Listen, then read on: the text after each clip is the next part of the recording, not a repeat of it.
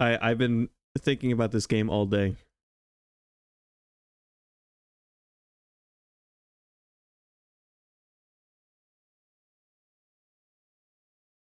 Hey, look, the title screen. We didn't even get to see that last time.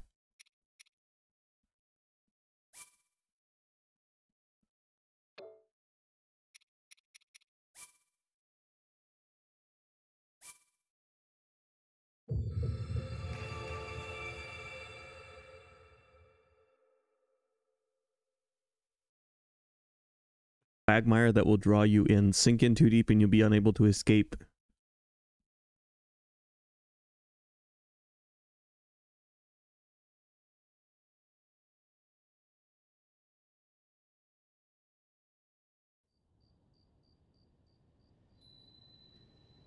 Oh, it's good to be back. Hello, Sky. Welcome. You're here just in time. Whoa, was that opening there before? How could I have missed it? Huh? What is it? We're close to the chasm here, so it's dangerous, you know? For all I know, this shrine could be dangerous too. My point is, lots of things are dangerous ever since the upheaval, so be careful, okay? The people from the search party are putting in long hours at Hyrule Castle, so I intend to do the same.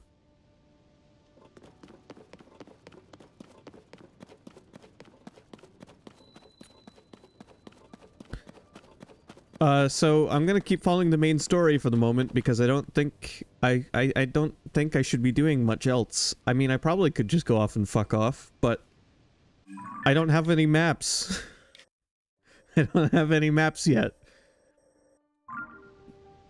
And I don't know how to go about getting more either.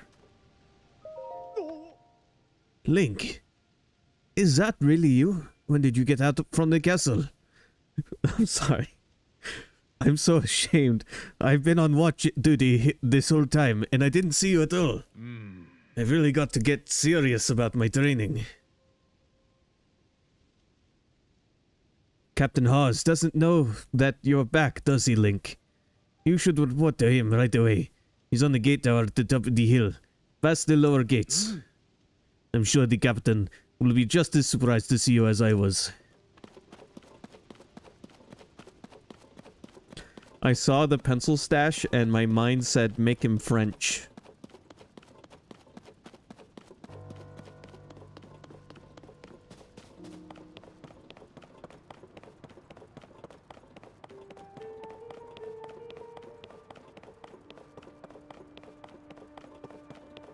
Now that's a big door.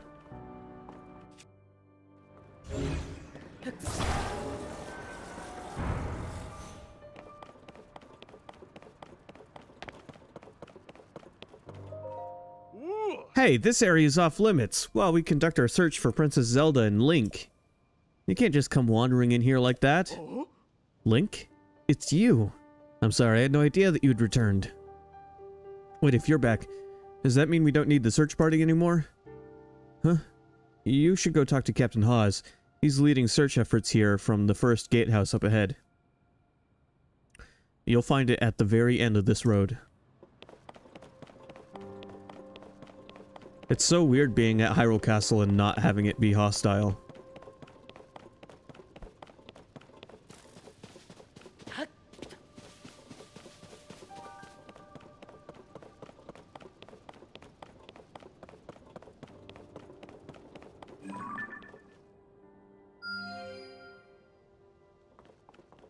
I missed. No, no, no. Oh, I thought you could get rid of them. I thought you could just click on them and delete them.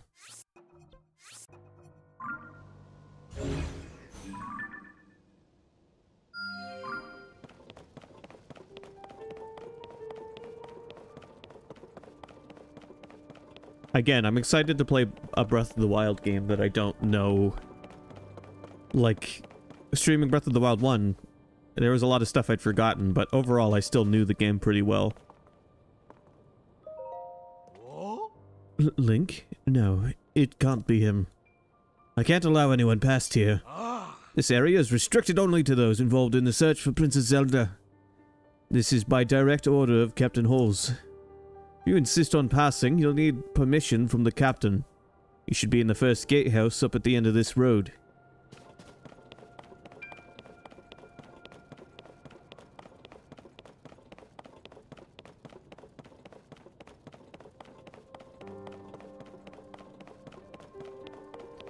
If only I had a rocket-propelled gamer chair to get me up here.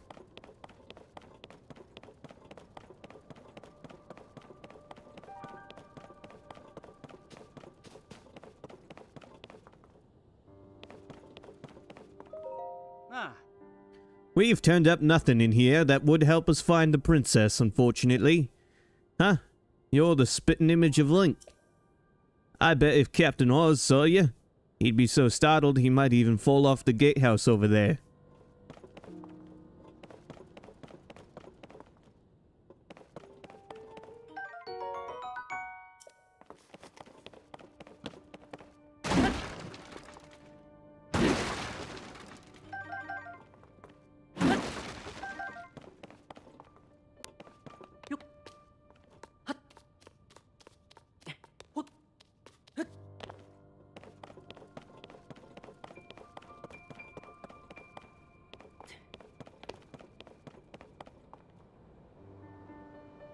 Oh yeah, that's right. We can't get all the way to Hyrule Castle because the castle itself has ascended.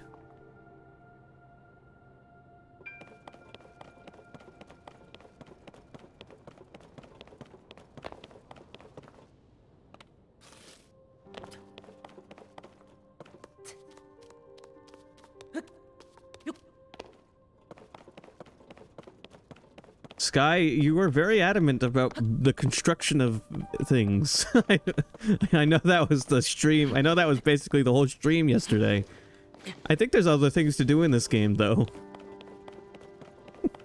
There might be other things to do, too.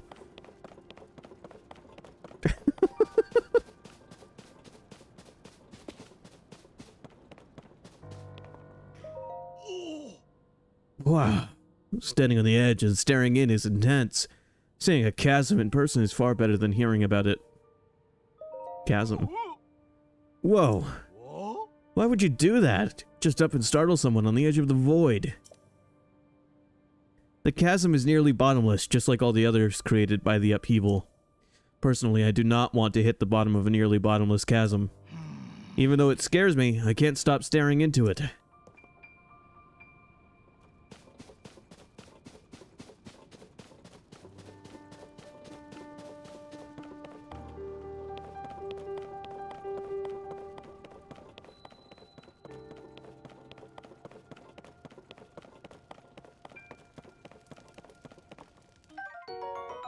Yeah, all the regular weapons from the last game are fucked up now because of Ganon. Like, Soldier's Broadsword was a pretty decent weapon in the original game. Look at it now.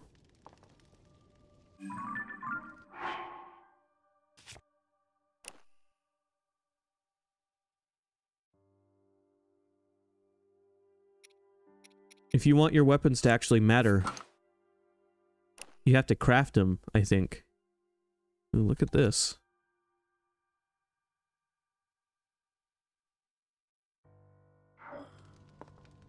Got a little lightsaber. That makes me wonder, what if I take one of my Zonai charges?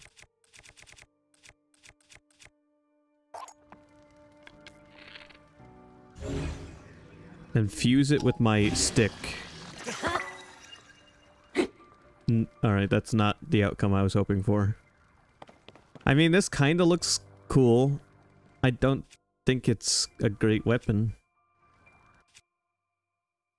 It just is called a Zonite Club. It's a magic wand. Yeah, it looks like a... It's a Hitachi wand.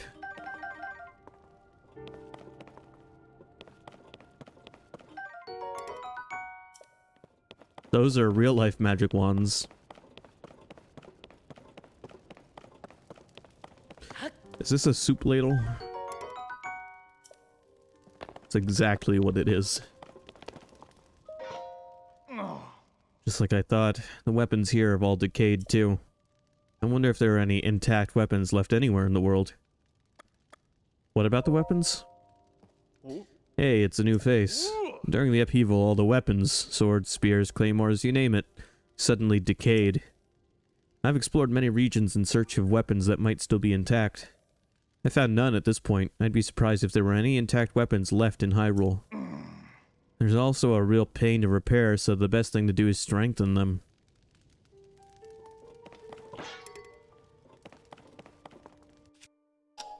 Yeah, by doing crazy shit like sticking a spear on the end of a claymore.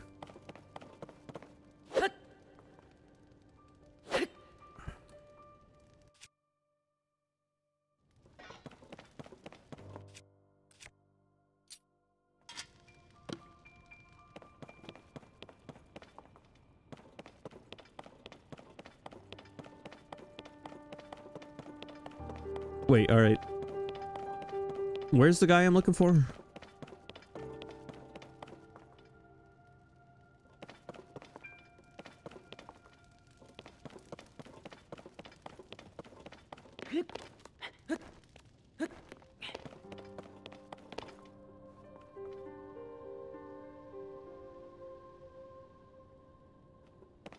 I like the somber music that's playing here.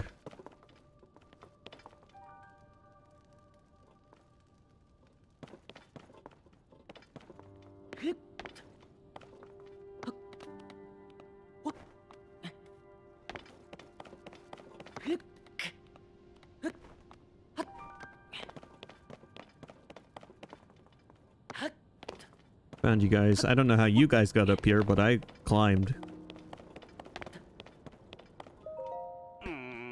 I finished up the search around here, and I'm ready for my next instructions. But Captain Hawes is, kind of on edge. I don't want to bother him.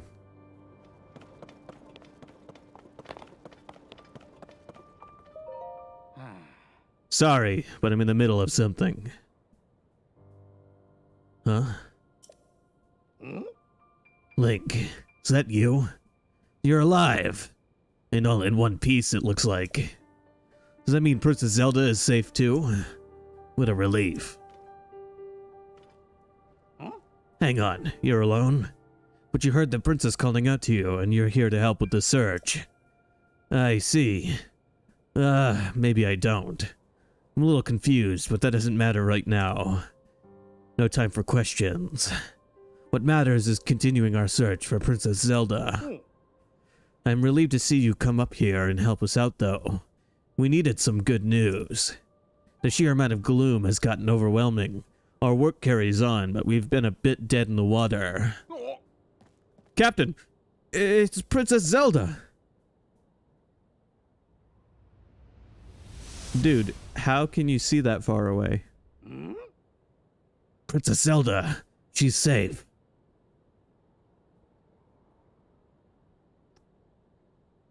Uh-huh.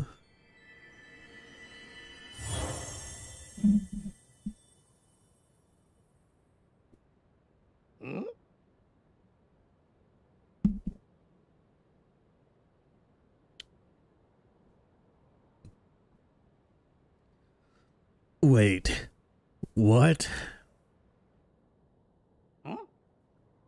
You saw that too, Link. You saw Princess Zelda turn into light and fly off, right? How strange. This is an emergency situation. Why would she leave without saying a word to us? We need to let Purah know about this as soon as possible.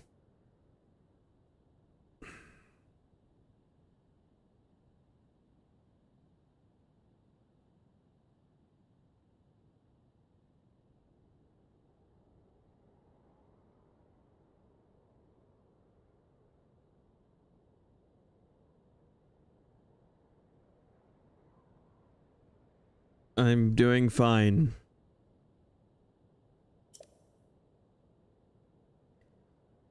Considering what we just witnessed, I think it makes sense for us to withdraw, but it will take a bit. Please, you must tell Purah about what happened here as soon as possible.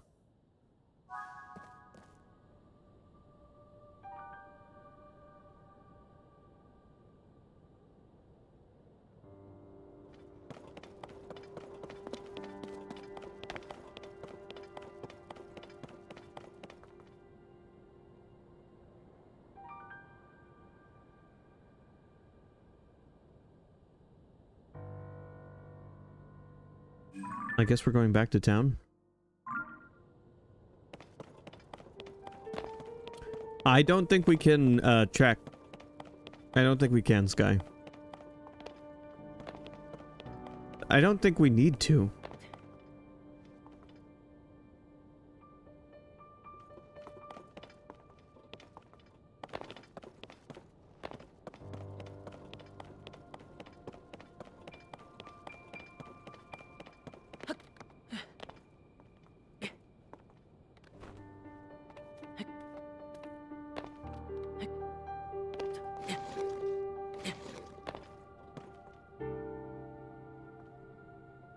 This isn't the safest way to get down.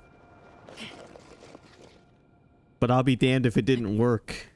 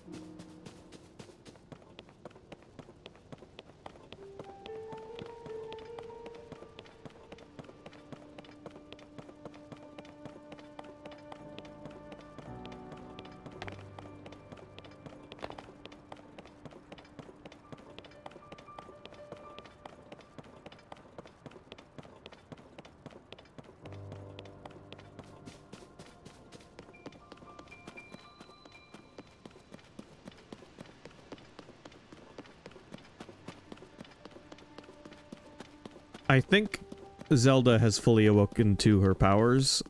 I think that's what's happening. I also think she may currently be working on restoring the Master Sword. Those are my predictions.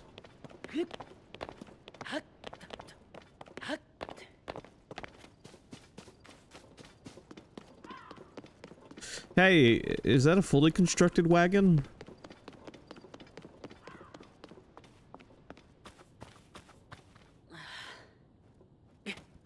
Technically.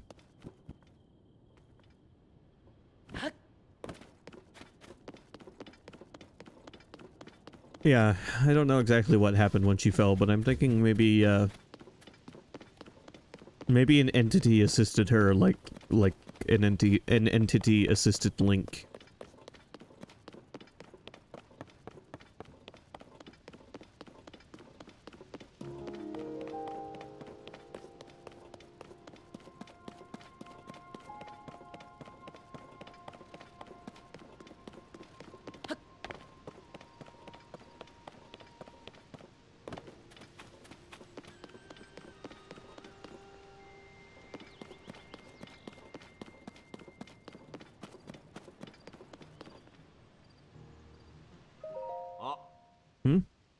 Oh.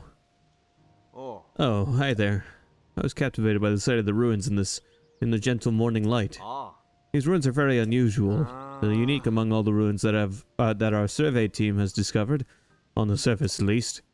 We need to investigate it fully, but most of the team is at the ring ruins. We're stretched thin these days. We'll have to make do. The ring ruins are very important after all. Ring ruins? Those ruins fell all over Kakariko village. Far off in the Necluda region to the southeast. They're called the Ring Ruins because, well, they're still partially intact and are in the shape of rings. You can't see them from here, but climb up high at Lookout Landing and you can make them out on the horizon. But these ruins here are special too, truly unique. Still, the Ring Ruins hold something mysterious that's got the attention of the Zonai survey team's leader.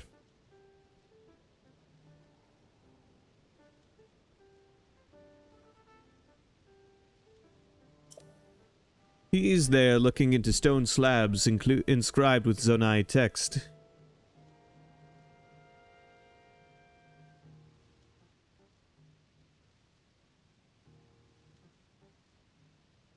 And he took most of our team with him. Though I guess I'm lucky that I get to investigate ruins this important all on my own without anyone here to bother me.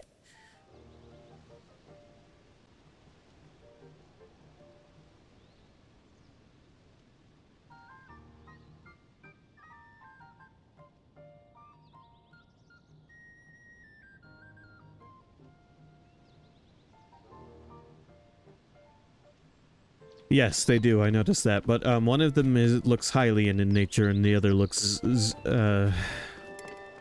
like Rauru.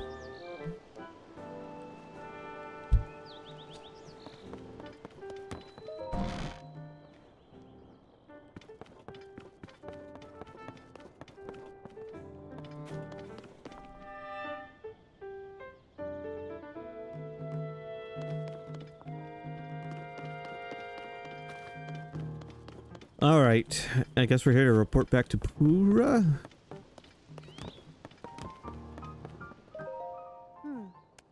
Link? Well, did you find anything? What? You're telling me Princess Zelda was at the castle and then she transformed into light and flew off? I've got to say, your stories are always so wild. But if you're telling me that's what you saw, then I've got to believe it. Sounds like we need to change our approach. Since the princess flew off, maybe we should redirect our efforts and dig into the upheaval, for now at least. I've already got a few regions in mind to start exploring.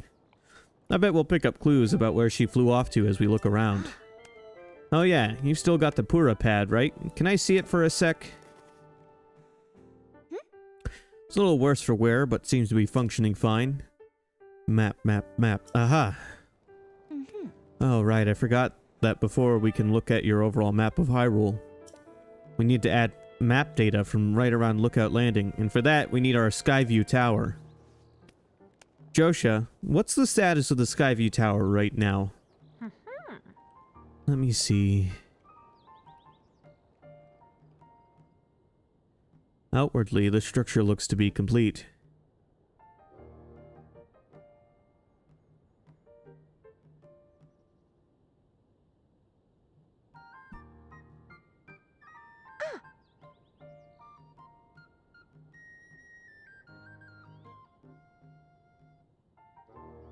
Oh, but the travel point is still undergoing final adjustments.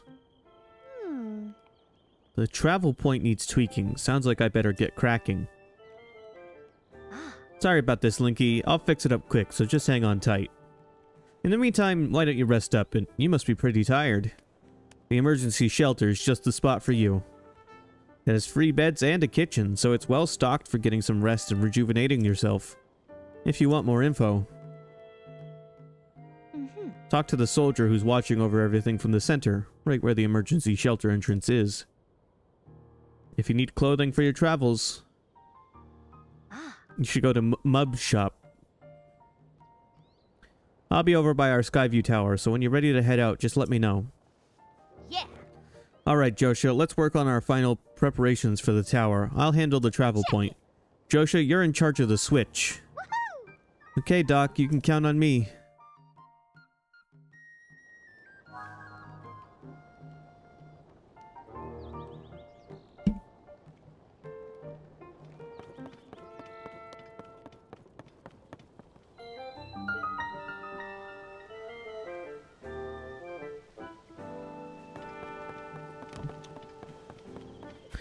Yeah, you don't get anything like this until you make your way to your first town. And none of the towns necessarily feel like a base of operations.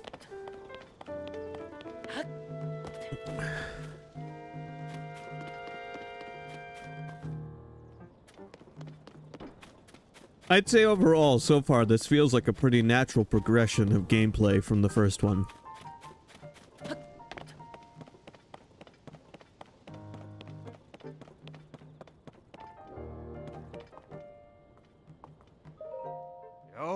Sorry I didn't greet you properly when you first arrived here, Link. I was just so relieved to see you. My name is Scorpius. I've been charged with managing Lookout Landing. If you have any questions about the place, any at all, come right to me. I'll answer as best I can. Now please, let me open up the emergency shelter.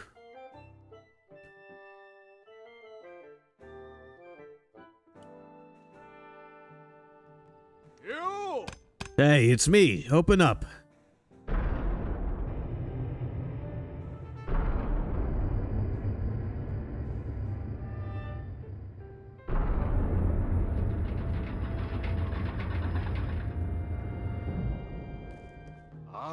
This underground vault used to be an emergency shelter for the royal family.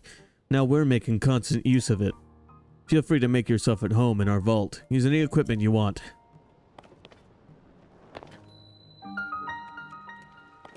No shit.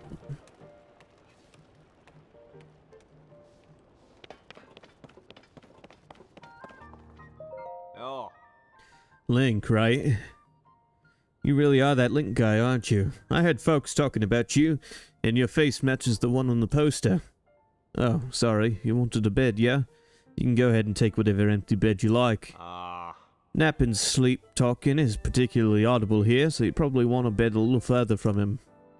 His physical condition has been deteriorating ever since he investigated one of the chasms. That's despite how long he's been back, which has been quite a while. He still hasn't made much of a recovery. The upheaval created massive openings across the land known as chasms. In fact, there's one nearby just beneath Hyrule Castle, and another to the south of Lookout Landing.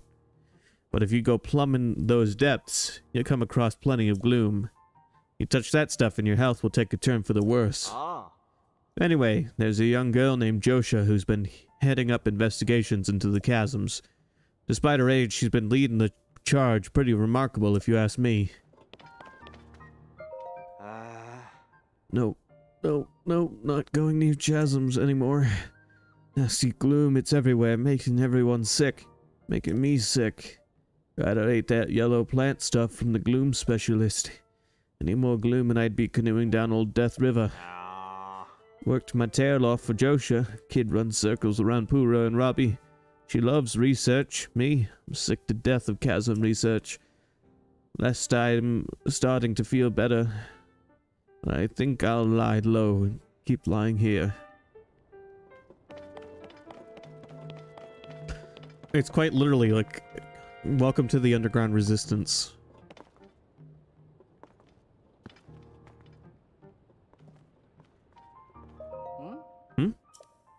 Oh, it's you, Link. Pardon me for being lost in my work here. This map tends to get all my attention. Are you interested in the different people of Hyrule and where they live? That's my entire field of study. When I'm out on a deployment with the Monster Control crew, I spend hours poring over our maps. As such, I'm the most knowledgeable in Lookout Landing about Hyrule's various peoples and their towns and villages. Various peoples. Aside from us Hylians, there are 4 other peoples here in Hyrule. The Rito, the Gorons, the Zora, and the Gerudo. Each live in a different area and have their own unique traits, whether it's soaring the sky or feasting on rocks. We Hylians also live in villages that reflect our unique culture. The Sheikah are renowned for their wisdom. In fact, our most prolific researchers are among them. The leader of Lookout Landing, Pura, is from the Sheikah tribe. Hyrule has 8 major places that its various peoples call home.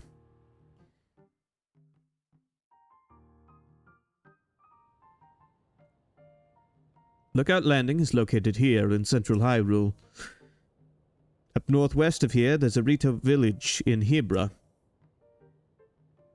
Then there's Gerudo Town, that's located in the southwest in the Gerudo region. You'll find Goron City to the northeast of Eldin. Travel a bit farther east and you'll come across Terry Town in Akkala. Not too far from there is Zora's Domain. That's within the Lanayru region. Continuing into southeast Hyrule, you'll come across a cluster of Hylian villages. These are within an area called Necluda. Within that cluster, you'll find Kakariko Village, where the Sheikah live. I hear the village leader is quite lovely. If you're seeking a tranquil spot, Hateno Village is worth a visit. I also hear it's become Hyrule's center of fashion. Finally, there's Lurline Village. It's a wonderful gateway destination. Many of the aforementioned towns and villages have been deeply affected by the upheaval. If removing even a fraction of the monsters helps soothe the peoples of Hyrule, then that's what we'll do. Our monster control crew is on patrol each day, gathering information from everyone, everywhere. What about you? I work with the monster control crew. We are tasked with protecting everyone from monsters. There's been an uptick in populations since the upheaval. But I'm not really the most skilled in combat. So instead, I use my knowledge of the areas to help determine where we should make deployments. There's been an increase in the number of unfamiliar monsters since the upheaval as well. Be careful out there. You know, I noticed something interesting. The floating islands had a few recognizable Zelda tropes. You had the lake-likes, bomb flowers. And I thought it was interesting that the islands and the people attached to them are meant to be ancient, and they include things that you would recognize from older Zelda games.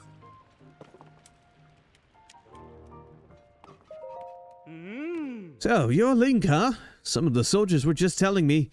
As a simple man from Lurline, I'm a little starstruck. I don't see a lot of celebrities back home.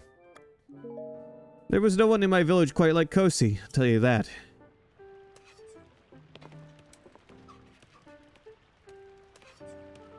Oh. Probably both. Oh, hey, that you, Link? I've been nose down, so I don't know what's happening around me half the time. This is pretty involved, so I'm going to keep sitting here while I wrench on this. You might have heard, but when the upheaval happened, all of the weapons decayed. I've poured so much energy in trying to fix them, but it's been no use. Oh yeah, in case nobody has mentioned yet, you're welcome to the weapons over there. Though they probably won't be much use to you, since they're, you guessed it, decayed.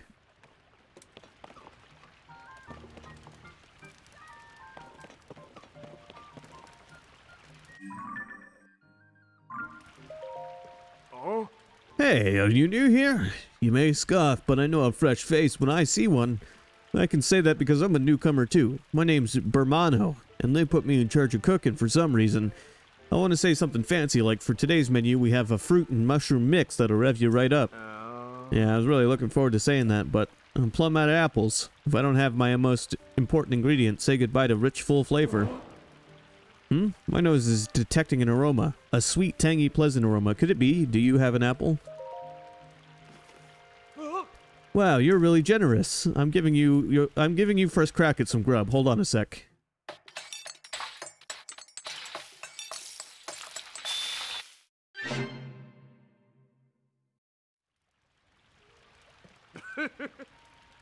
I'm calling it Bermano's Special Fruit and Mushroom Mix. Looks tasty, doesn't it? I like to make a big deal out of it, but anyone can make it. All you need is an apple, a mushroom, and a pot. You should try making some.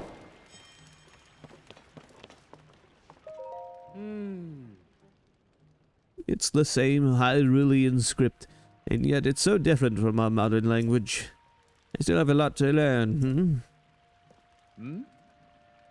Don't tell me, based on your stature, physique, and distinctive right arm, you must be Link, am I right? Pura has told me so much about you. Yeah, I'm Wordsworth. My research specialty is Ancient Hylian. And by Ancient Hyrulean, I don't mean the text found in the Ring Ruins, but something different. It's what we call the language used at the time of Hyrule's founding. Our modern language is built on that foundation. These books here are written in that ancient tongue. They'd look like gibberish to your average Hylian. Are you curious about Ancient Hyrulean? I don't have anything to show you as things stand now. But I'm sure I'll someday have results posted and ready for all to see at the lab in Kakariko Village. Read the Zonai survey team's 3 big ideas. The mysterious ruins that appeared due to the upheaval with strange dome-like protrusions we're calling shrines. They are believed to be from the Zonai civilization, but exact details regarding these shrines are unknown. When observing shrines as well as fallen ruins, take note of their shape, the sky above, and the surrounding environment. Large holes appeared all over the world after the upheaval. They released gloom and are known as chasms. Gloom is physically harmful to people. Direct contact should be avoided. If the effects of gloom are making you feel ill, evacuate from the chasm immediately. Before entering any chasm, be sure to ask permission from Josha, the leader of the chasm surveys. We of the Zonai survey team were founded and tasked by Princess Zelda to study ruins and ancient documents. Through the lens of archaeological understanding, it is her hope that we will uncover the deep history of Hyrule. Due to the upheaval, many ruins from the Zonai civilization came crashing down from the sky. We have known very little of the Zonai, but we may now have evidence that their culture once flourished in the sky above. Our chief executive is Tauro, the first individual in the world to find a clue to deciphering Zonai scripts. Our current surveys are wholly focused on learning more about the Zonai civilization. Research results are shared out to specialists at the base in Kakariko Village. We need the Zonai Rosetta Stone. Hey, I know that face. And any face I know is the face of a friend. Please, Link, help yourself to anything in this shelter. It's all yours to use as you see fit. But don't you dare go making a mess of this place and kicking up dust. I spent so much time cleaning in here, and there's still endless amounts of dust. Where does all this dust even come from, anyway?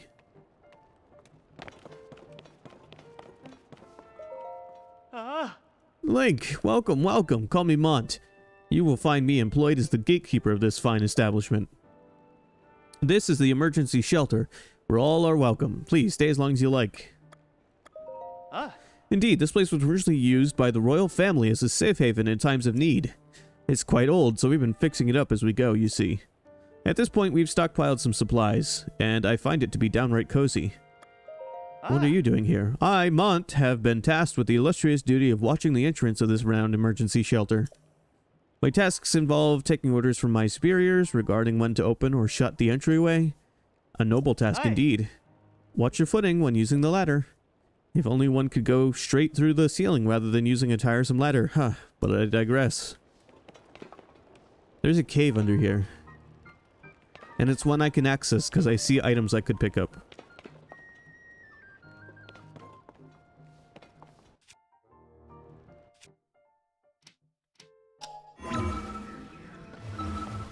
Dude, wait till you see this.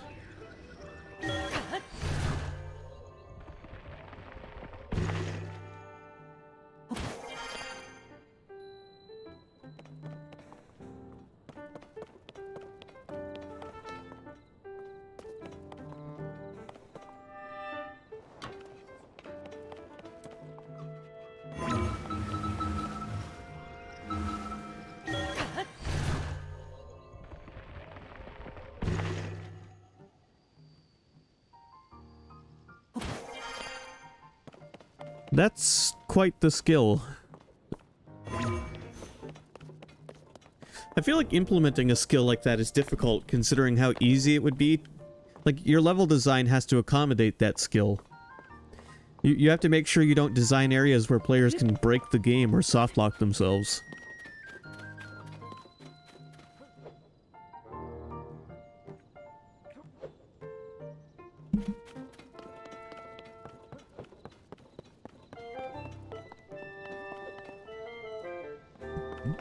That's what I'm thinking too, like secret areas that you just have to find by using the ability.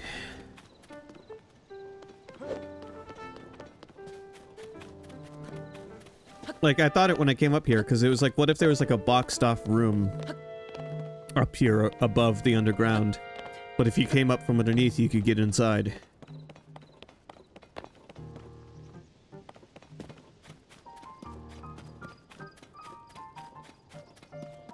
Oh, hey, the well's opened up. What? Oh, this is that cave I saw.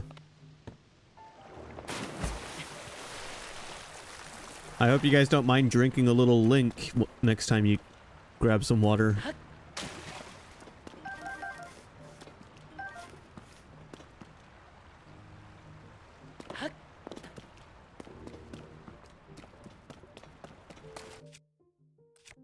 I'll put it this way, Sky. I might like gamer girls. Okay, I can't say that and keep a straight face. But I don't want to drink their bathwater.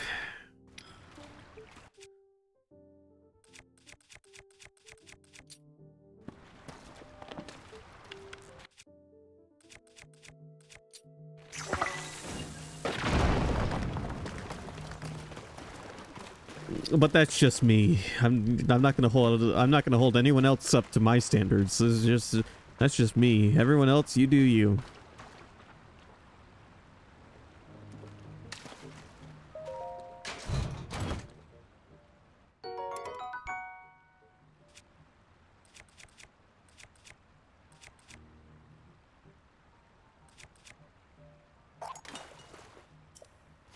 I got a Royal Claymore. It looks like dog shit.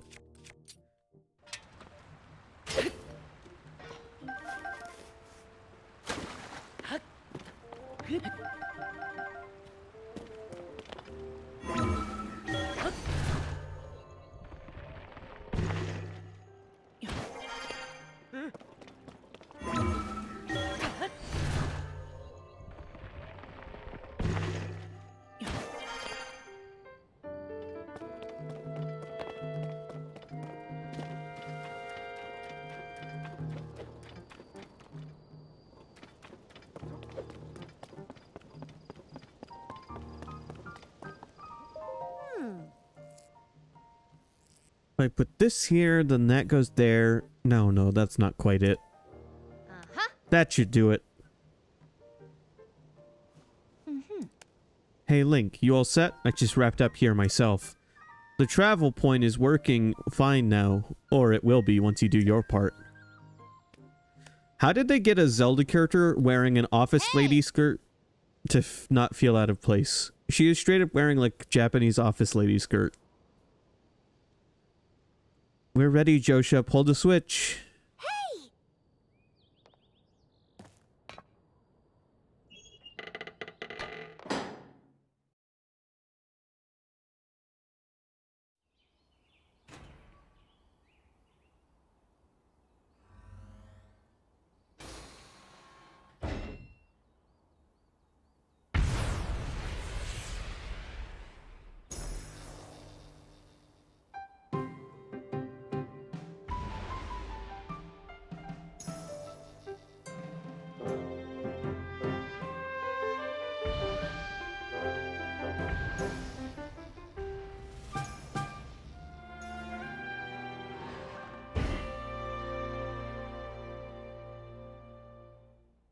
Well, sharing a drink with someone is not the same as drinking their filth water.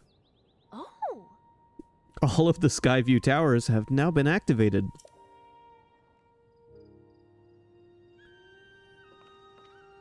Yeah! Okay, Link, your turn. Go hold the Pura pad over that terminal. What did we just do? What did we launch into the sky?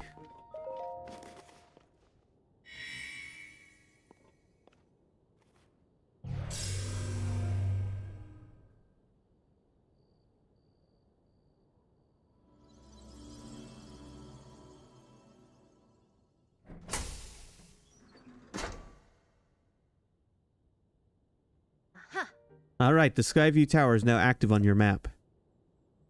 That means you can now use this travel point to get here at any time, instantly. The same is true for every Skyview Tower you add to your Pura pad. Impressive, right? But Skyview Towers are about more than just traveling quickly. Their primary function is to survey the area, or more simply put, to make a map. Pura pad works with the Skyview Tower and scans the topography directly onto the map. Pretty great, huh? Only thing is, you need a paraglider when you're scanning. Takes a lot of skill and nobody here had what it takes. To be honest, that's why we haven't tested this out yet. We needed you. Which brings us to this. I knew it. I knew we would still get one. This item given to you by Pura lets you ride the wind and glide through the sky. Press X midair to activate it. Right, it's showtime. Let's start with a test scan. Now, it's time for our very first launch. I mean, our first test. Just step out over there into the circle and find me afterward, alright? I'll be observing from the research lab. Yeah! When the test scan is over, we'll have a final briefing on the search for Princess Zelda. And I also need to update your map with the places where the upheaval has wreaked the most havoc. Best of luck!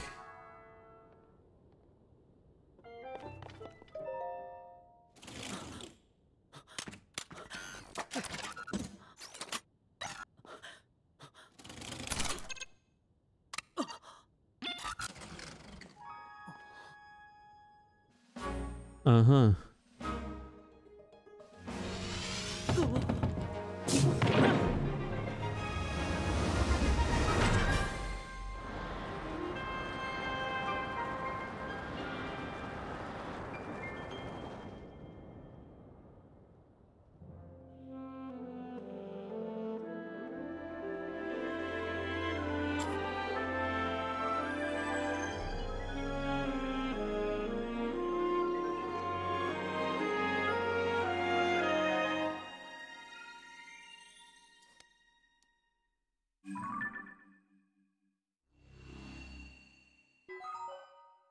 Surface map updated. That's pretty sweet. Sky map updated.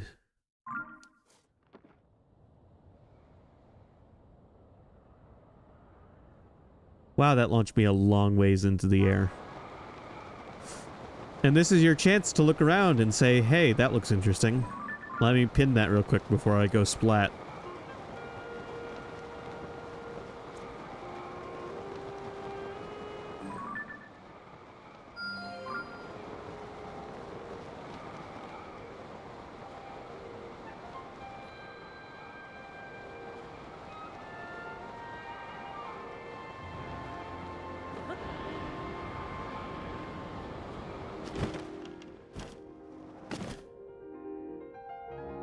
I went right back in. Alright, hold on. Let me try something. You can reuse it.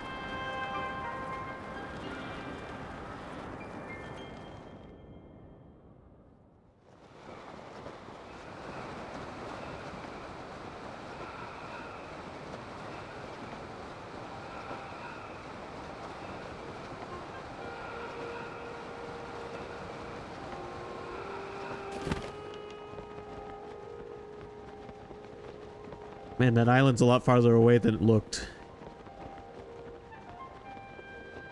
It looked like it was just over there.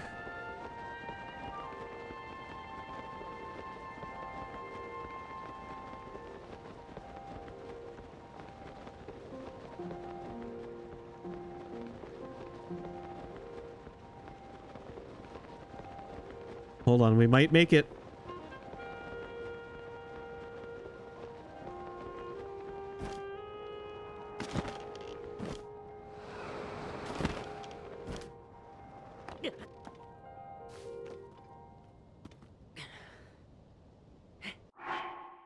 Barely.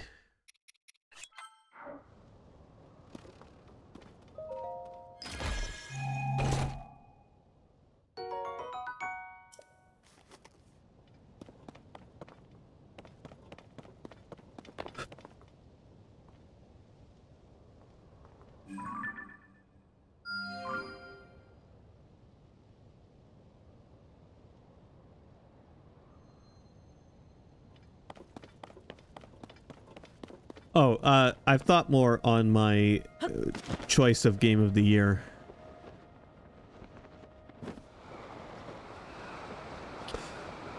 Resident Evil 4 wins Game of the Year.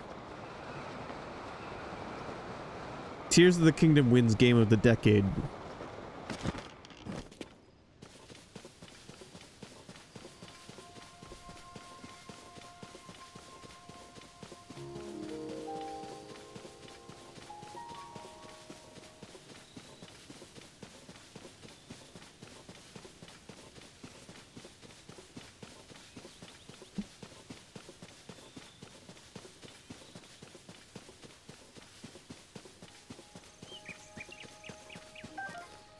Bold of me to choose Resident Evil 4 as Game of the Year. I'd say, on a scale, they are about equivalent. Resident Evil 4 came out real early this year.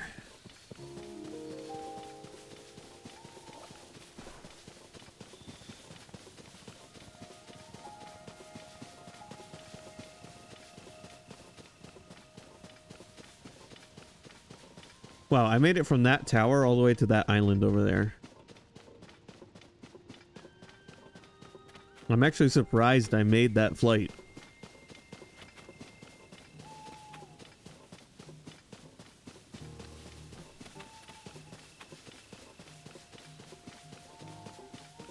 Those are at the moment though, as much of a joke as that was, those are my real answers at the moment. I'd say that's about how I feel about the games.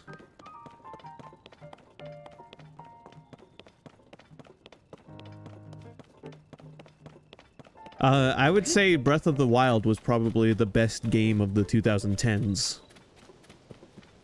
Were there other games that came out between 2010 and 2020 that I liked? Of course.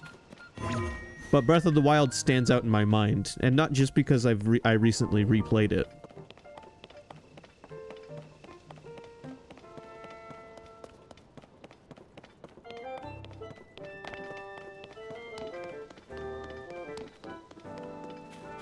It's like the mid 2000s game of the decade then was Half-Life 2, no doubt. Like other great games came out then, Metal Gear Solid 3 for example, Metal Gear Solid 4 even, but like Half-Life 2 is just a video game that is universally understood as one of the major releases of all time.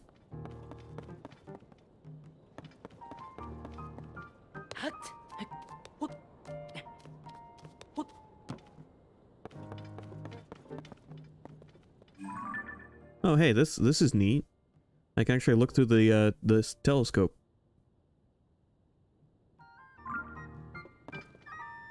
Periscope, whatever it is. I mean, I'm joking a little bit, but I guess what I'm touching up on is like every decade there's at least one game that is like the game of those 10 years. Of that generation, we'll say. Like Half-Life 2 was the 2000s game.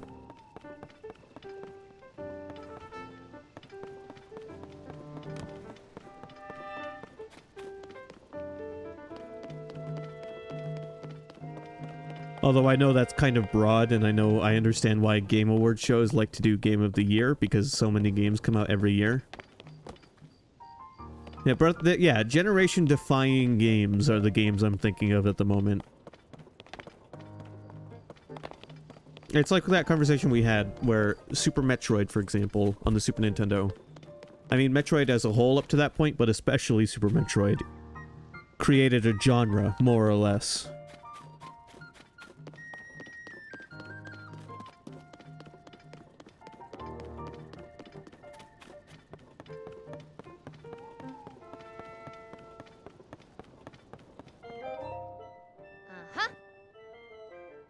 Welcome back. Resident Evil 4 Remake does not define a generation, right? Not like the original Resident Evil 4 did. The original Resident Evil 4 basically said, here's how you do a third-person shooter. And lots of third-person shooters followed suit. I've shown examples. I've streamed games that were derivative of Resident Evil 4. Resident Evil 4 Remake is an excellent game. In terms of doing new things, though, it does plenty of new things with Resident Evil 4 itself, but it doesn't really do anything that is outstanding as, holy shit, look what you've done with this genre.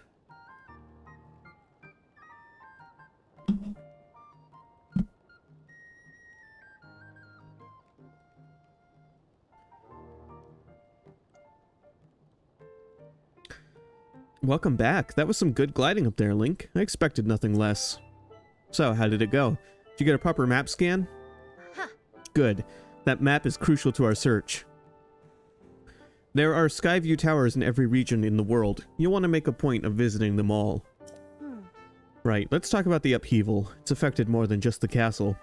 Reports of other strong phenomenon have been coming in from all over Hyrule. Let's take a look at your map.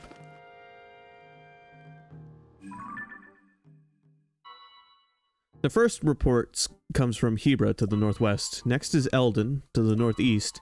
The Gerudo are reporting trouble in the southwest. And finally, there's Lanayru to the east. The strange phenomena are concentrated in these 4 regions. I can't say for certain, but I've got the nagging suspicion that we might find out more about Princess Zelda by looking into these phenomena. Hey Doc, I don't know if this is helpful, but I heard something weird the other day.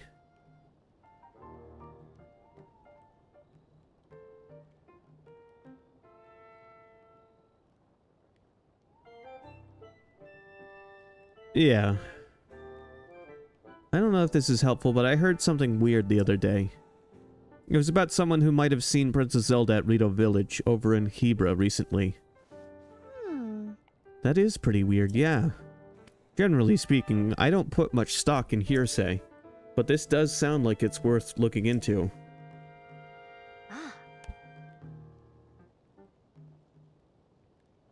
Oh, and before I forget, Link. We've asked the Lucky Clover Gazette to help us in the search for Princess Zelda. There's nobody who knows more about the goings-on in Hyrule than them. You can find them near the entrance to Rito Village.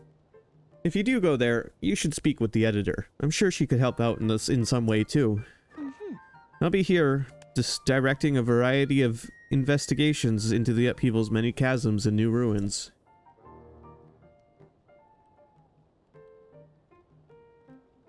I'll also be looking into the different villages. Someone somewhere might know what's happened to the princess. Yeah. I'm counting on you to check out the major phenomena that are troubling regions around Hyrule, Link. We'll find Princess Zelda one way or another. What I'd say is Nintendo found a way to have the game they were making, the sandbox world that it takes place in complements the rest of the game. Minecraft is an example of a sandbox game that was created before it had a game you could play, so to speak. It's a video game, but then it's always been one. But the original Minecraft, the version 0. whatever of Minecraft, didn't have bosses or a survival mode. It was just a game where you played with blocks, basically. And then a game was built inside of that. Breath of the Wild feels like a sandbox game where the game and story were written and the sandbox stuff was built to complement those. If that makes any sense.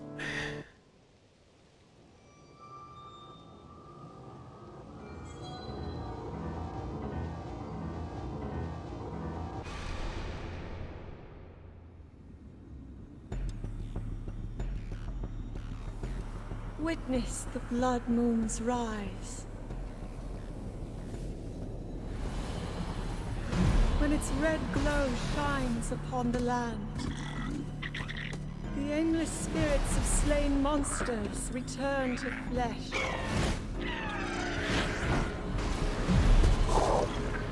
Just as they did in a war long past. The world is threatened once again.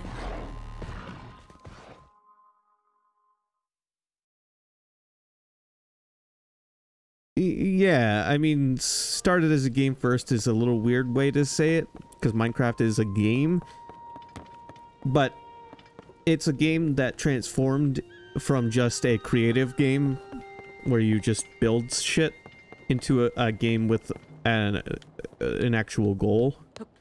Whereas Zelda always had a goal, like Breath of the Wild and this game always had a goal in mind, in addition to wanting to position itself inside of a sandbox. When Minecraft first came out, it was an endless game. There was no objective. That was added later on in survival mode. This game's world was always designed to have objectives. and subsequently the game that came before this one.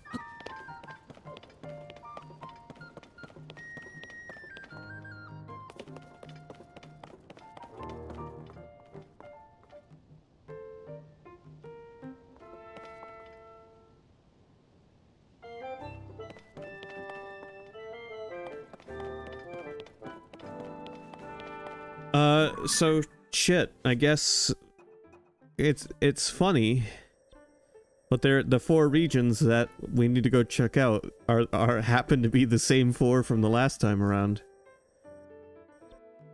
Which makes sense, because it's the Zora, the Gorons, the Rito, and the Gerudo. But this time we're not going there to deal with divine beasts. In fact, we have no reason why we're going. We don't know why we're going to these 4 places. All we know is that something major is happening in each of these 4 places. Purah has directed your search for Princess Zelda into 4 regions that each suffer under a strange phenomena. Hebra, Eldin, Gerudo, and Lanayru. Josha heard a rumor that the princess might have been seen in Rito village off in Hebra.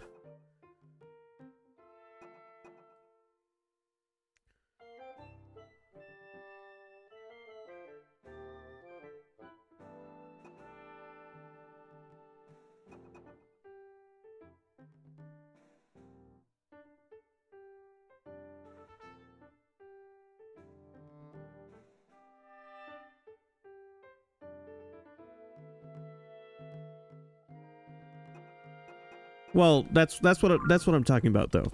Minecraft started out as a game that was objectiveless. The only mode that existed was creative mode. And then at some point, I don't remember when, but the survival mode update came out and added the version of the game you could play that had objectives and had an ending to reach. Breath of the Wild did not come out as a game that was creative mode, where you just ran around in a sandbox and built cars.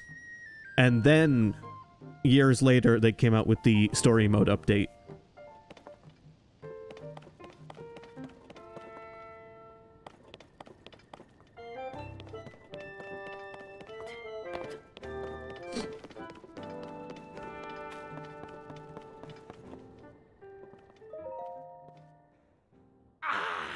Ah, what an excellent night. Hey, you. Is it true you've got the Purah pad? Purah and I worked together on the design, but I'm the one who put it together, you know? We should have called it the Robbie pad, technically speaking. Come on, Goggles, are you even listening to me? Oh, yes. Sorry, you were saying? I was saying that I want to go to investigate the depths. Look, if you're not going to listen to me, I'll go and jump into a chasm myself. No way, no how. You can't do that. The depths are far too vast for you to explore on your own, and we've only barely begun to look into them. I'd love to go gallivanting around town, around down there too. Who knows what wonders are at the bottom of those chasms. But no matter how wondrous they may be, it's far too dangerous for you. I'm not about to allow our young prodigy to go wandering around somewhere so unknown, so foul. If anything were to happen to Purah's favorite student, it'd be the end for me. The end. But I need more on that figure. If we have more info on it, then it should help us better understand the depths. What figure? Oh, swordsman. Sorry. I didn't mean to leave you out of the conversation. Yeah. Let me get you up to speed. Our survey team brought back some artifacts from our journey into the depths. One of them caught my eye.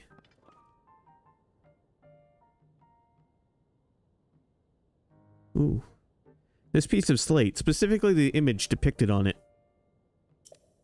See that figure standing on 2 legs with one arm raised up? Well, I have a theory. I think it could be evidence that a mysterious people once lived in the depths. That's why I want to go down there, so I can see if there are any more depictions like this one. I want to see for myself.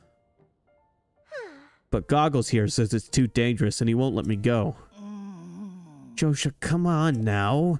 Tell you what. I'll go down there myself and see if I can't find anything about the figure on that slate. And Link will join me. We'll start by looking for anything down there that resembles the figure on the slate. Assuming we find what we're looking for, we'll use your Purapad's camera to take a picture of it for Josha. A perfect plan. Camera? You don't know about the camera? It's one of Purapad's basic features.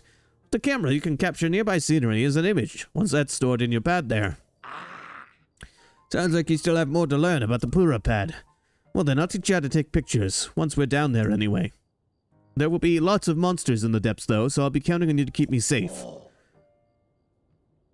Let's see. I guess we should enter through the chasm to the south of Lookout Landing. I'll go on ahead. Once you're ready and raring to go, come find me there. Ta-ta!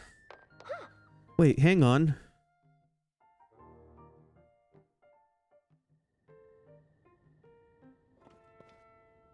Looks like he's gone. I'm sorry you got roped into all this, swordsman. Goggles means well, but when he wants to help me, he leaps before he looks. But here, maybe this will help you out, at least. Oh, and take this too. The chasms are pretty deep, so light from the surface doesn't make it down there. It's pitch black. But if you attach a bright bloom seed to an arrow and shoot it, it'll light up the area. Definitely a useful trick down there. Okay, you'll want to head straight out of Lookout Landing's southern gate. You'll find the chasm Goggles used just outside. I don't know too much about how our camera works, but I'm counting on you to bring me that picture. Oh, and please look after Goggles for me. I guess, we can start with this, yeah. I'm glad the quest screen is now on the same sub-screen as your maps, because to me that makes a little more sense than having your quest screen on the same screen as your inventory.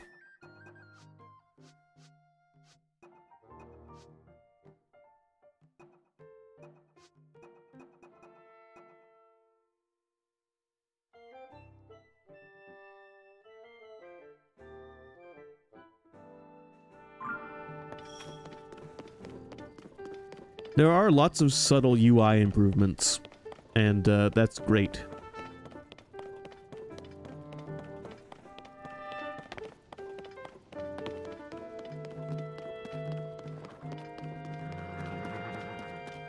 You can definitely tell time has passed between the release of Breath of the Wild and this.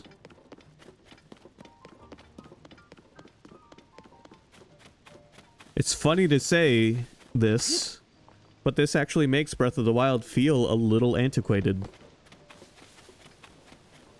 Only a little.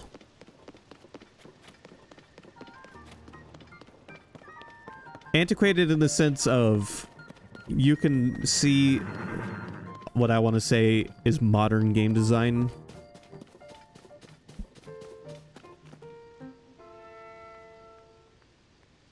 Every generation, we seem to get better and better with user interfaces.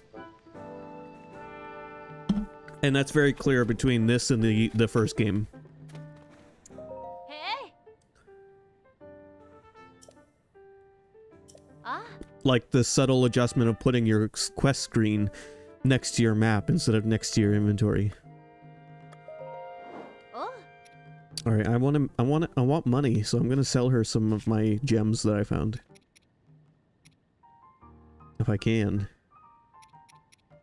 Don't I have opal somewhere?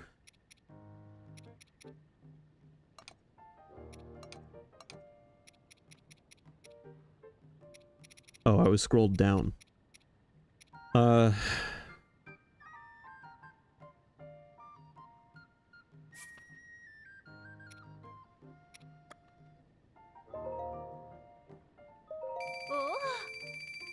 Considering I haven't found a single rupee in world.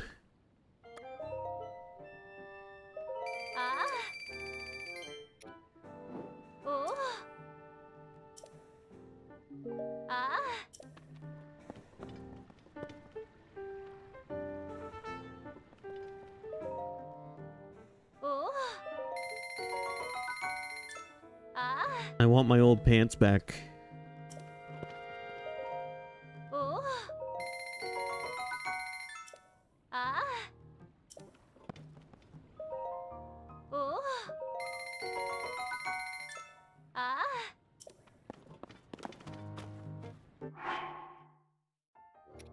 That's all well and good, but my current outfit only provides one armor at the moment.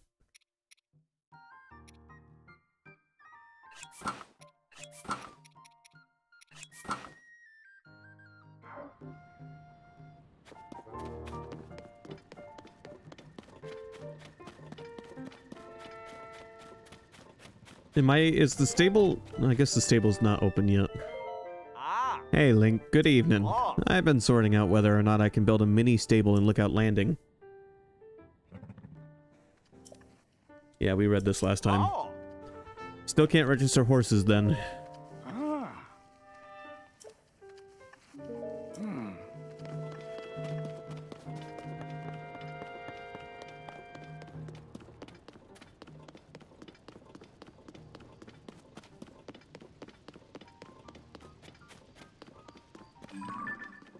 Hey, there's a dude with a horse pulling a wagon.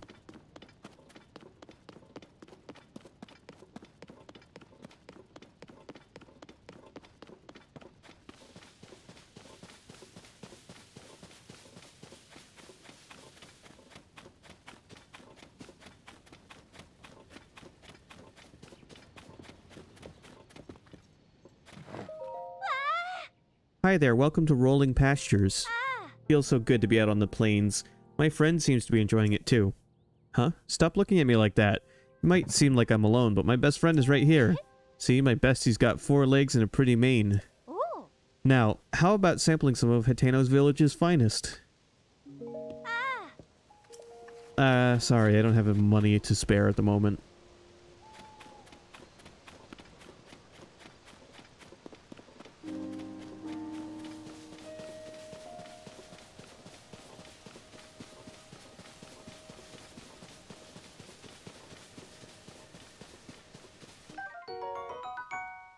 Dazzle Fruit. A fruit charged with powerful light. Break it to unleash dazzling sparks that blind any monsters nearby. Now that's one of the items that's great to put on your shield, I bet.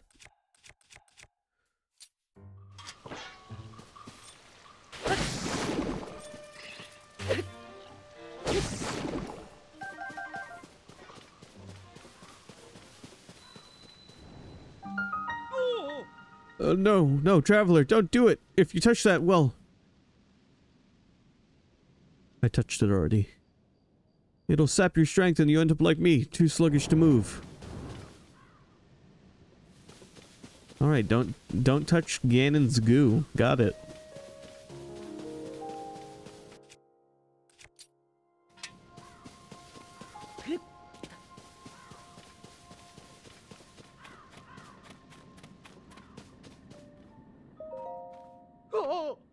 Whoa.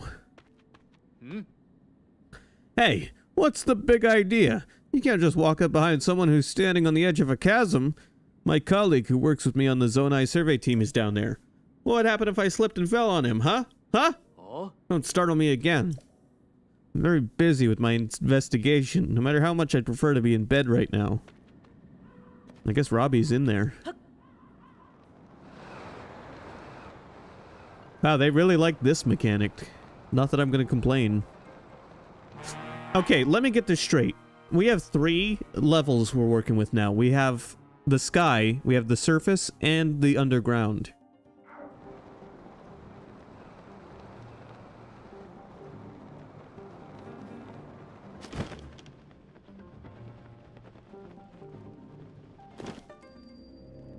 No kidding.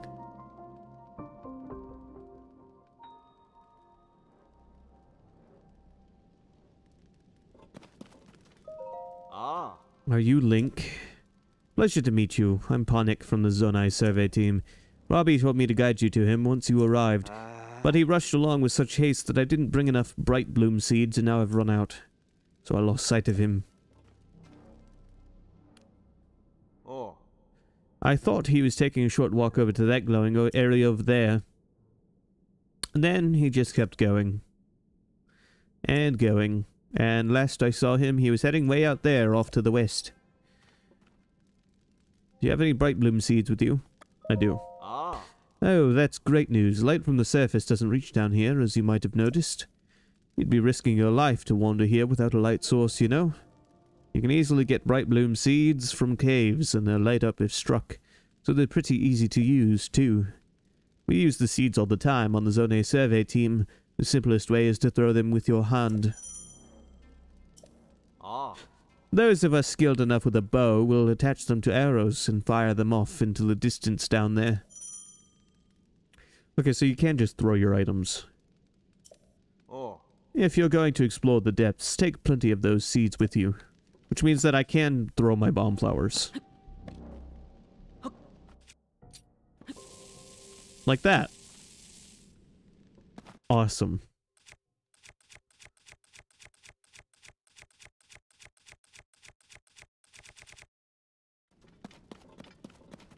Are those fairies? I don't think those are fairies.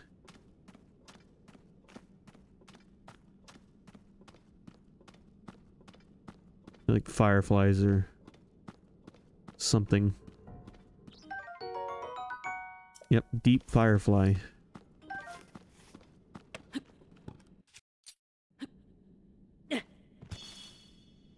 Oh, those give off a generous amount of light.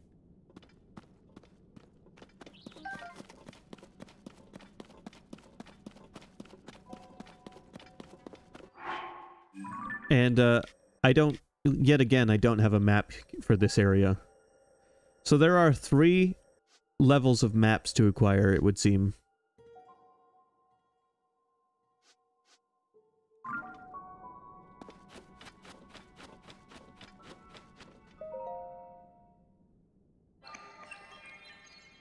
Is this a shrine?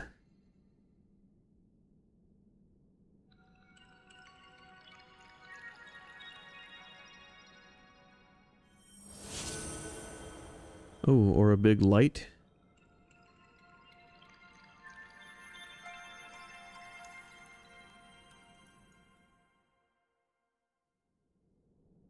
No shit.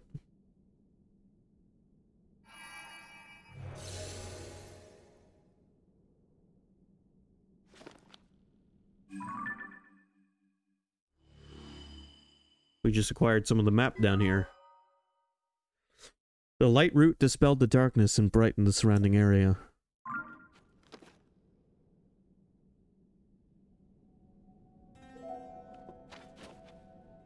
Why did it just display my health like that?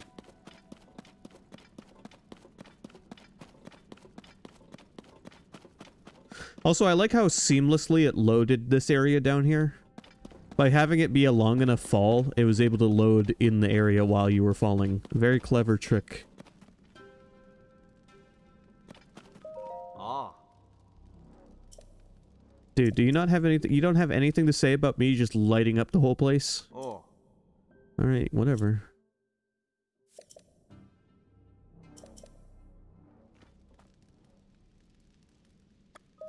Ah.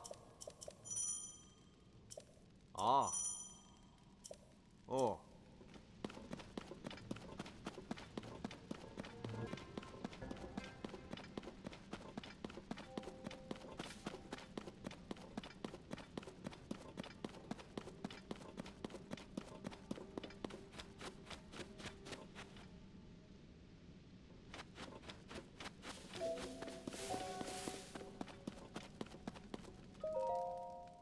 Hey, you.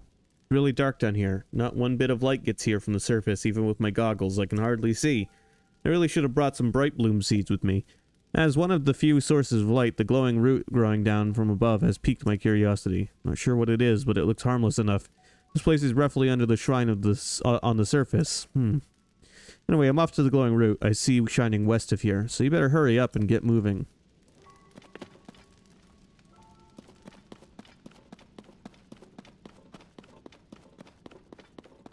My question is, can I return? Whoa, whoa, whoa, whoa, whoa. If you take damage from gloom, your maximum number of hearts will decrease? How do I get that back?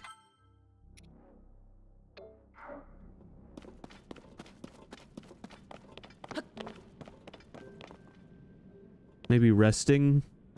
Or standing under that light?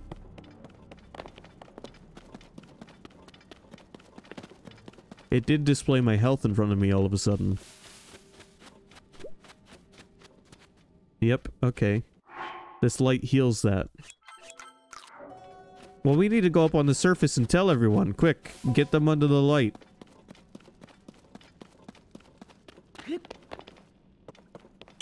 Anyway, I wonder if there's a way to return to the surface without, fast traveling. Because I imagine the roof is too far away to... Yeah, it's too far away to use my ascend ability.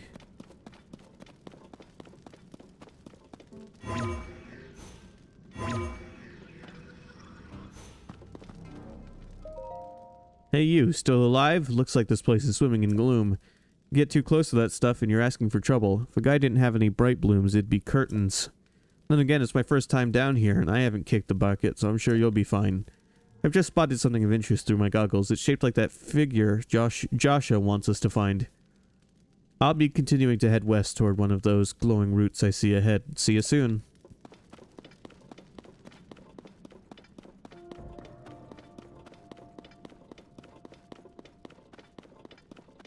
I like that the terrain is different in all three locations. Like the kind of plants and stuff you see is it's nice.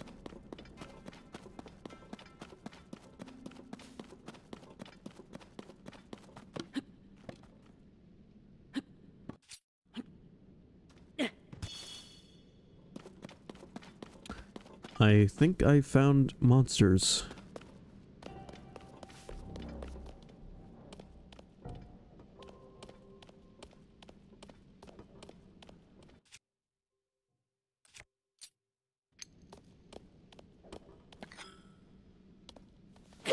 Are you talking about the Dark Master Sword trial? Thing about that was I didn't have little handheld things I could throw that generated light for an unknowingly permanent amount of time. If I could have done that, I would have had no complaints. In Breath of the Wild 1, if you wanted to light up a dark space, you'd better be carrying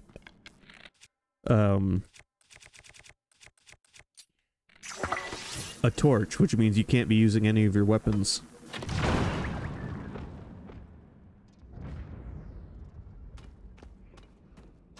That guy never saw what hit him.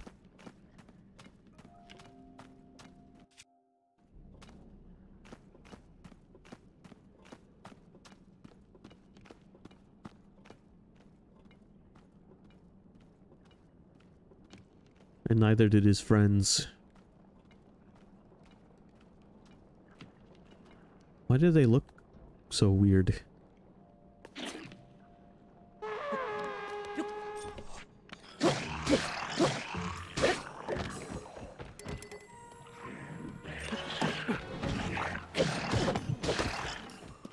Ow, these guys do dark damage to you too.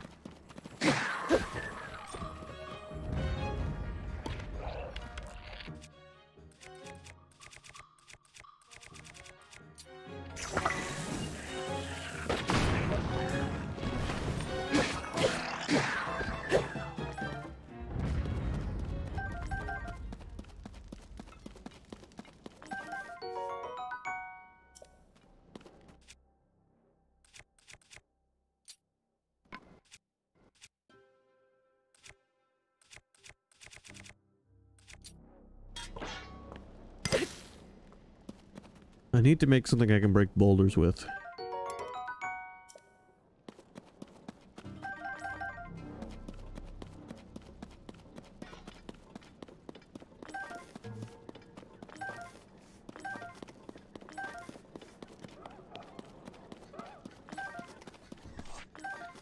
Okay, what the hell are you?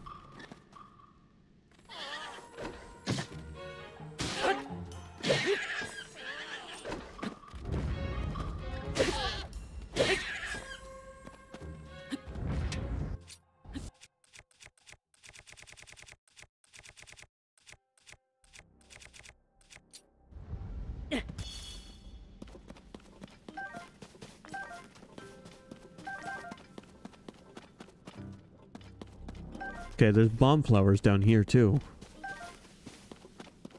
That's nice.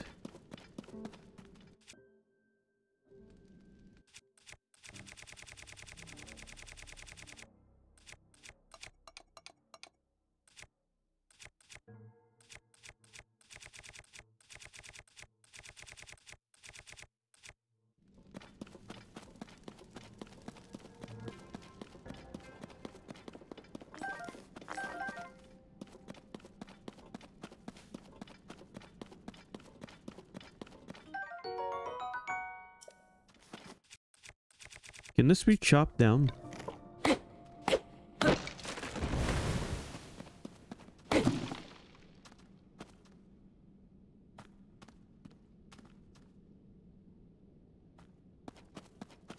I can.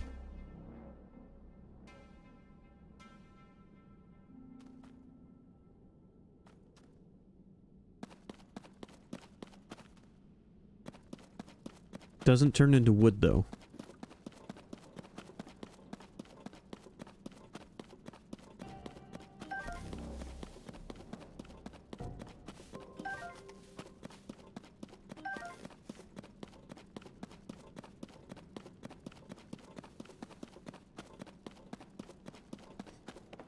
Hoping I could find a rock around here that I could use to break these.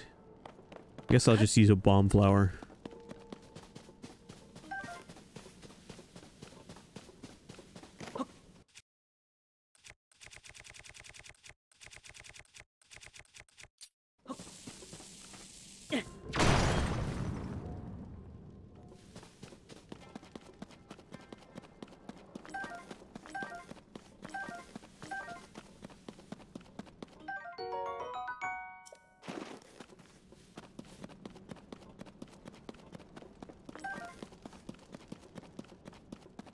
We definitely want to collect Zonite, because this is the stuff we need to upgrade our battery. Oh, there was a rock hammer here the whole time. I just didn't see it.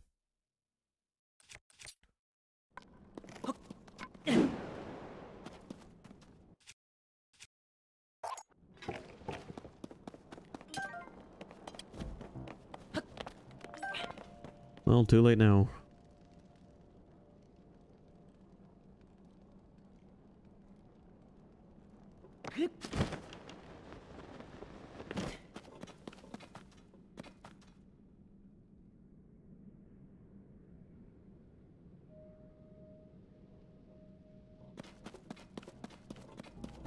This reminds me of the kind of biomes you'd see in Subnautica.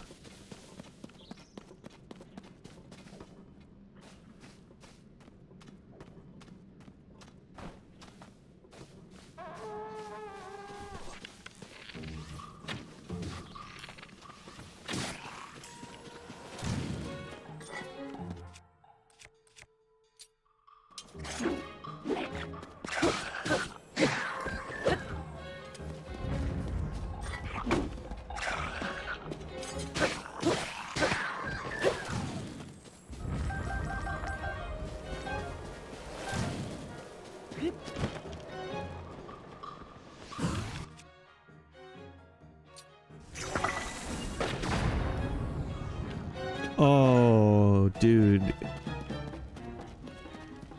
Bad day for you.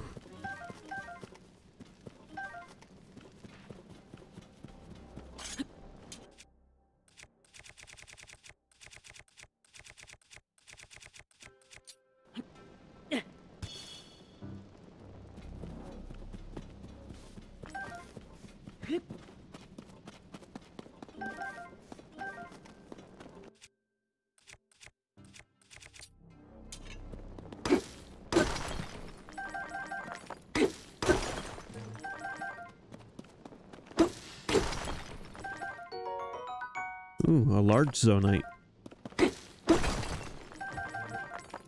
Wonder what those are worth. 10 regular ones, maybe?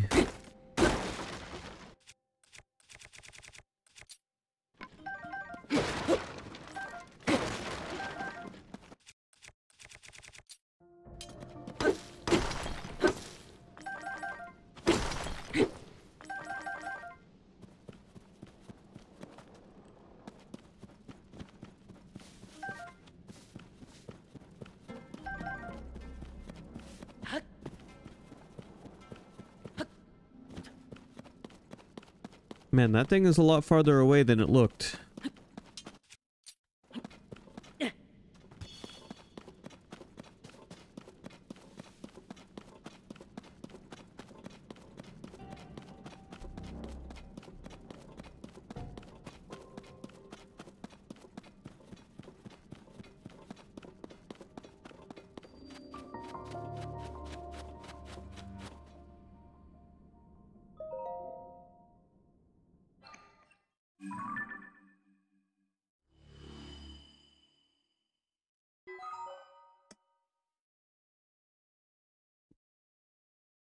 The light root dispelled the darkness and brightened the surrounding area.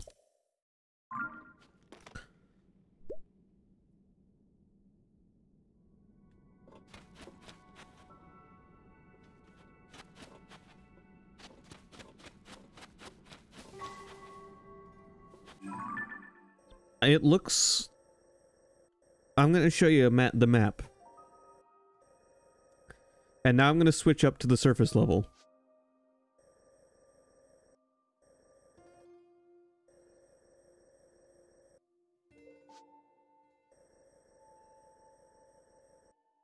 It would appear that it is...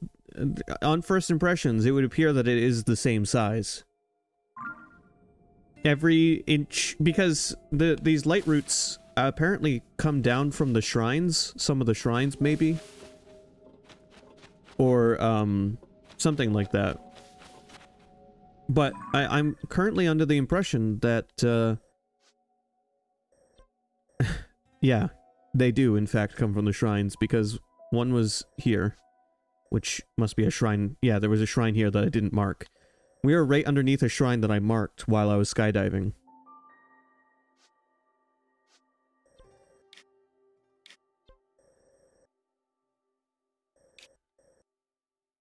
So, I think there is an equivalent space for every square inch of surface map.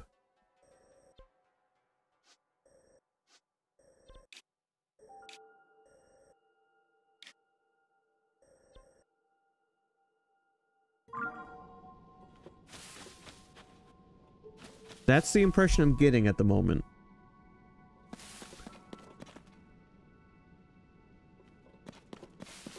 I expected the chasm, you'd go down into one entrance and it would be like a small contained area. Kind of like the Sky Islands. But it seems like the whole chasm is connected, it just might have more than one entrance. Or maybe you do hit walls eventually, and there are some spots of the map that don't have chasm underneath. I don't know. We'll have to play and find out. All I know is the maps are the same size as far as this is concerned. And I can go all the way up here and place a stamp, so...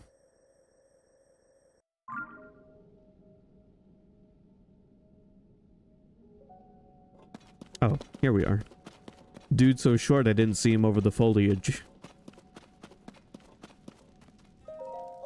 What? Look at how bright that thing got.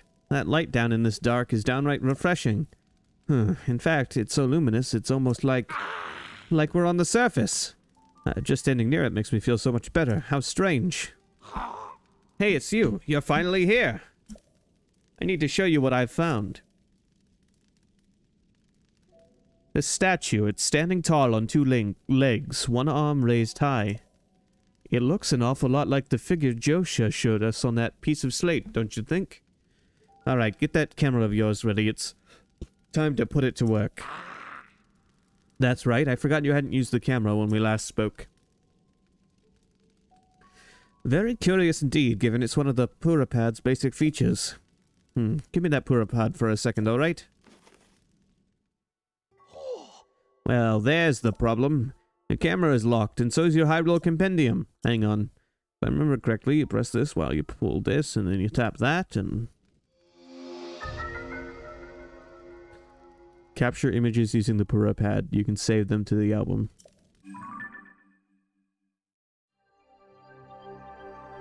Compendium's back. Boom. Now you should be able to use both the camera and your Hyrule Compendium. So go, capture a picture of that statue. This is a good chance to verify that it's working properly too. Test it out. Experience is the best teacher after all. Once you've captured the image, come back here. I want to see how it looks.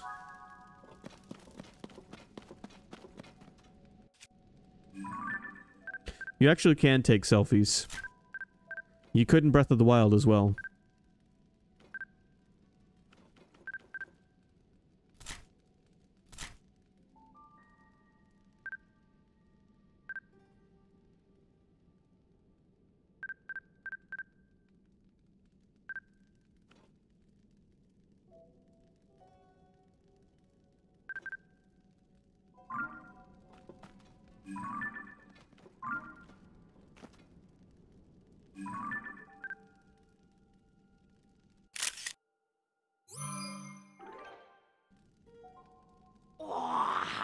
Hey you, how'd that go? If you've captured an image of that statue with your camera, then hurry up and show me. I'd like to see how it looks.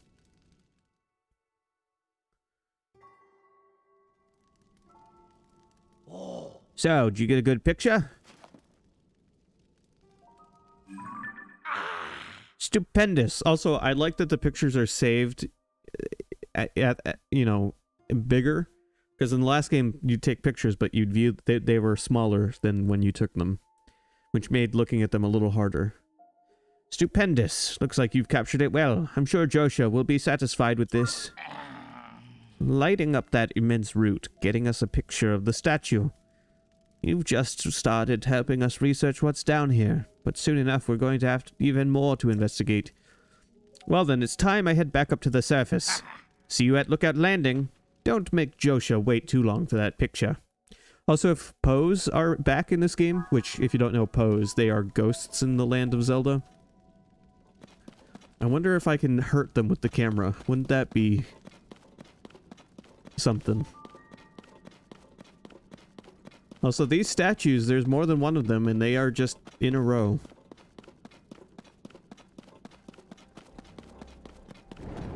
I wasn't paying attention.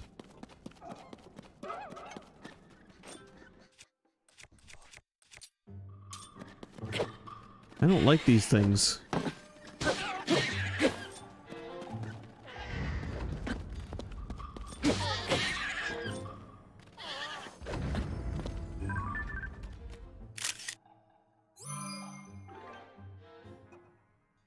There. They're called Froxes.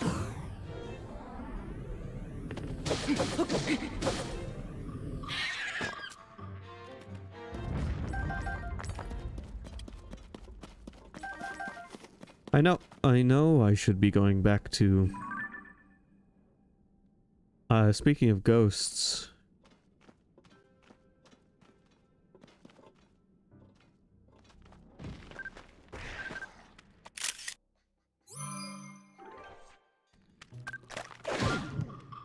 Dude, I'm trying to photograph some paranormal phenomena.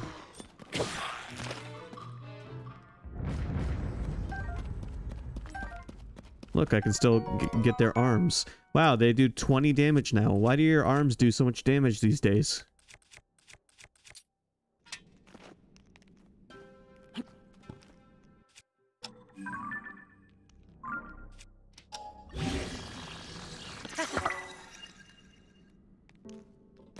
There, now I have a way to grab things at a distance.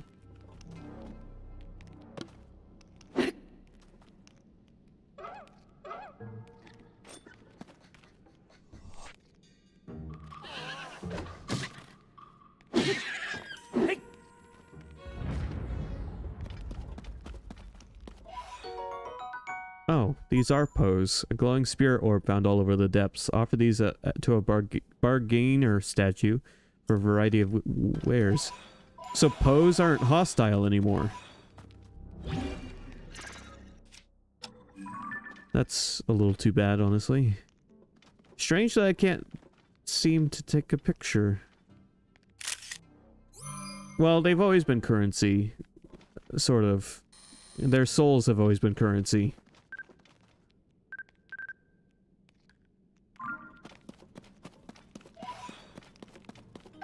In Ocarina of Time, there was a quest to collect Poe souls, and it came back in Twilight Princess.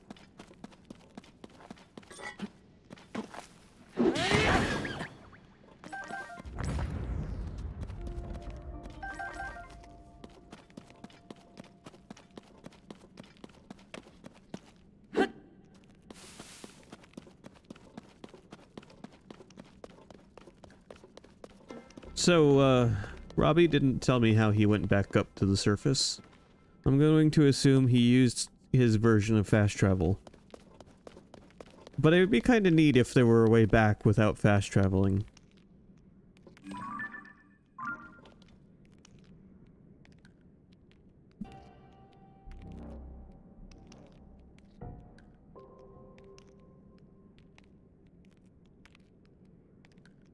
Hold on a second, I just got a phone call.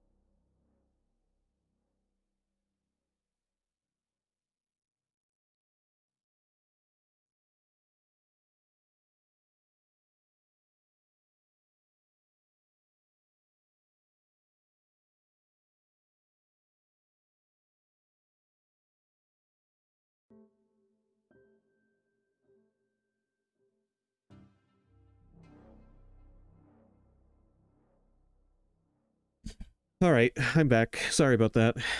It was my dad calling with my stepmom's phone for some reason.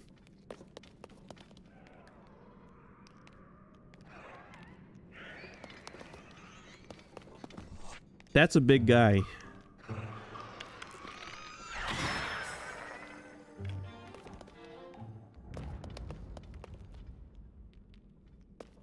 He went down really easily, surprisingly easily. So just, I guess my parents are coming by because the ice cream place on my front lawn opened up. So they're grabbing some ice cream, and I guess I'm gonna be grabbing some ice cream in like 25-ish minutes. I'm not gonna end the stream. I'm just gonna do a short BRB.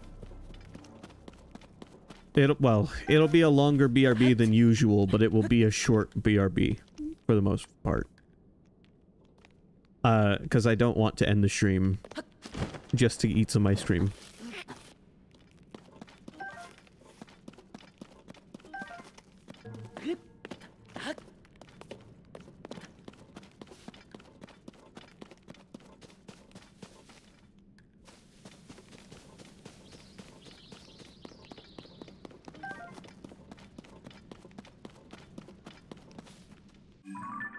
You know, I know I should just teleport out of here, but I kind of am intrigued by this location.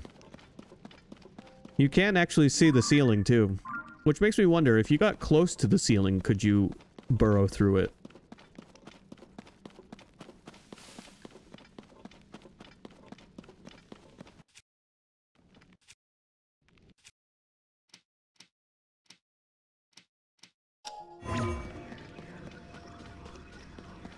Ascend does require you to be very close to what you're trying to ascend through, though.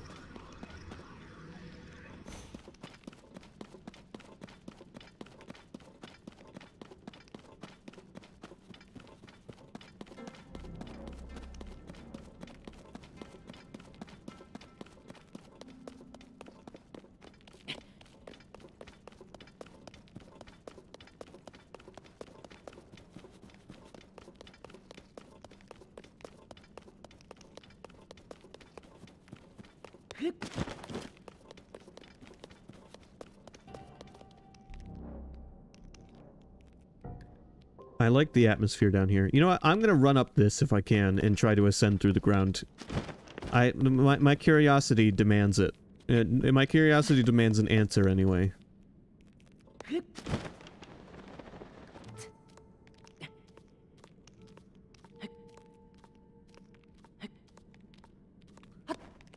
Curiosity is the driving force behind this game and its predecessor.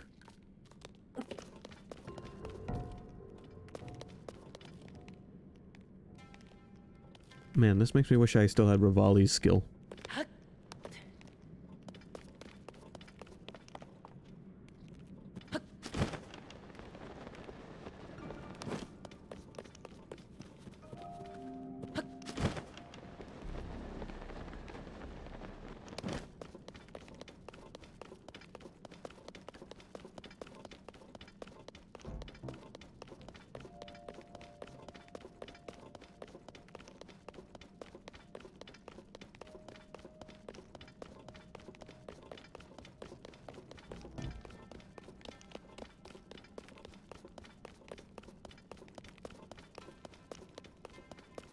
I like these giant ferns, like, these are just big ass fiddleheads.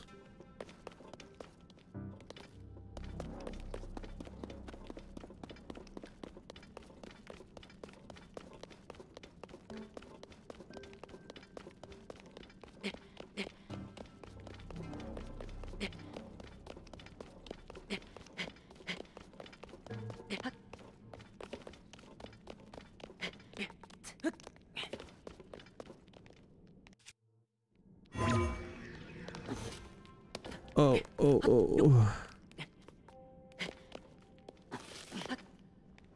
It didn't look like it was gonna let me through, which is a shame.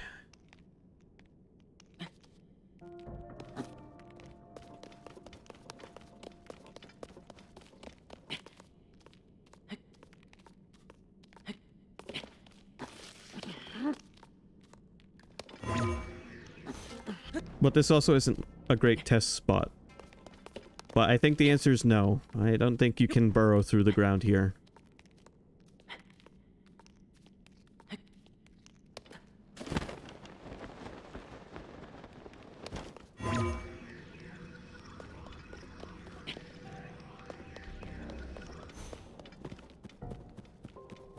I think once you've dived down here, your only way back is teleportation.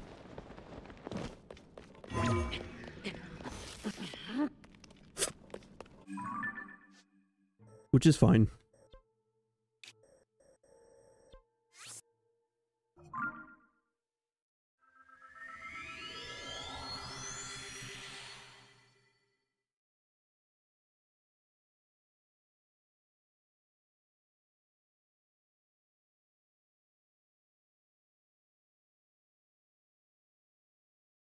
There might be, but I think it might be just the fact that we are in the underground area and it doesn't want to have to load the next area using that ability.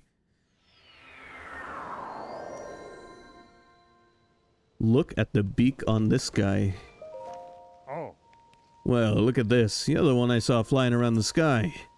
Great to meet the first one to ever be launched from a Skyview tower. Real historic moment. Hey, what's your name?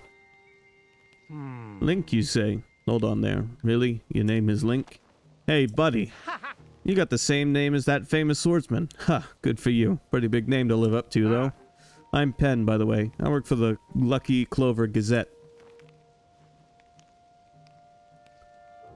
I think that's the case, yeah. I think the tunnel that takes you down to the underground unloads the surface and loads the underground. I'm writing an article about this event, so folks everywhere will know about the Skyview towers being activated. I better get to work. Our newspaper is short on staff, so I've had to flap all over the place to cover the news. Hey, we could use another reporter. You should join us. Seems like a brave type. You seem like a brave type and all. That's what it takes. Our newspaper is based in Hebra, to the northwest. You'll find it near the bridge that leads to Rito Village. Stop by if you're up for the adventure of a lifetime in the newspaper biz. Until then, soar along. You fucker.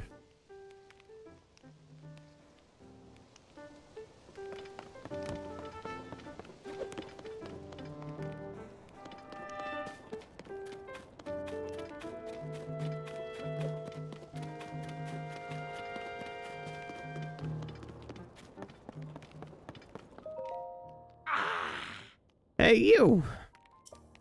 Show Josha the picture you took of the statue. The figure matches up pretty well and it looks darn cool too. Hey! This is it. This does match what's on the fragment. Yeah. Thank you, swordsman.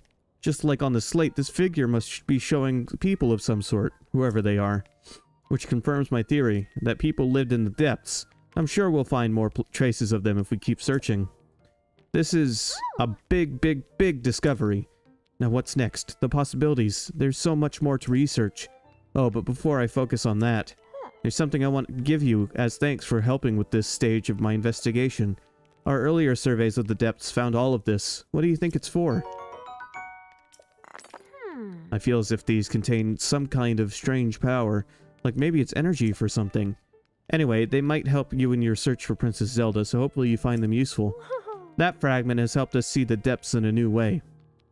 Now we're closer to understanding one of its mysteries. I'm going to sift through everything that our surveys have brought back from down there. Maybe there are even more fragments that I can piece together. Goggles, swordsman, thank you so much for going to investigate the depths for me.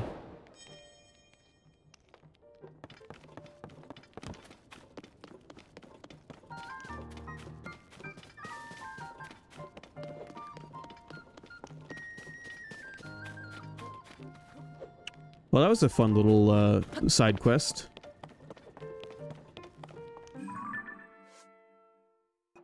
I mean, I guess it counted as a main quest, actually. But I think any quest that you can complete the game without doing may as well be a side quest.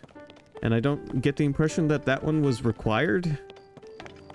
However, your camera and the compendium were attached to it, so you very well might want to do it.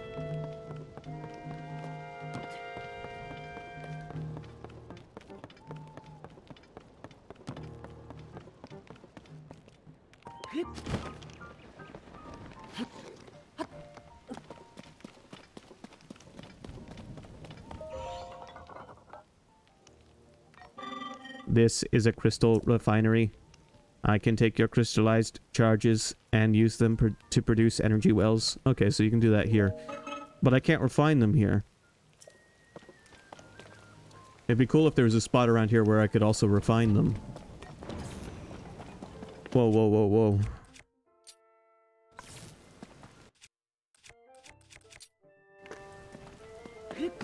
A thunderstorm out of nowhere.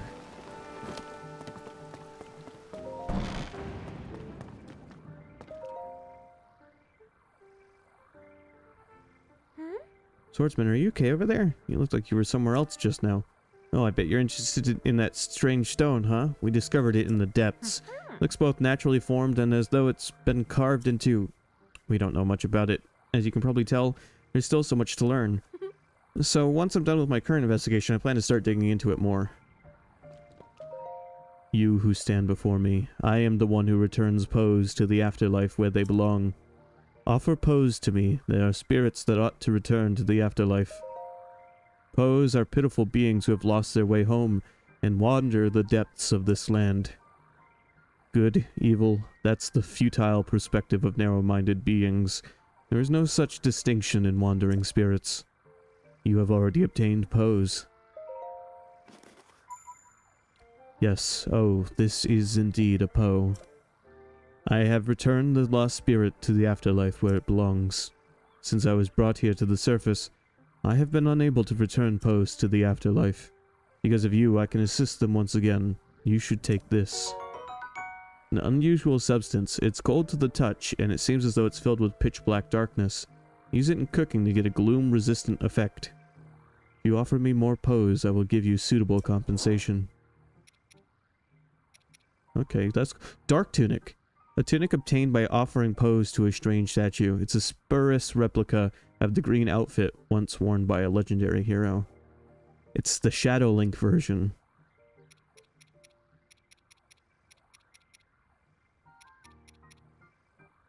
Actually, considering this gives us Ganon tolerance, like it makes us... Something tells me it's not quite Ganon essence. It's essence of Manhor instead.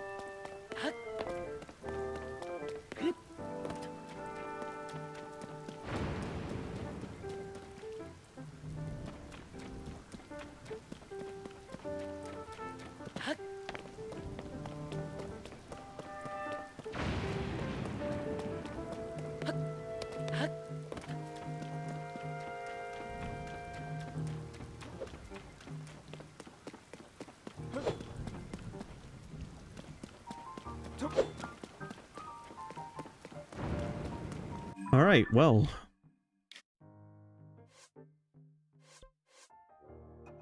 I guess we could go to a region.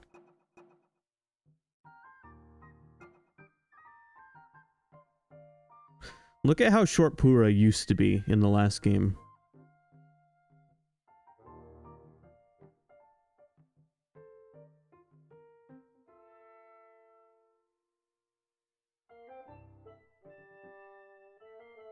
This is what this is what I mean by talk about a glow up.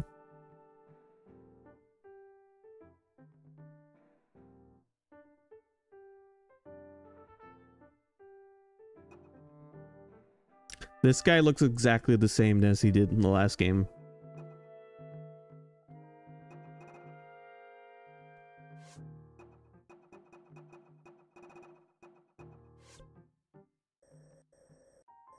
Okay, so the game is kind of recommending we go see the Rito first. I suppose we could start heading in that direction.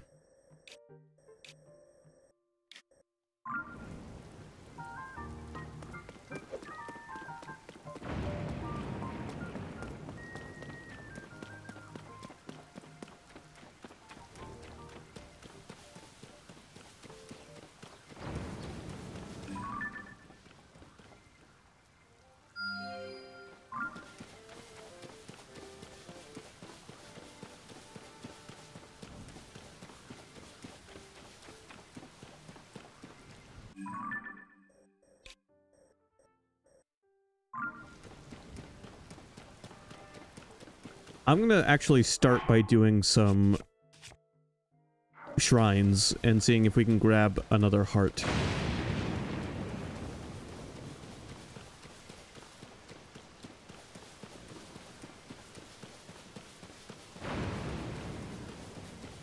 Because there's 3 around here I've marked. Man, now that I've taken my bombs away, I don't have a quick way to kill these guys.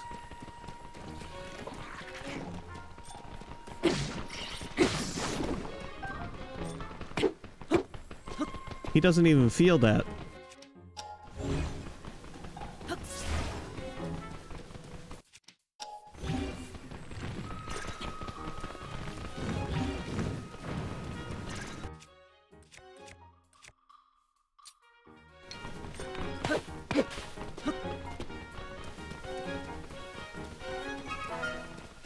Alright, fine.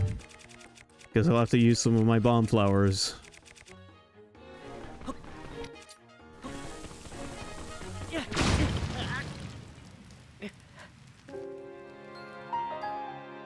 You know, my chances of survival drop dramatically whenever I decide to use bomb flowers.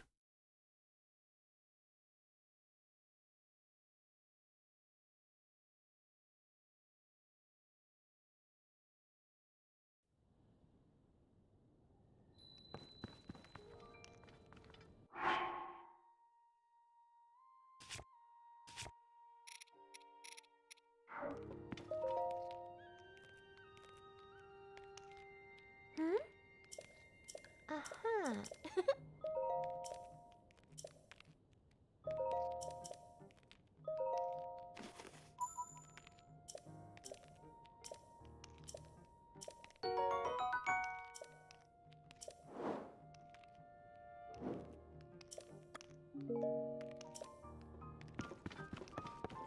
Okay. Let's try not to blow ourselves up.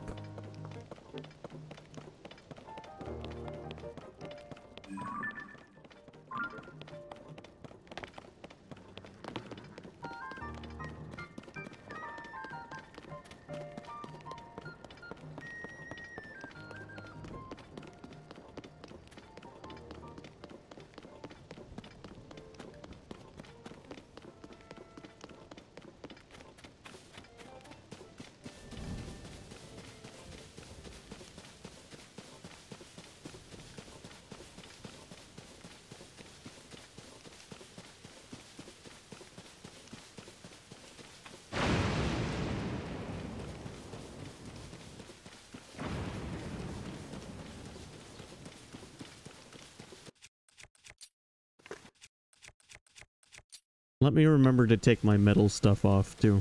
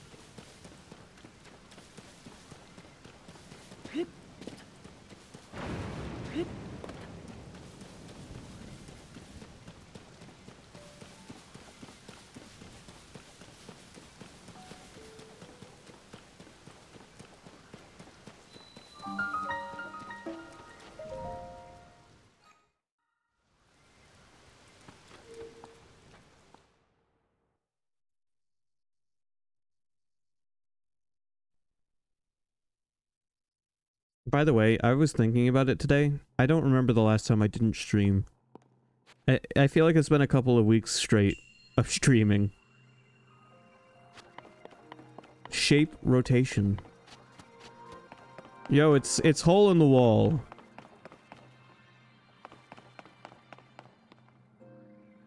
By the way, I'm not complaining. It's just... I wouldn't be streaming so much if I wasn't so eager to play the games I've been playing lately.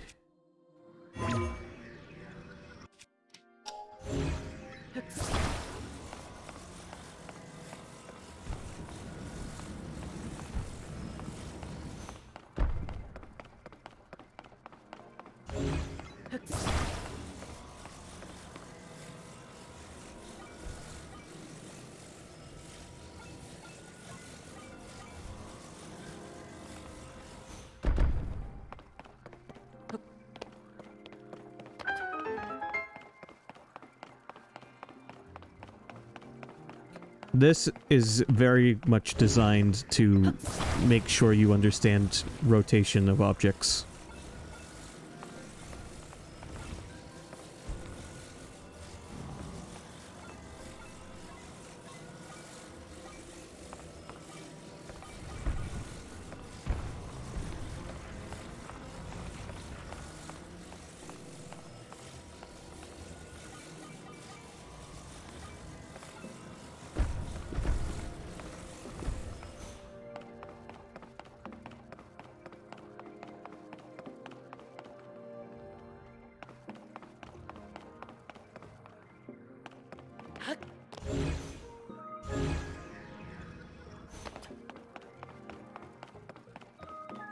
Okay.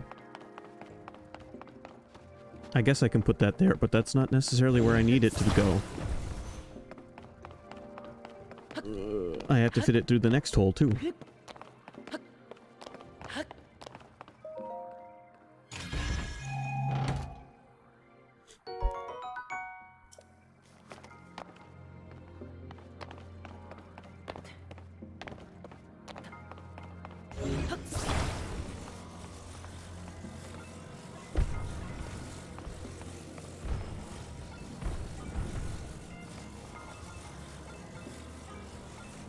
I think, anyway.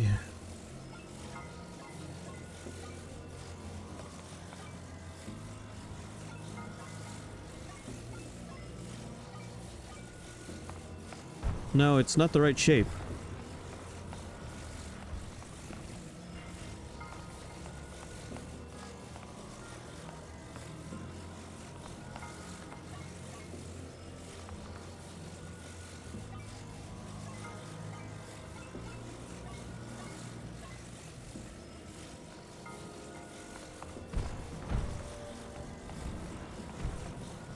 Oh shit. Yes, it is.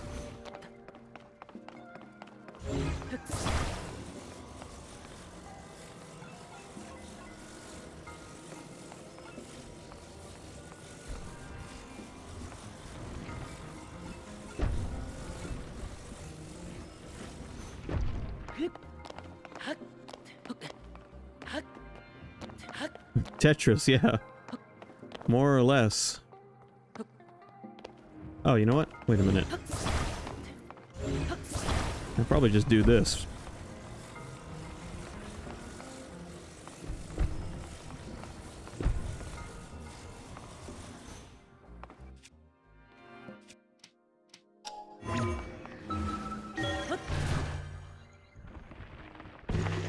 You can even ascend through physics objects.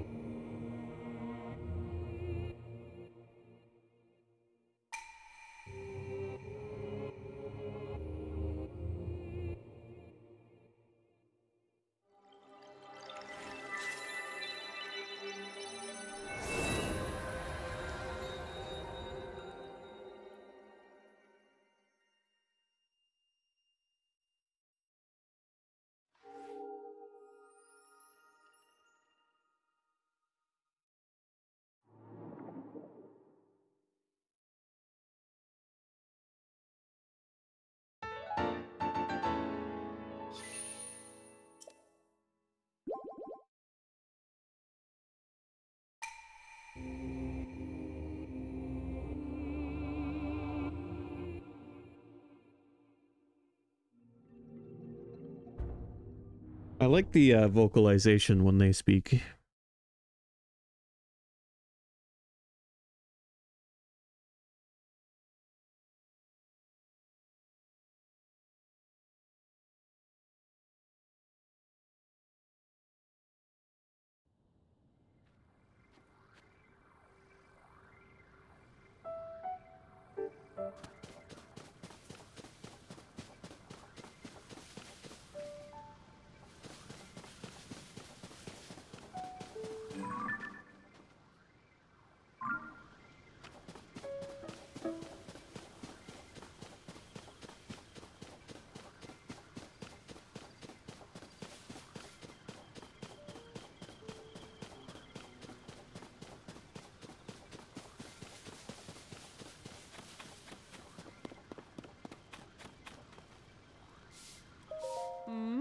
Hey there, you're a bit late, Oh, you're not a member of the monster control crew.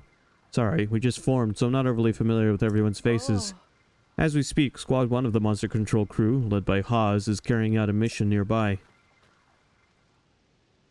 If you go south on that road, you can see them in action. They're assaulting a monster stronghold. I'm just here for logistical support, tending to the horses, making elixirs. Come to think of it, I did make some extra elixir. Why don't you take some? Might come in handy during your travels. Candidly, I'm a little worried about this mission. The new members didn't get much in the way of training. I wish someone with experience fighting monsters was there to help out. Hi. Sorry, I'm a little preoccupied to deal with travelers right now. That's what you are, right? A traveler? It isn't safe here. Captain Haas' squad of the monster control crew is going to engage the monsters around here soon. I bet you know by now, or I bet you by now they're already locked in combat with the monsters at the lair to the south. I'm not going to stop you if you want to go watch the sparks fly, but at least take some precautions first. Okay, we have to go check this out.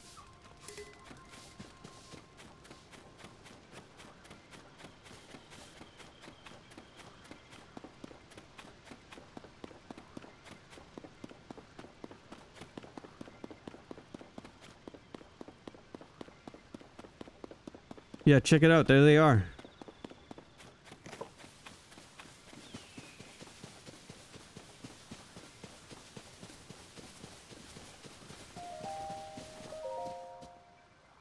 Hi. Link, hello. Last time we met was at Hyrule Castle, if I remember right. I'm Haas, captain of Squad 1 of the Monster Control Crew. After our search for Princess Zelda at Hyrule Castle, I returned to my monster fighting duties. At the moment, we're closing in on a monster stronghold up ahead. Once we approach their base, we'll wait for the right opportunity and then launch our attack. I apologize if I'm being too presumptuous, but running into you here feels like fate.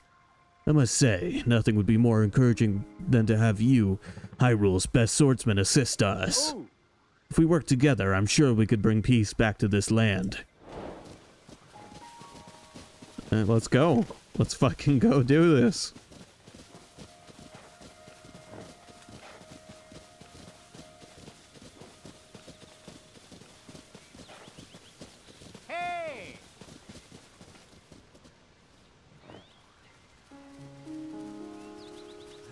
Ready yourselves. We're fucking... Alright, well, let's go. Let's go!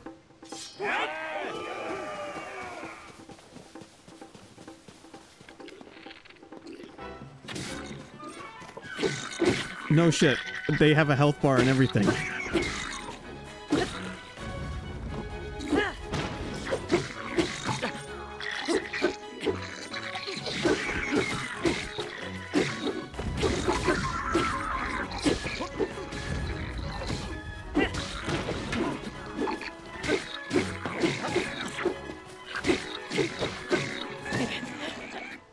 Fuck, I died. God damn it, Link died trying to fight for Hyrule.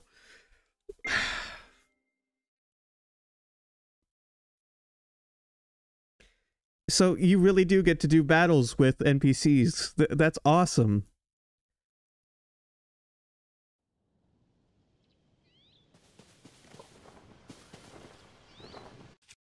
Alright, let me get out an actual, like, decent weapon.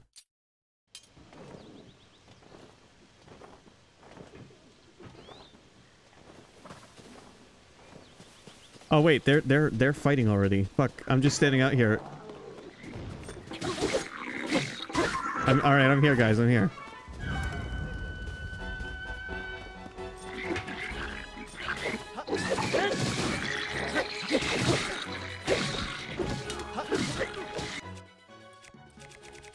Everybody get down.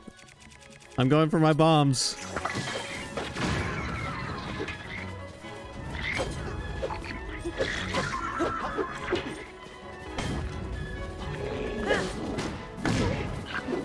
Ow.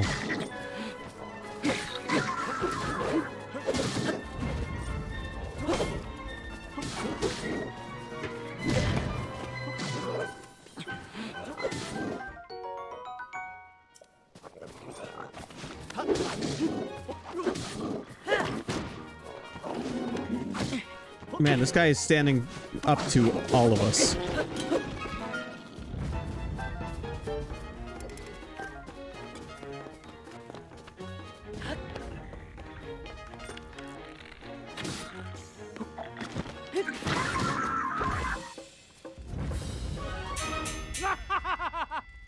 Victory is ours. Bravo, everyone.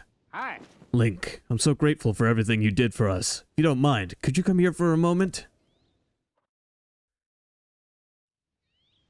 Oh. Okay. Hey. Alright, I gotta go on that BRB. I'll be right back. Now's a good time to grab refreshments.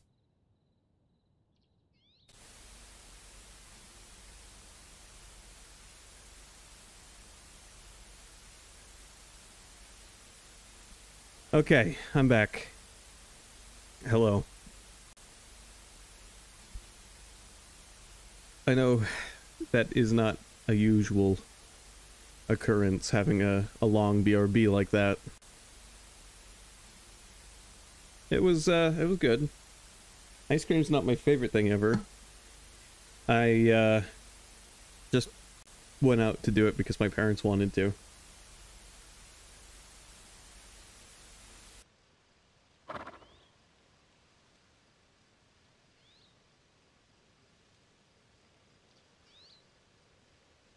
Anyway, let's get back to this.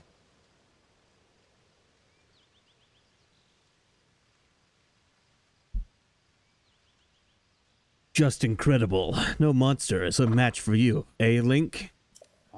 Come to think of it, Link, I was told that you wield a special sword, one more magnificent than all the others. I don't mean to be rude, but your weapon doesn't seem all that different from ours. The one I heard about reveals its true power when wielded by somebody worthy. Could that be it? Ah, well, I'll be the first to admit when there's a gap in my knowledge. Ah, I'm so sorry. I nearly forgot something very important. Yo, I just got paid for my work.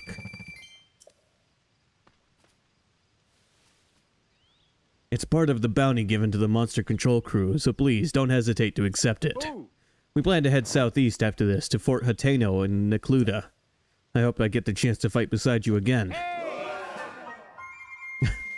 May you fight with the goddess Hylia. Oh, I missed it because I was enjoying the audio cue.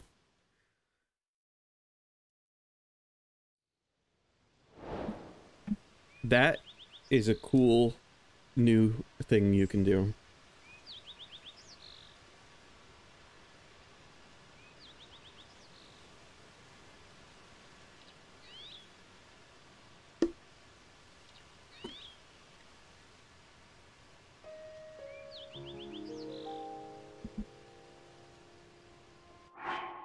Well, I imagine side adventures is, yeah. I guess, side adventures is not main quest and it is not a side quest.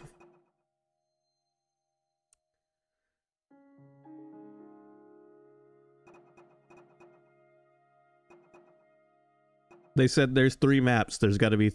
Hold on a tick. There's 2 undiscovered categories of quests. Alright, 1 has got to be shrine quests, but what's the last one?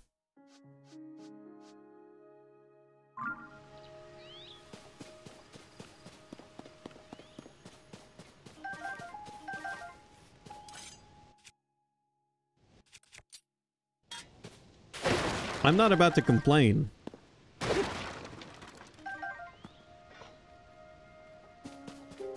Also, I'm sure it goes without saying, but you can expect me to return with this tomorrow.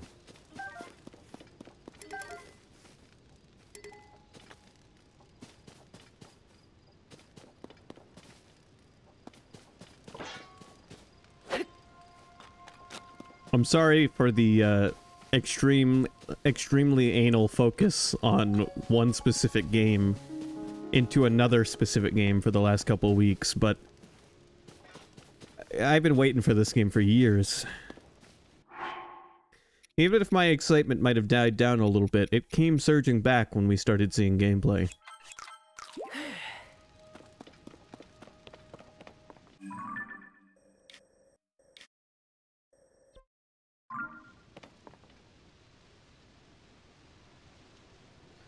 Well, I suppose.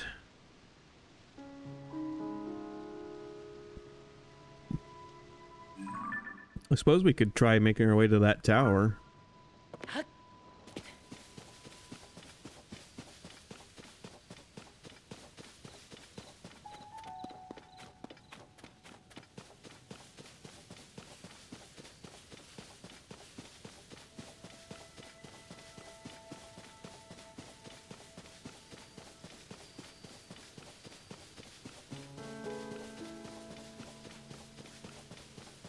My dad was talking to me about the game. He hasn't left the sky yet, but he's played for a little while.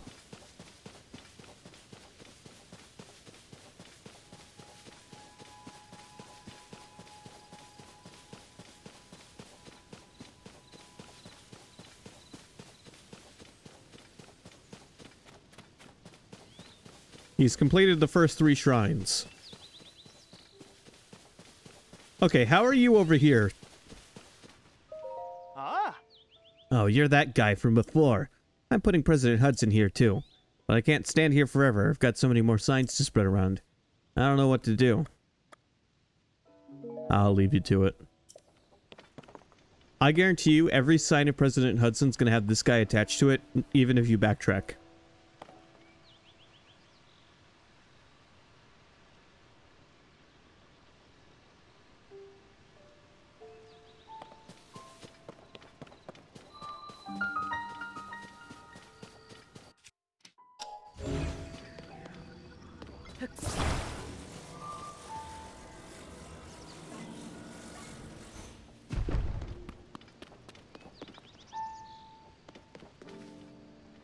Well, that's a peculiarly placed chest.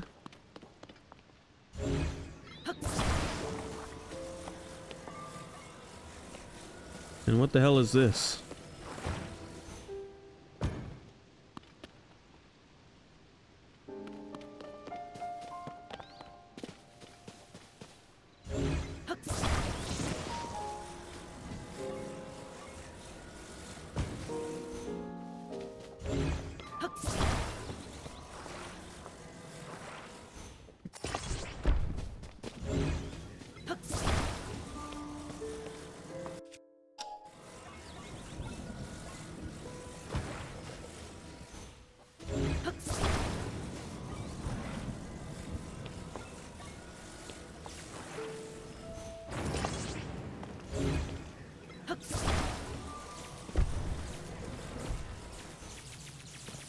Oh, I'm about to get struck by lightning.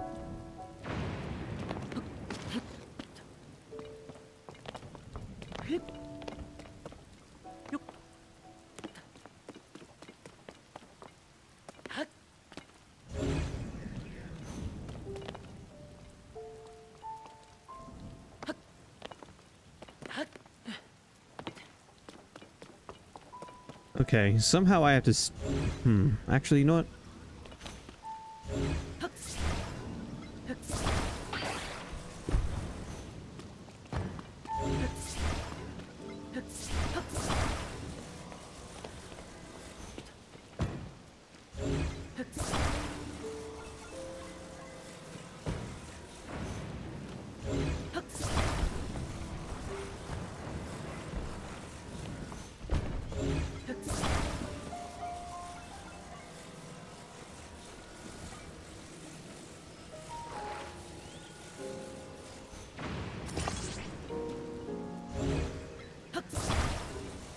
Yeah, this might work.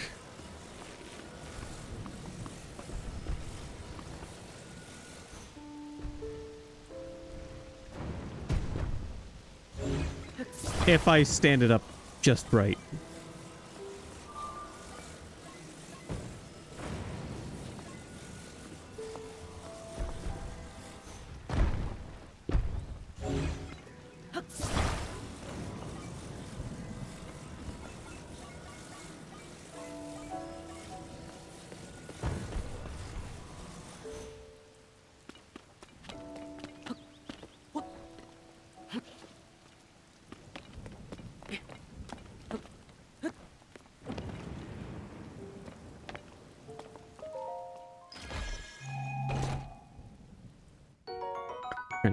Wonder what the intended solution was. And not that there's necessarily meant to be an intended solution, but I bet the puzzle designer had a way they would solve it.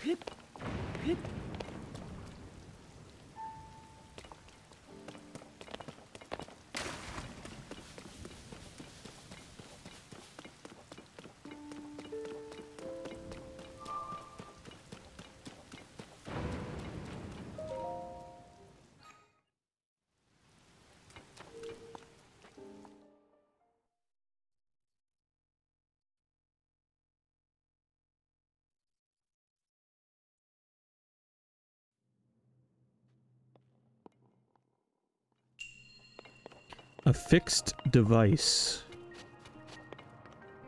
It's so weird seeing all these new like shrines to do, because the landscape is recognizable at times as Breath of the Wild's landscape. But then you receive constant reminders that it is not the same game again.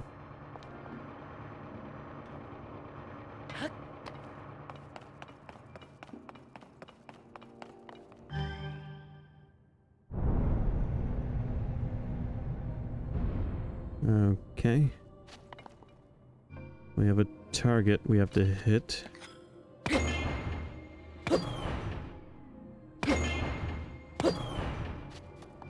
Oh. Oh! Okay.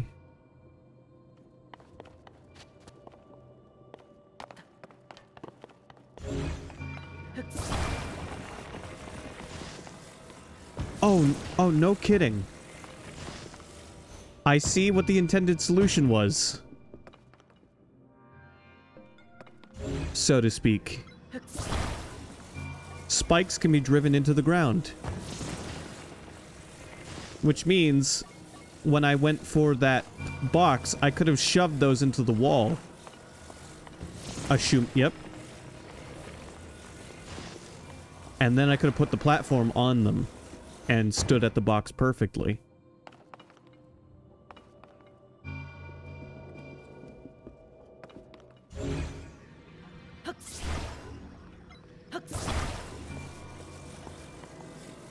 Well, I'd say this shrine is the introduction.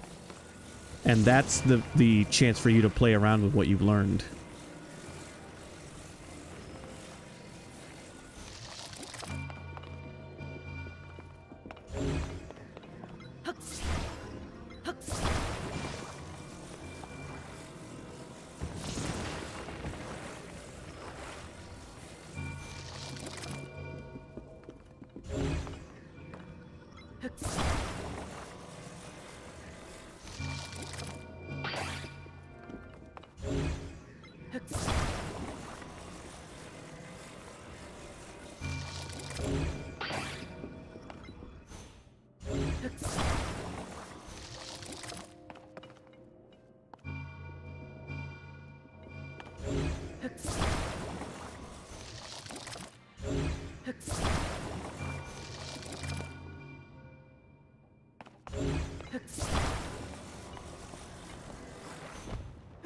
Whoops.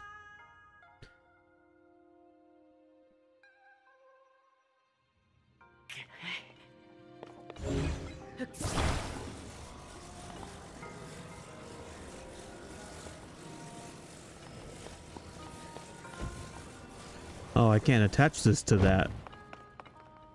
Alright, alright. Change of idea. Change of idea.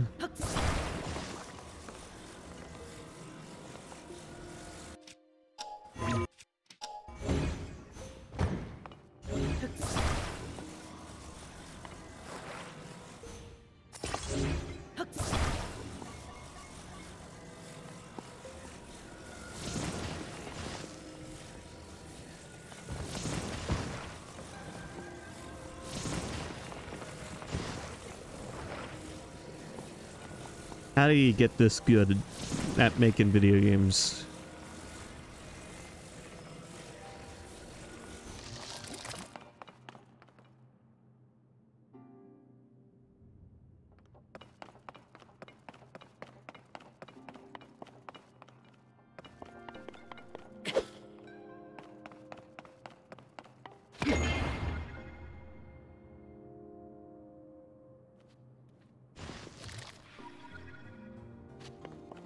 Okay, that almost worked.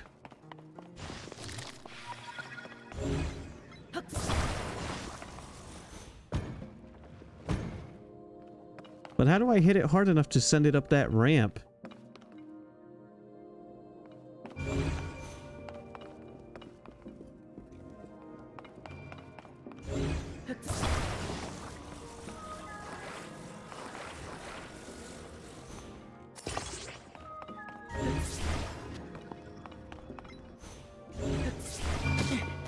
Ow.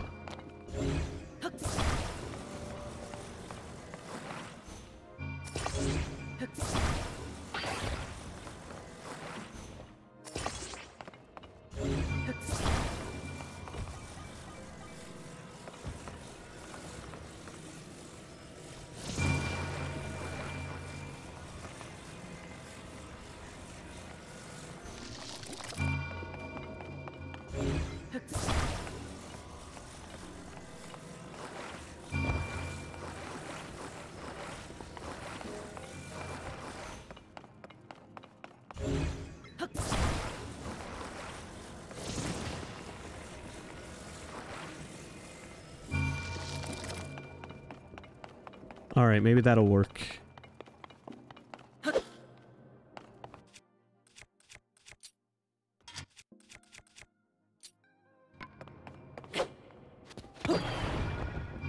Well, no, because it swings them and they go flying right off the fucking thing.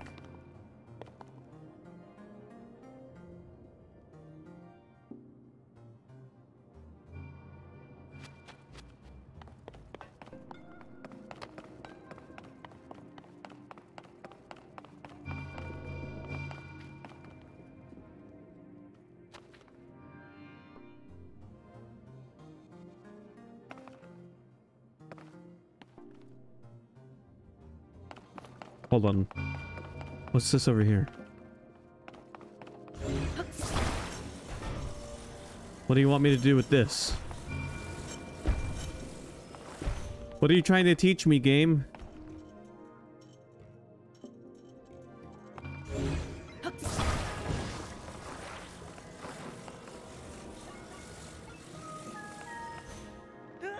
Fuck.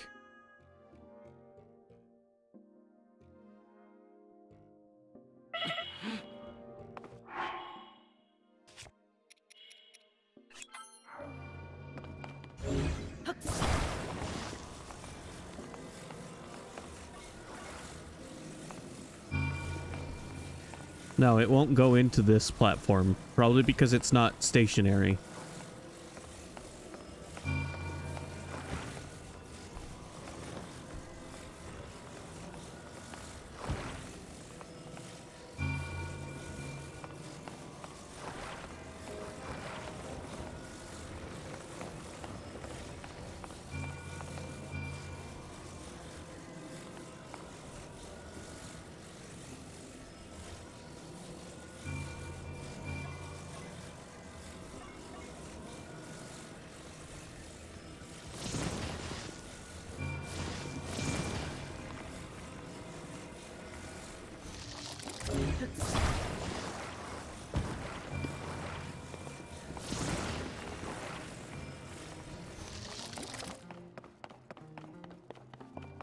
If I swing just those, do they come flying off?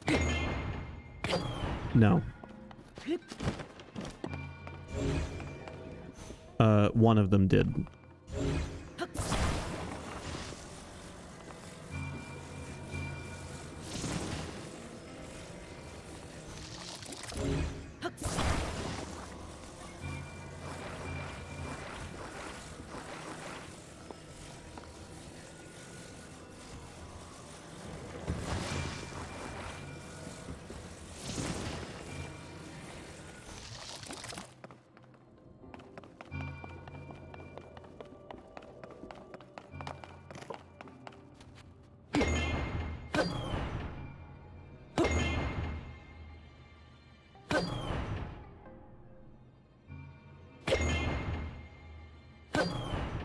Okay, so how do I get it to go there?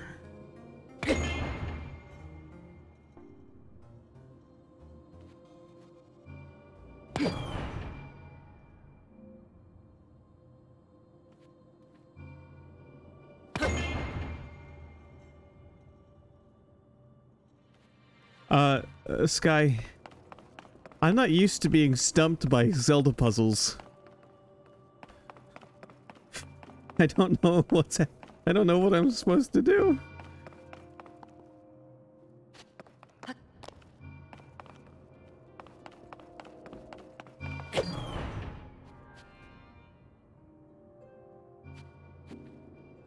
Hold on. Well, I'm not ready to give up trying. I've had an idea.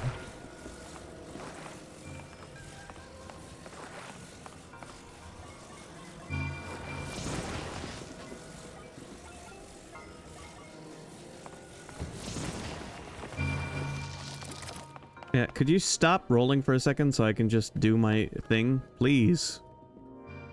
Yeah, hang out over there for a second.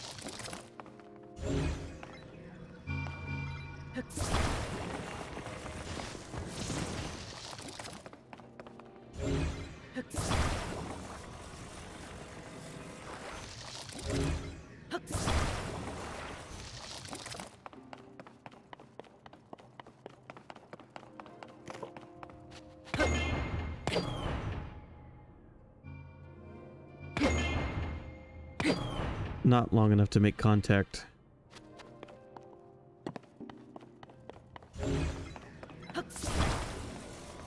These have got to be here for a reason, right?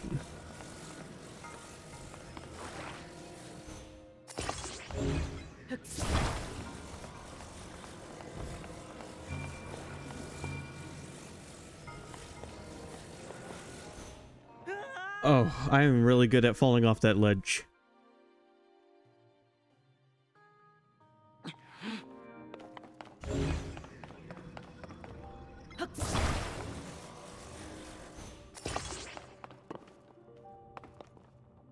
Alright, go up the ledge.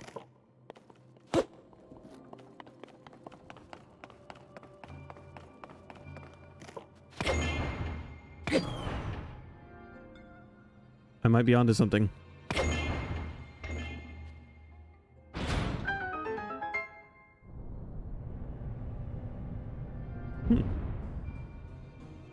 So now we see why that's there. For fuck's sake. For fuck's sake. Oh, good. Good timing. Hilarious timing.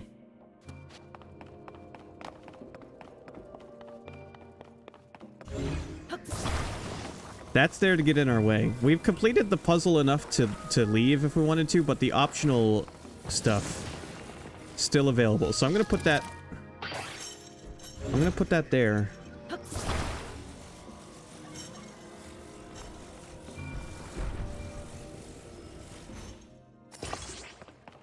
Haha.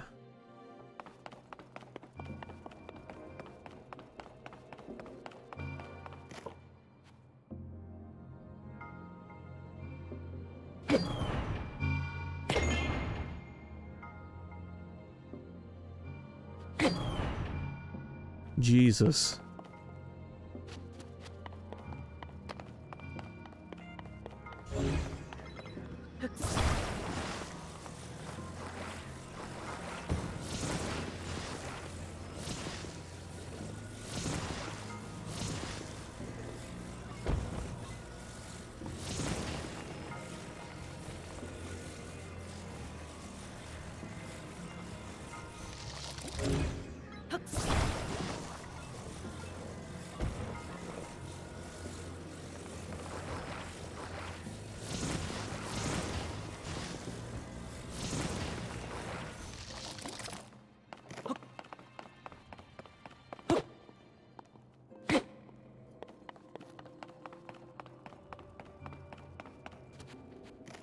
Alright, don't worry. I'll grab my really long charging cable in a second.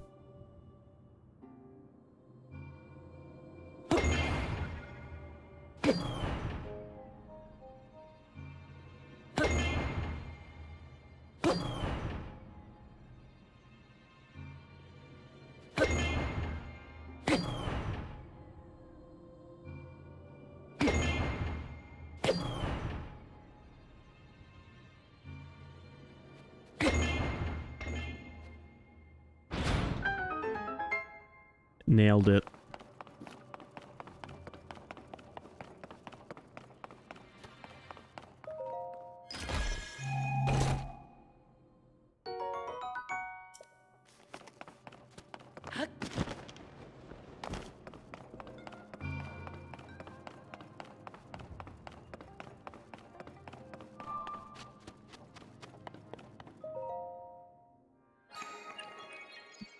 Alright, let me go look for my really long charging cable.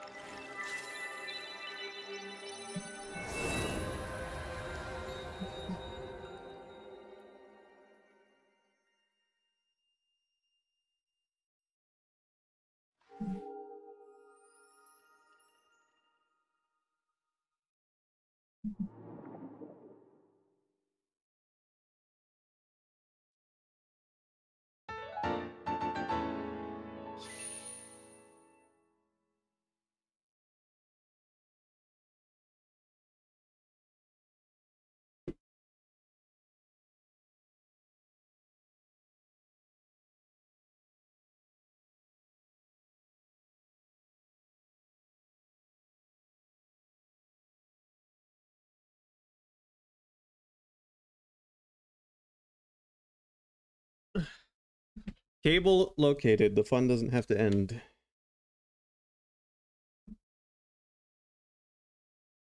I hope.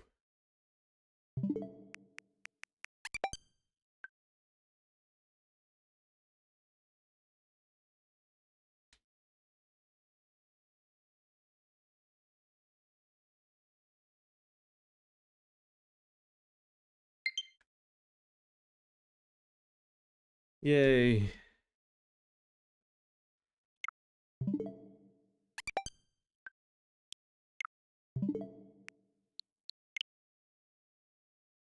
Now, when I go into this game, it's not going to stop it from charging, right? Okay, good.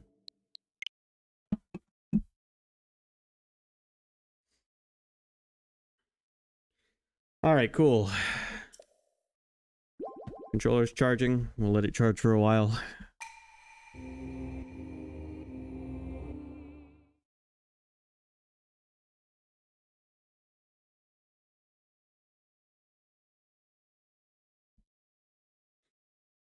Well, it was near the starting area. I don't know if I'd consider any of these introductory anymore, considering our playtime already. I guess introductory in the sense that it introduced the mechanic of this.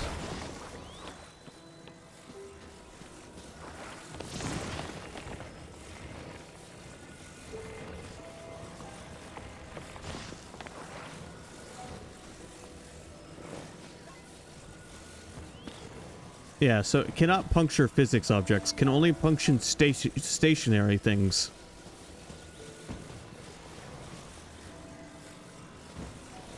And not things, and not objects that can become physics objects either. What I love is that it punctures, but it doesn't come out.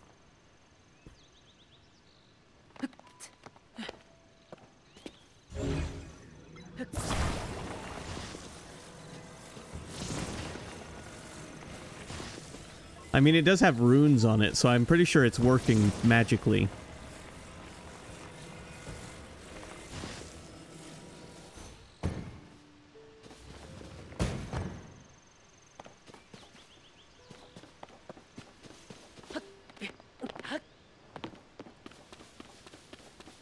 Okay, so this tower seems to be in the middle of a hostile fortress.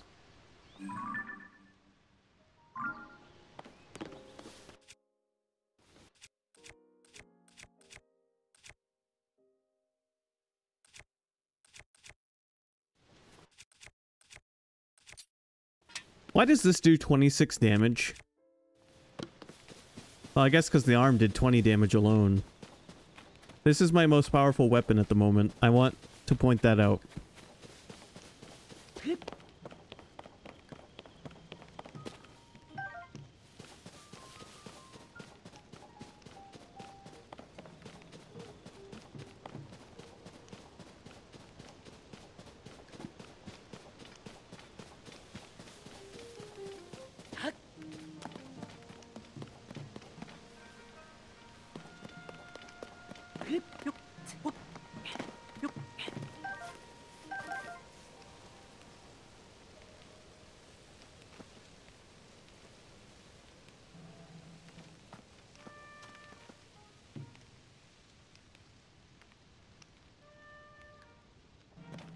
How am I supposed to get up there? Unless... They did just give me... No. Stop whistling. You're revealing your location, Link. No, those aren't flammable. I thought they might be because they gave me fire fruits here.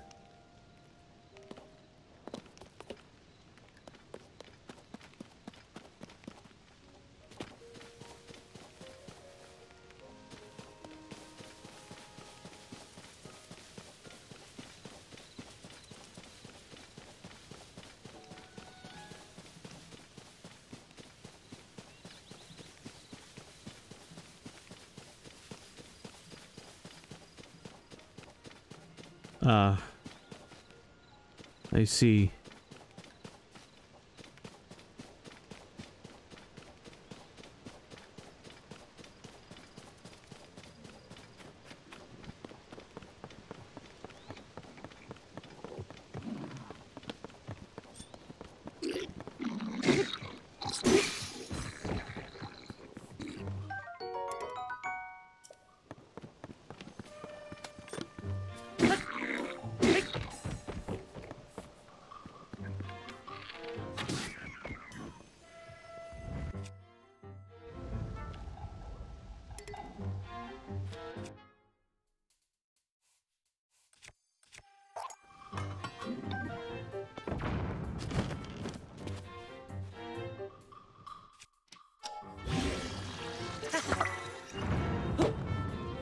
The hell did I just make? Blue Boko Reaper?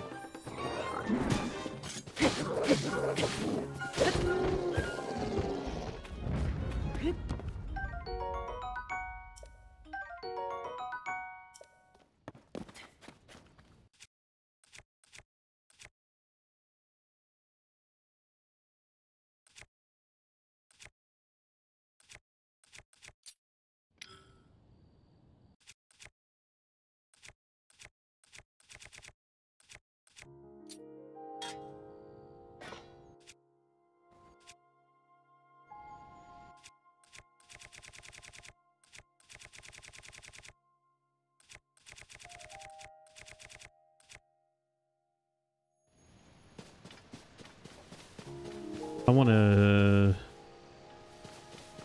Next time I find a long stick, I'm going to put that horn on it and see what kind of weapon it makes.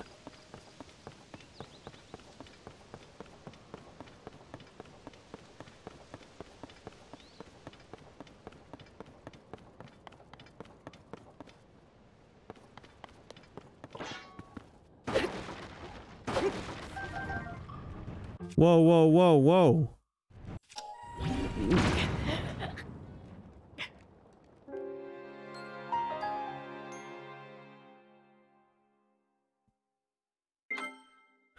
God damn it.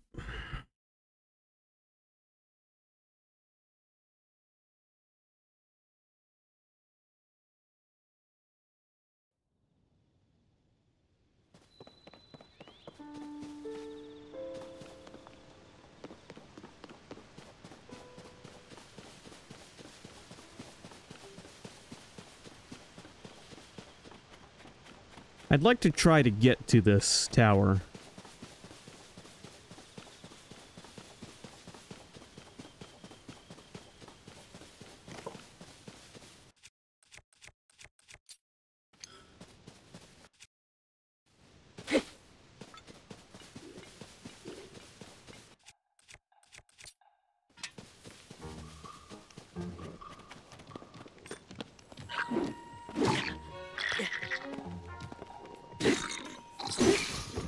Yeah.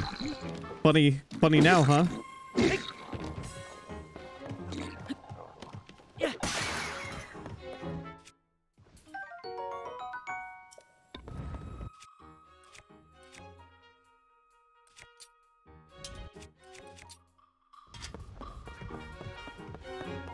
Oh, I know. I know my hoe broke. The hell are you doing up there, dude?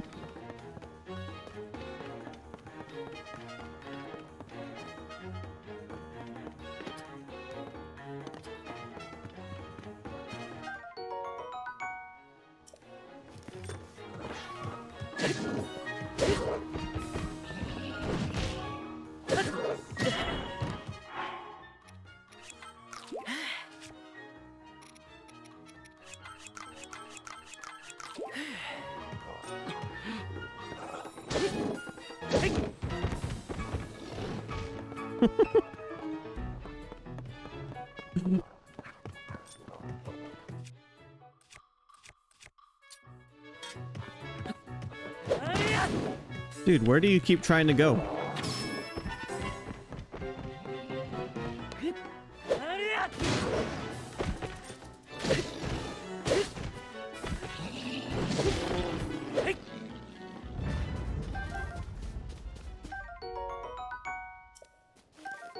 Oh, that number there. I was wondering what that meant, but that shows you how much power it will add to a weapon if you fuse it onto it.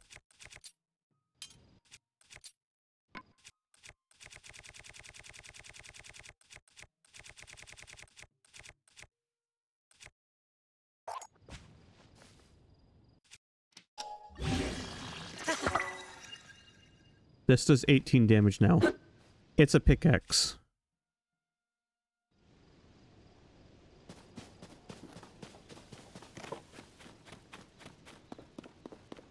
I don't know why I couldn't picture in my head what it would look like. Turns out it would look just like a pickaxe.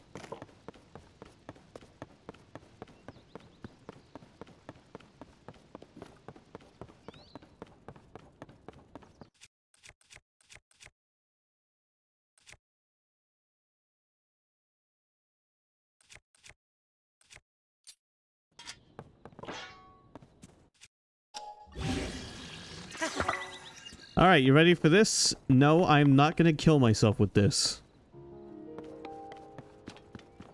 I'm saving it for a special occasion.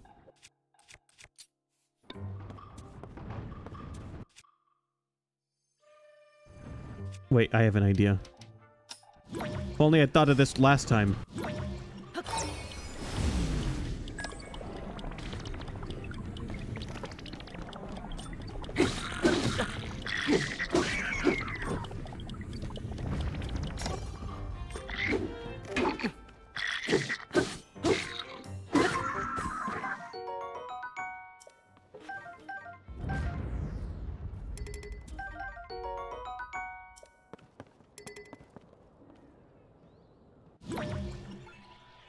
What happens if I fuse a shield onto my shield? Now I have shield. Okay, alright. That answers that question.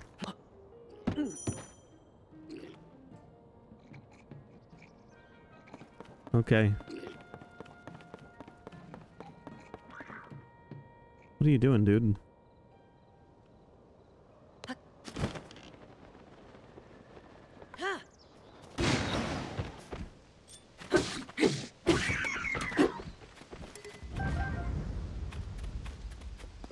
Okay, this weapon kicks ass.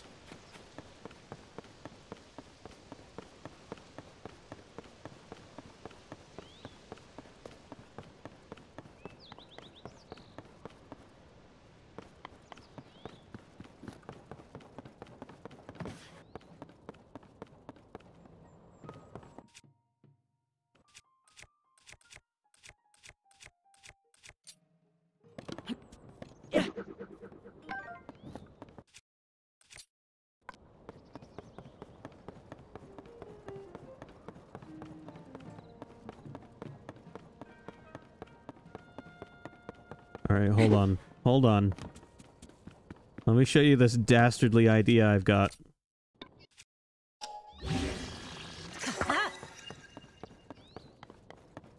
Again, I am not using this as a melee weapon. I learned that mistake yesterday.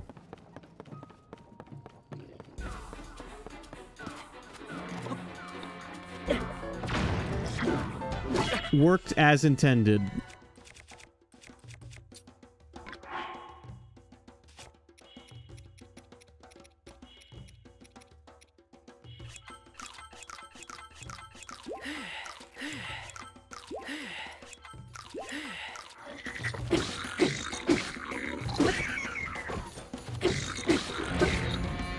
Alright, that's a big guy. And he's new. That looks like a Zelda 1 moblin.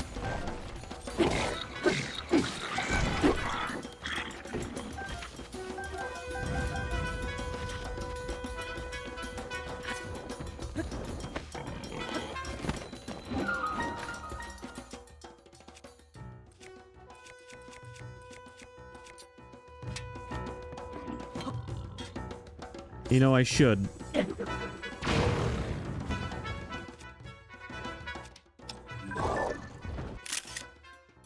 Blue Boss Bokoblin is what they're called now. Or Boss Bokoblins, I guess. Good picture.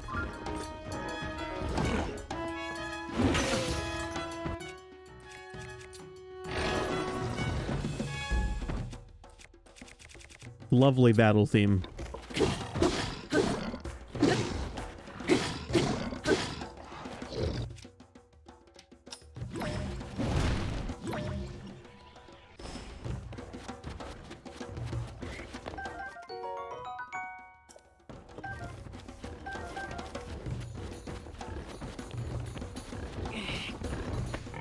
Link. Hey, thanks.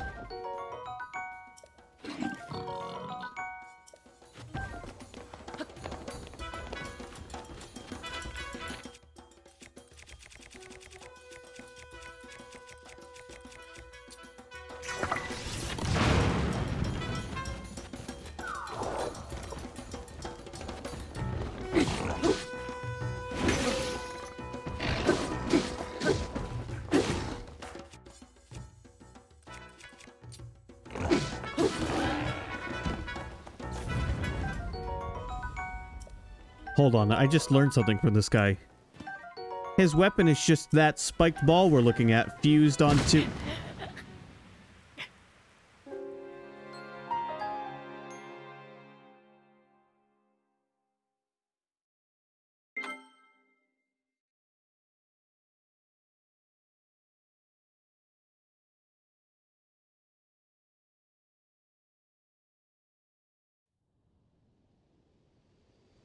Oh, hey, it checkpointed me.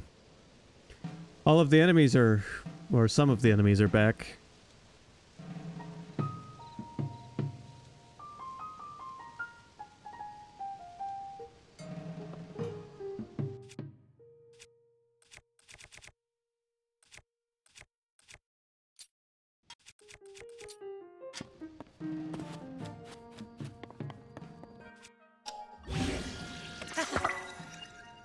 Now I have my own.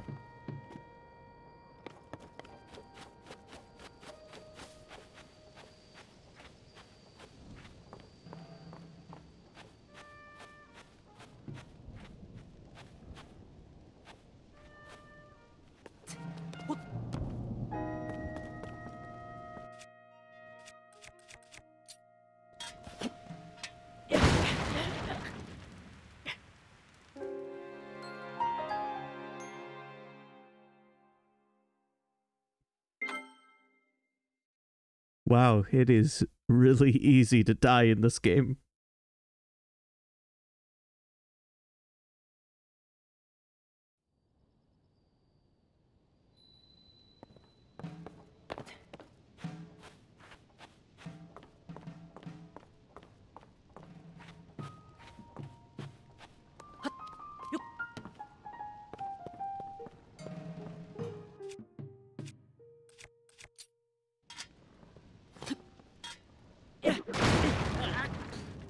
Why? I thought I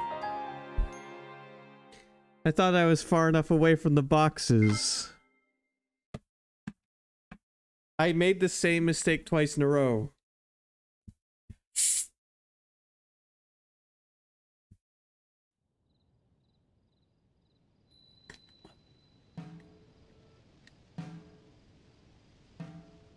You know that part of your brain that allows you to learn from your mistakes? I feel like that part of my brain's been damaged at some point.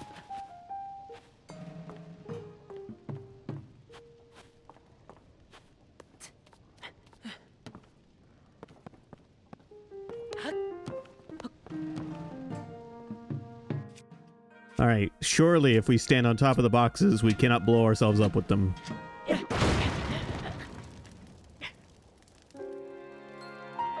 This is not a bit. This is not a bit. I sincerely thought that would work.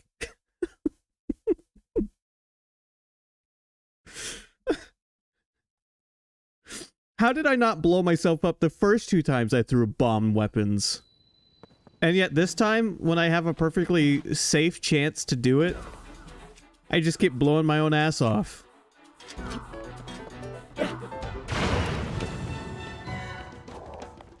My bomb barrel claymore broke? No shit. I wonder why. Maybe it has something to do with the fact that it had a bomb on it.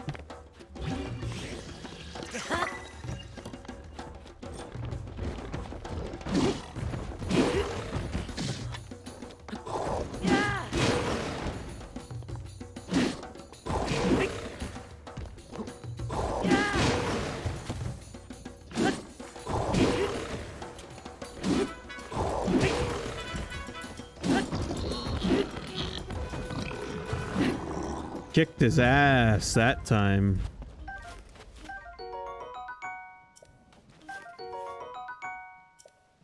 Dude had a horn shaped like an axe.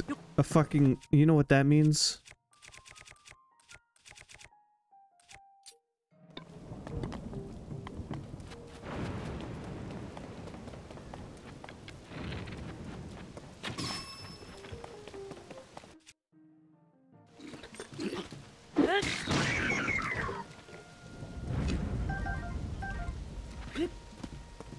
Excuse me, sorry. My body's trying to vomit up my ice cream that I just ate.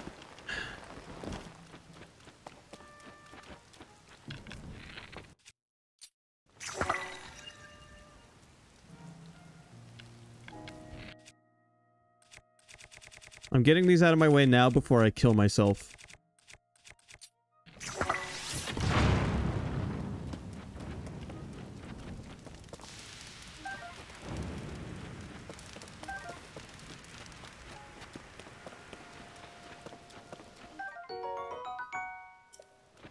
Alright, next time I find a stick, motherfuckers better be watching the backs.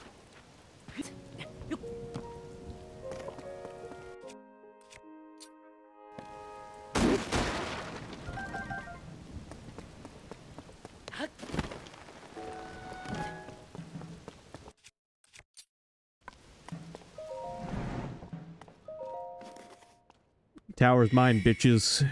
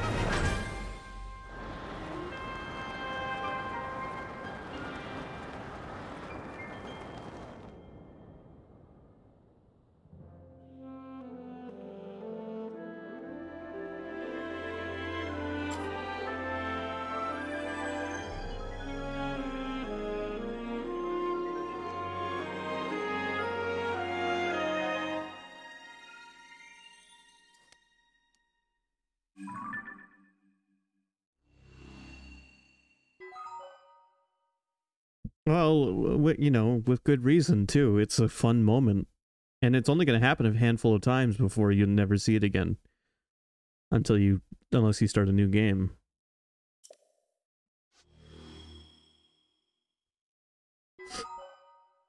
You know, we could also go, we could go back to the Great Plateau and see how much that's changed.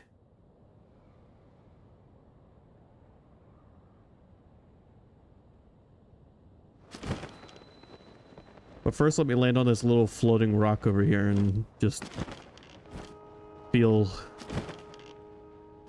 This is what isolation feels like.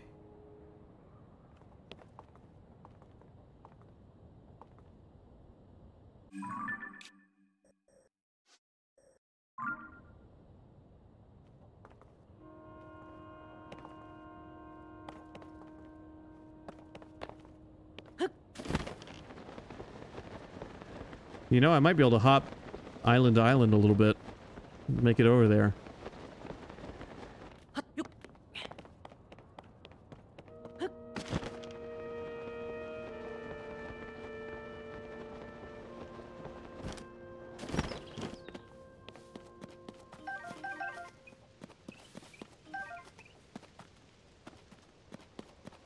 Is that a golden apple? A rare, very sweet fruit that seems to have an extra sparkle to it, sometimes found near normal apples. I just got one of Idune's apples.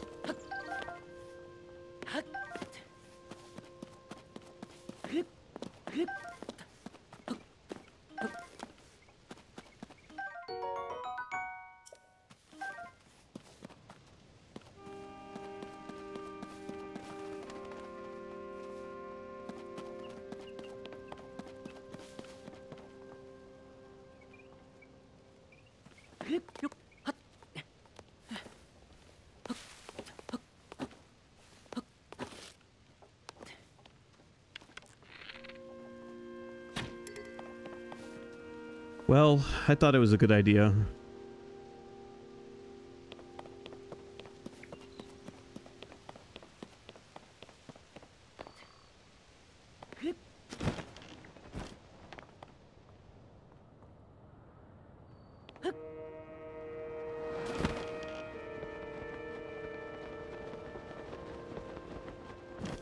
This is a really cool way to explore.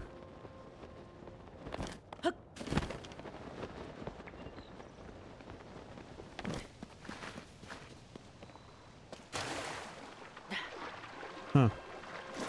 I wonder why there's water here. Suppose it could just be for looks. Oh wait, fairies. Oh, it's a fairy fountain. Not a great fairy fountain, just like a regular ass fairy fountain. Nope, none of the abilities from the first game have returned. All of our original abilities are gone. Except camera, I guess, if you want to count that.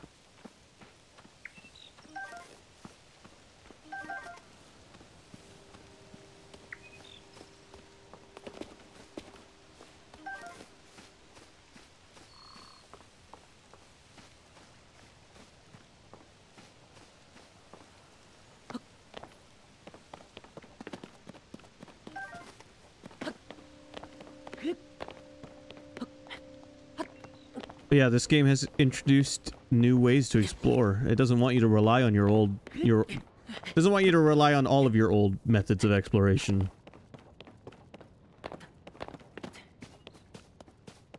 You know, the explorer tricks you could use without any of your special abilities, sure.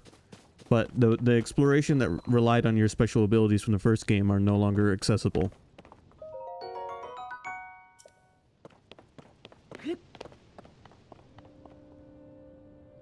Okay, floating platform.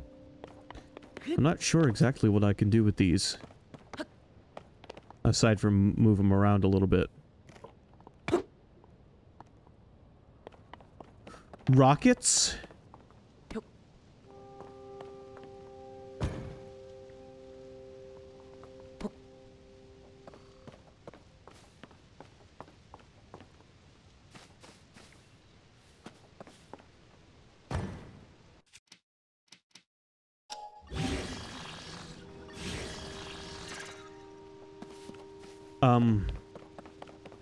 rockets. I found a rocket.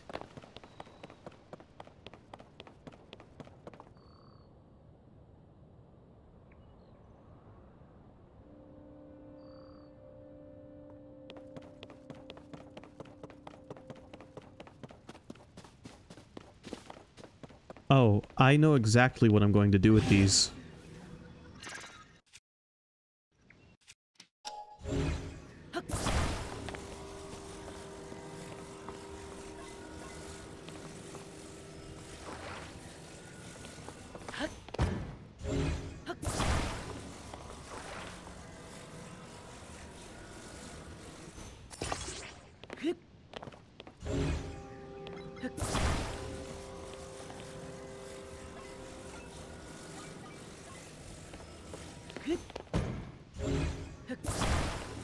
I hope this works. This is going to be another hopefully successful flight for Space Hyrule.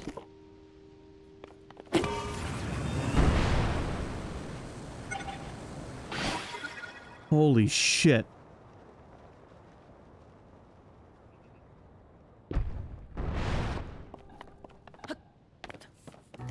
Did you just shoot a rocket at me?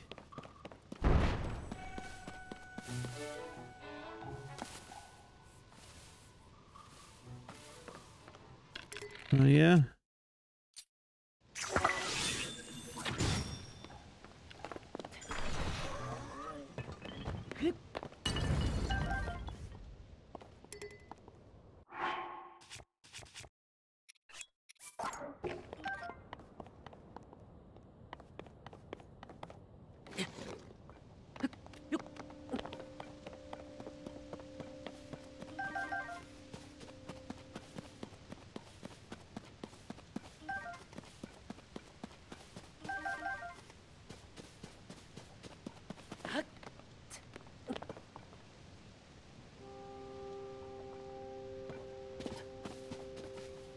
All right, I just had the idea to do something stupid. So I'm going to save before I do it.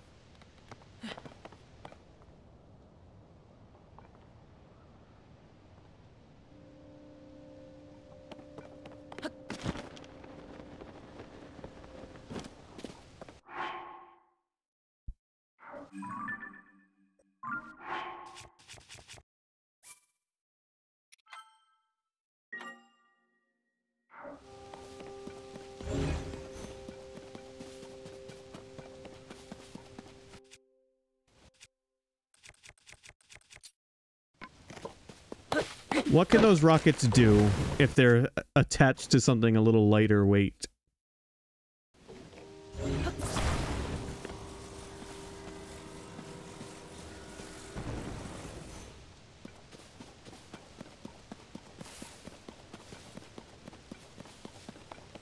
I'll give you a spoiler alert. They're going to kill us.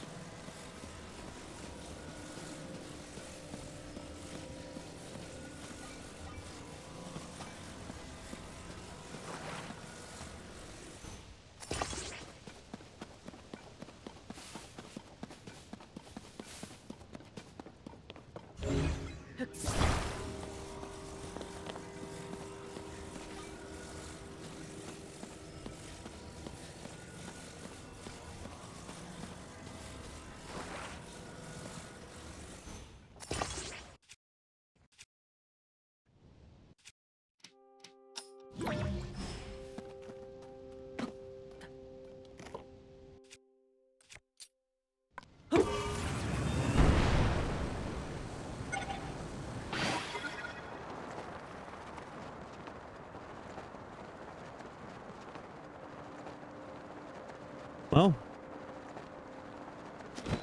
weirdly enough,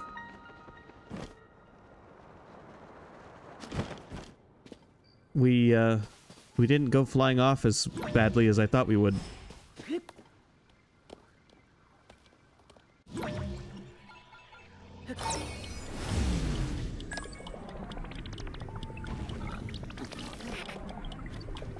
Okay, bye.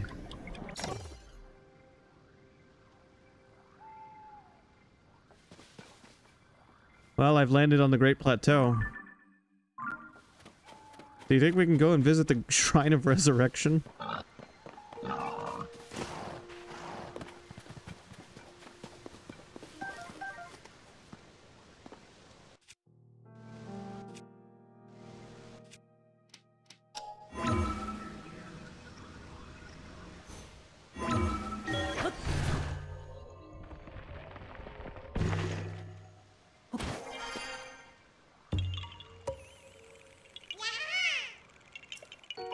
Well, that's not quite what we were talking about, but it's pretty close. I got a secret by ascending to a specific spot.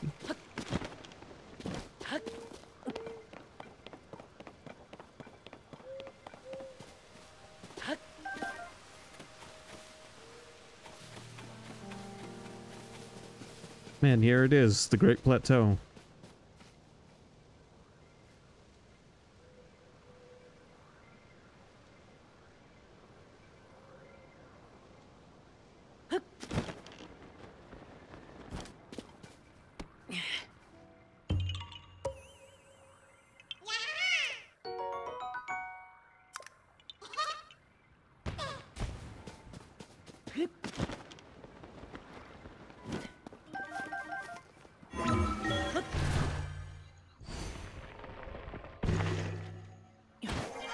That's a very, very handy ability.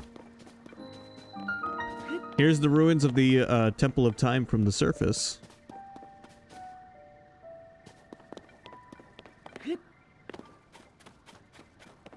A larger chunk of the wall's missing this time around.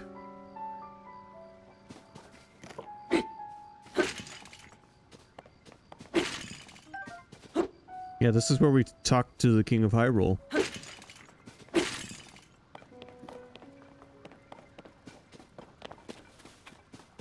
There wasn't so much wall missing last time.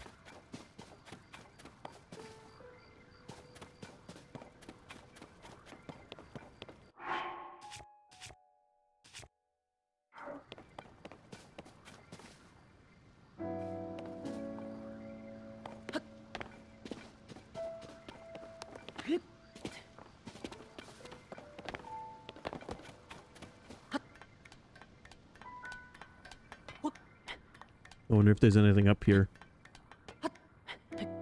this time around.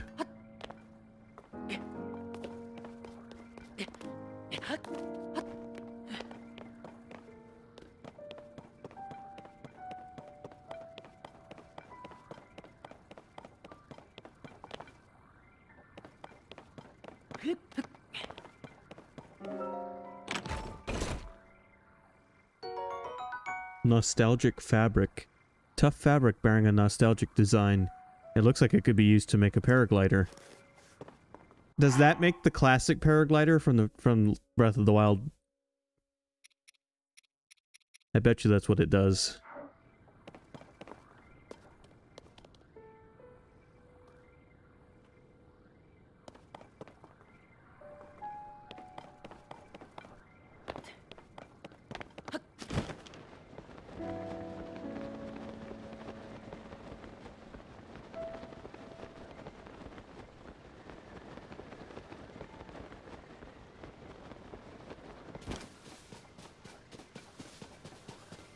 So what happened to the old shrines and old towers? They're just gone from the landscape.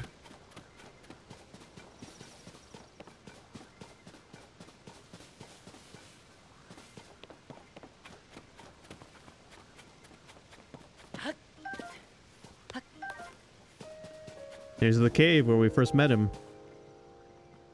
Bacon and apple.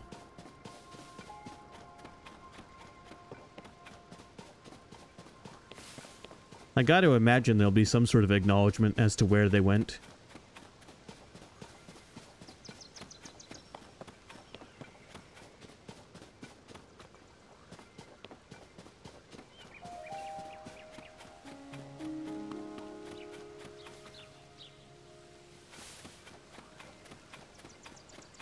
A bloopy.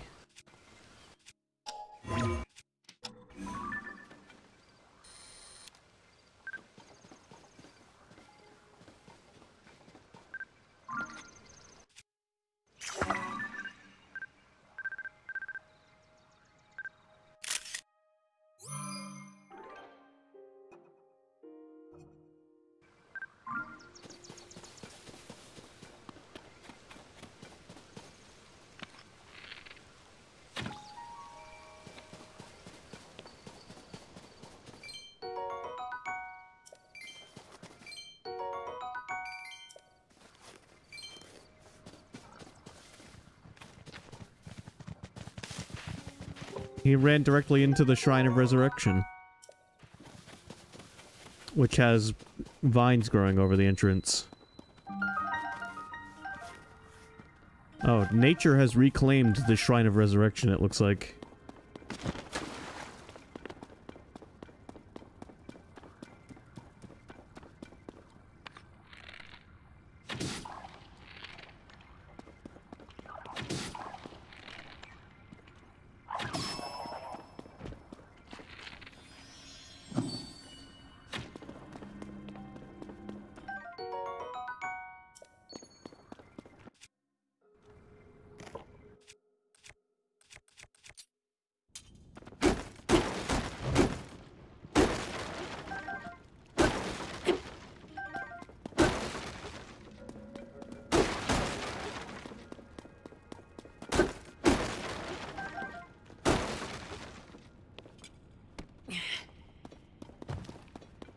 The bed of resurrection has vanished.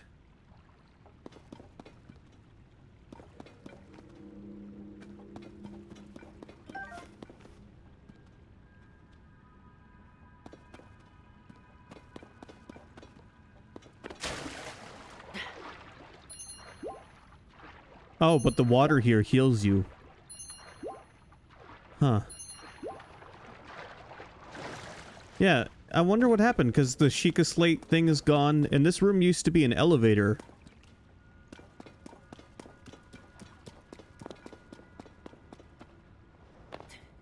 Now it's all worn down to nothing.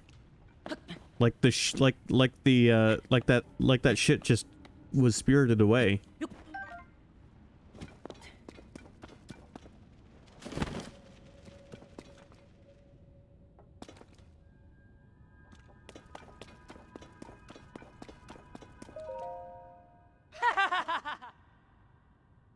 Oh shit. The noble swordsman scrounging for scraps. You fell for the oldest trick in the book. You stumbled into our secret storehouse for treasures from the depths, and now that you've seen it, I can't let you live. Your life ends today.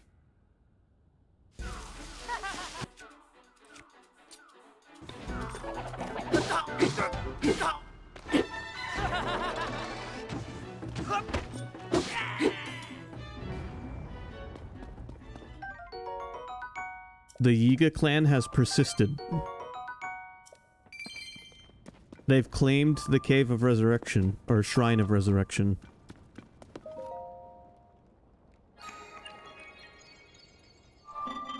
Authorizer verified.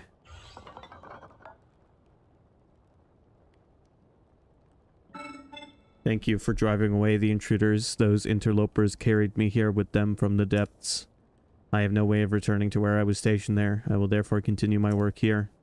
My task in the depths was to manage schema stones. A great deal of zonite was mined and processed there once. I have something for you, but I do not think you are ready to receive it. Please visit the great abandoned central mine in the depths and return hereafter. Huh, so there is... The way this game works, there is some stuff you can't get before you've gotten other things. It is, in a sense, a little more linear than the last one.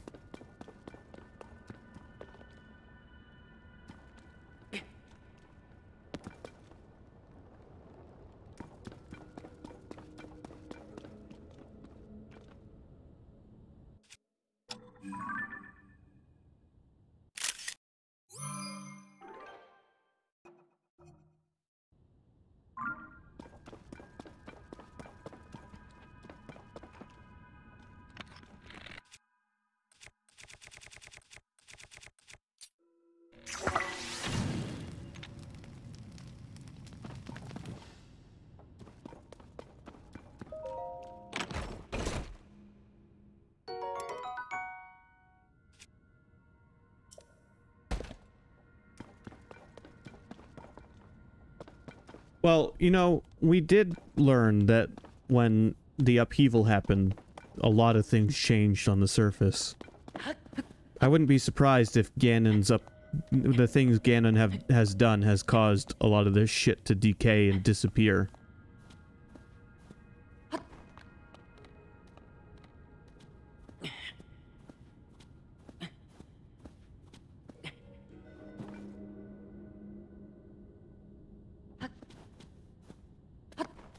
Much like our weapons, quite rapidly it would appear.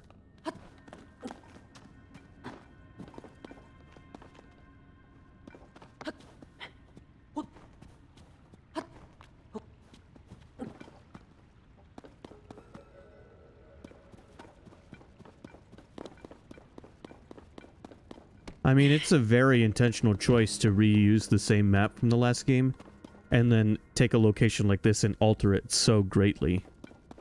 Like, the Temple of Time still looks like the Temple of Time. But this cave, the shape is right, but all of the technology is missing.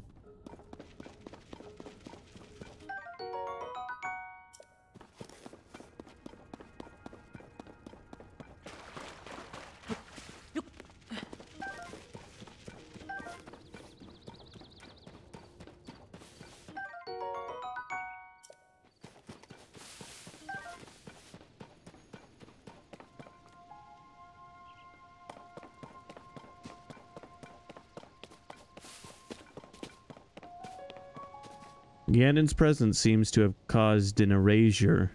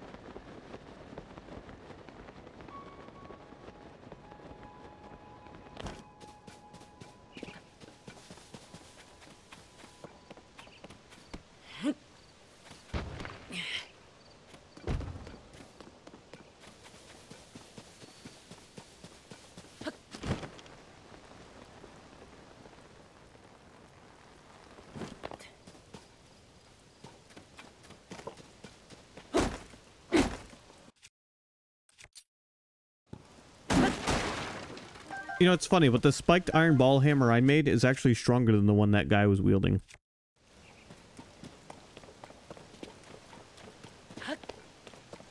I know, this weapon's amazing. It's like a perfect combination of two items I happened upon pretty close to each other.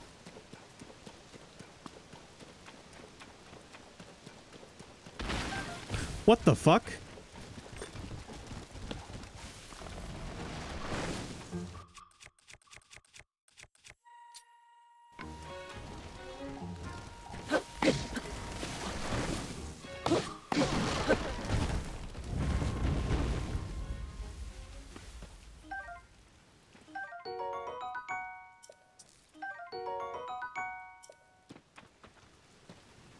It's okay, I chopped it down. Turns out it's weak to wood chopping devices. Why did they introduce tree mimics? Well, it wasn't even a mimic because it turned into real tree. Why are there living trees all of a sudden?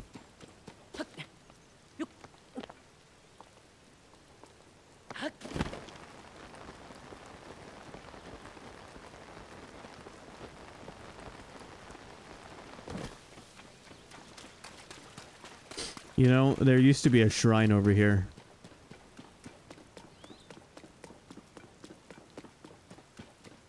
Right around here.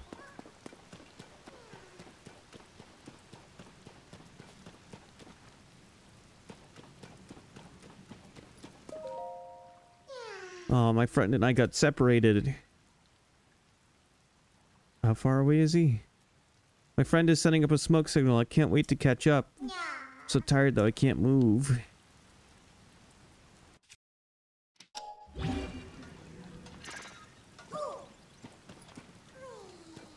It might have.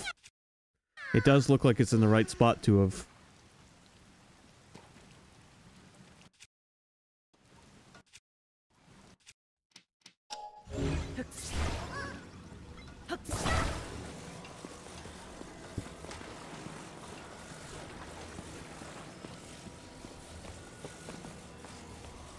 Oh, this is gonna be a long walk.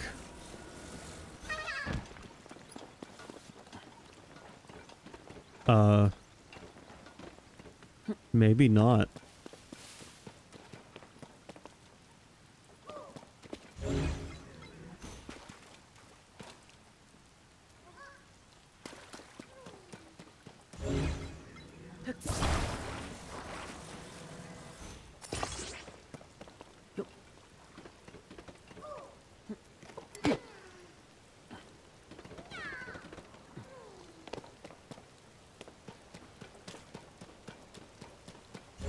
Okay,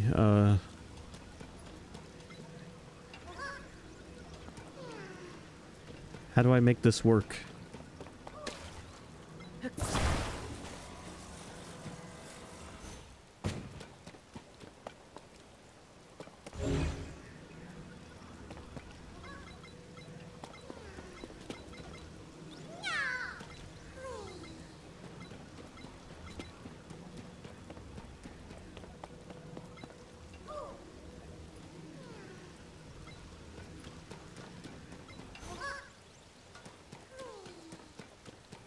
I have a control device here. How do I use it?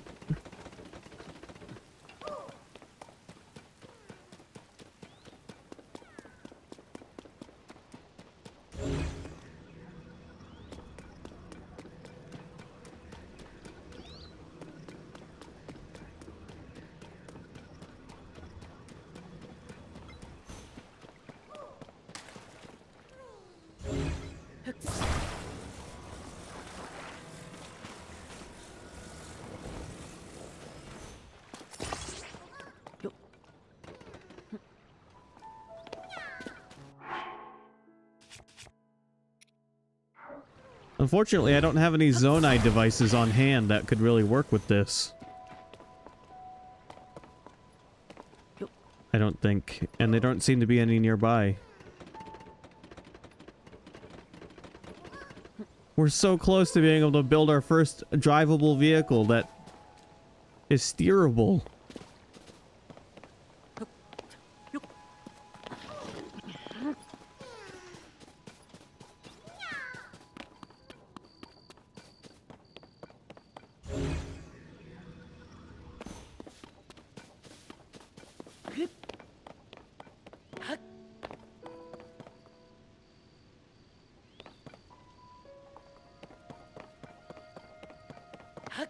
I'll come back and help this guy when I've learned how to make a vehicle out of this. What a tease, too. An aspect of the game I'm really excited to learn about is building fucking robots and piloting them.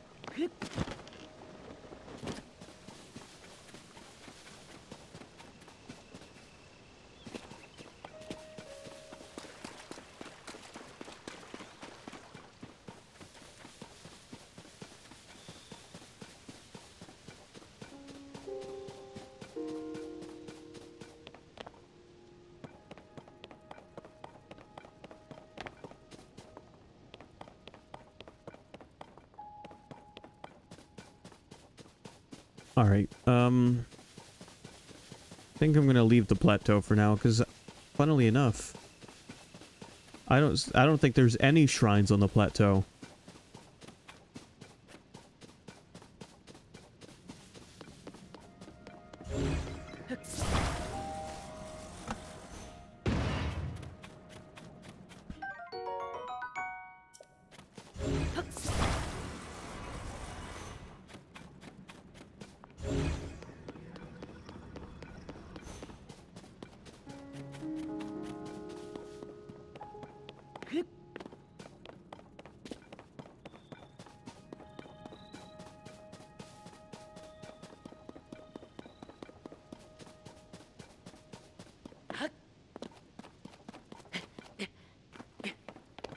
I guess today just turned into us exploring and looking for shrines.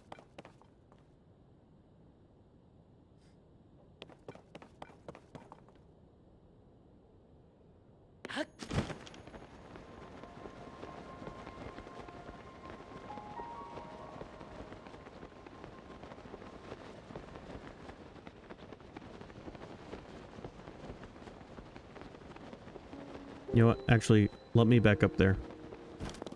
I want to know something. This looks like something's going to come out of it when we break it.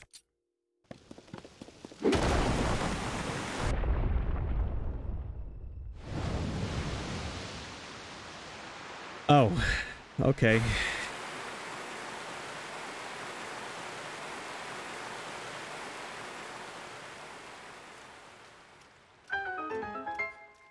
I just drained the reservoir.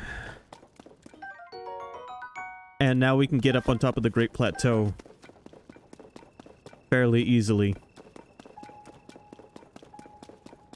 Well, that's neat.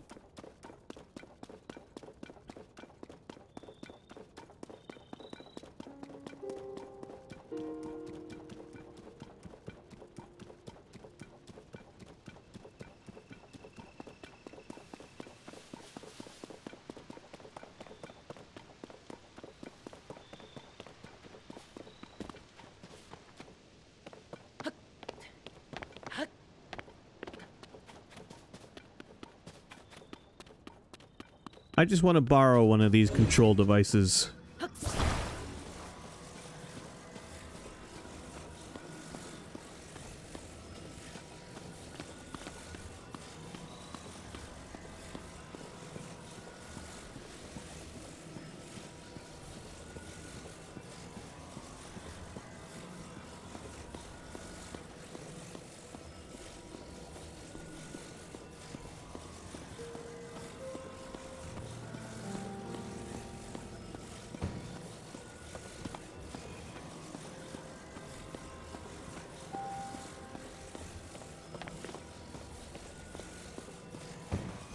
Another monument?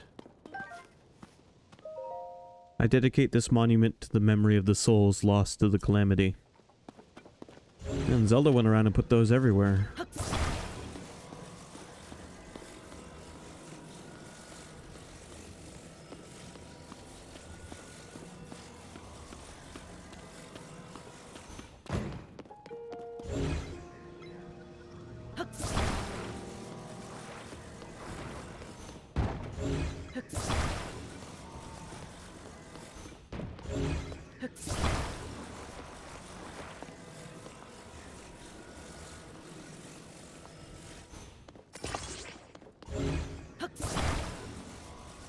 Alright, I'm curious. So I'm gonna build something real quick.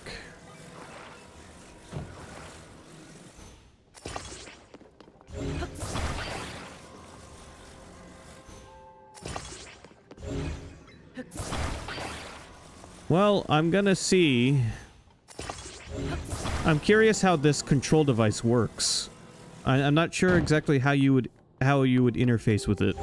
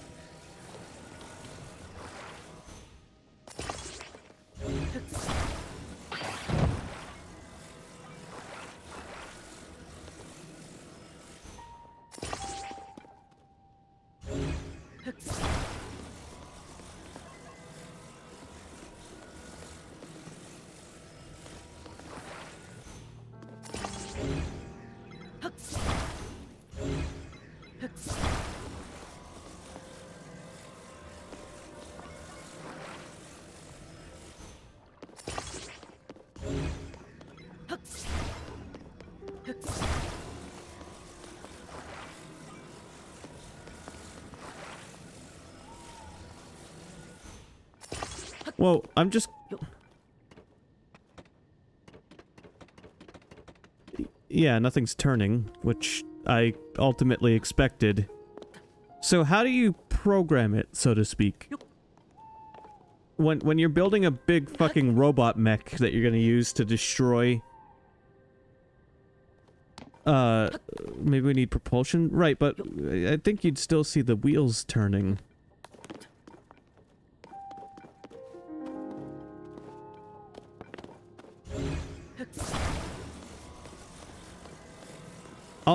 Anyway, here, what I'm saying is when you're building a giant fucking mech, how does the game know what you're trying to control?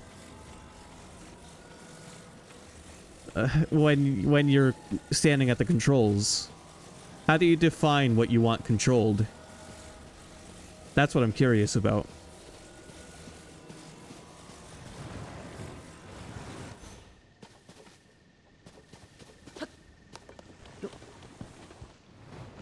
It just works. It just works. This controls all... This just makes the whole thing... The whole fucking thing just turns now. Interesting. It has left and right. Well, it has a full range of movement, so... What is pulling up gonna do for you? Unless it's a flying device, in which case I would understand.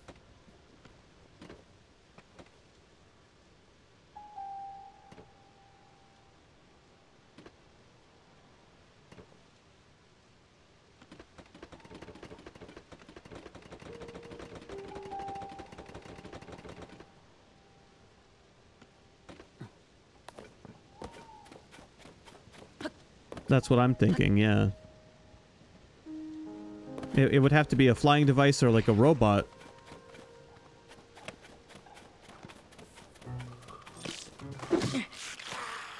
My turn.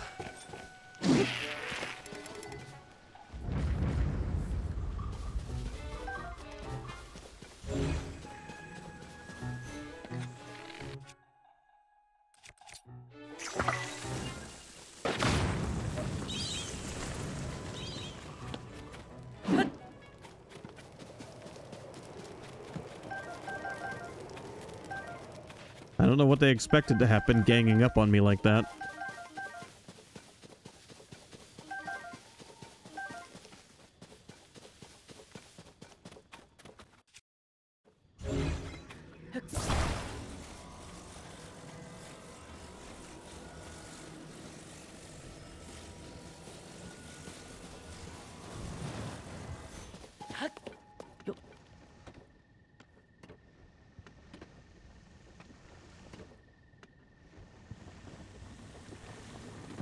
Without enough propulsion, trying to turn it just stops it in its tracks.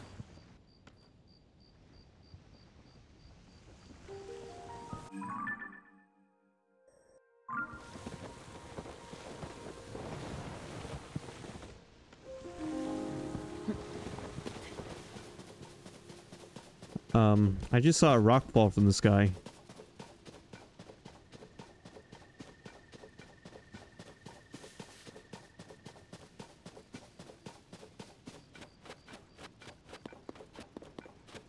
No, this just fell from the sky.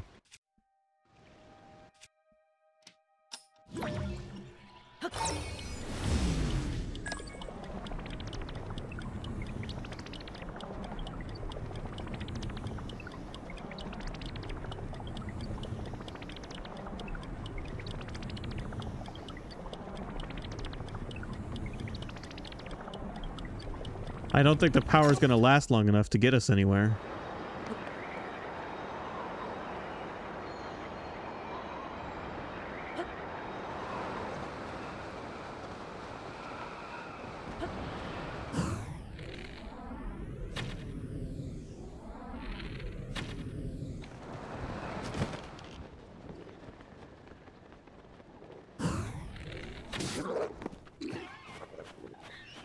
No, because... Actually, you know, good question. It doesn't seem to have a recharge, but it might have a recharge on individual objects.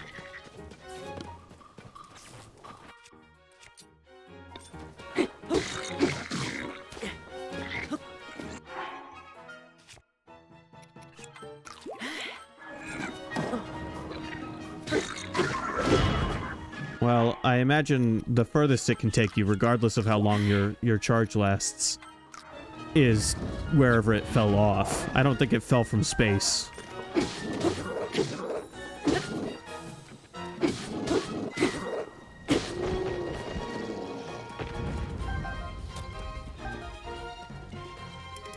Man, they went all out with the battle music this time.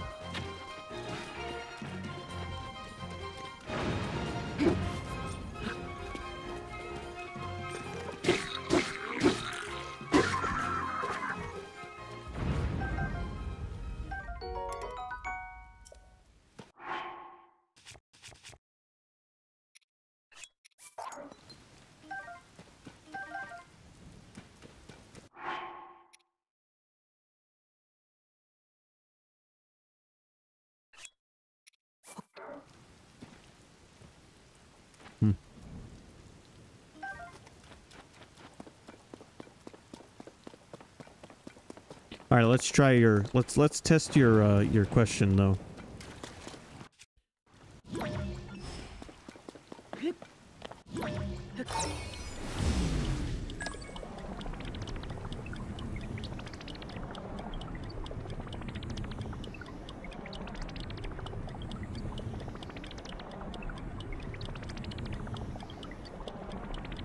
Wow, from here that looks pretty nuts.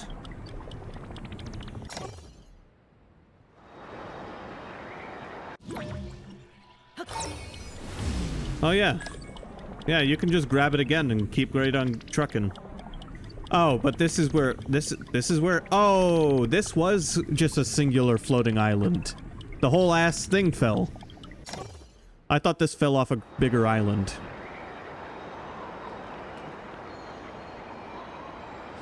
Well, that's not good. We don't want those fucking islands to start falling one after another. If the little ones are running out of energy. Yeah, it turns out you can just keep rewinding. If anything, I think that timer might be how long it'll rewind until it reaches the last time it stopped moving.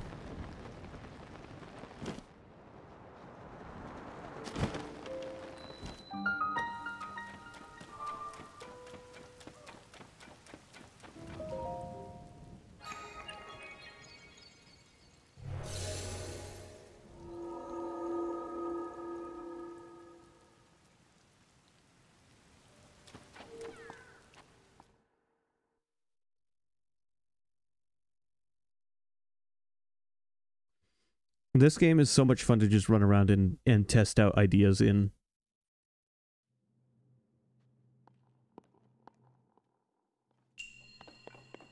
Combat training throwing. See, this is an introductory shrine. This is a goddamn tutorial shrine.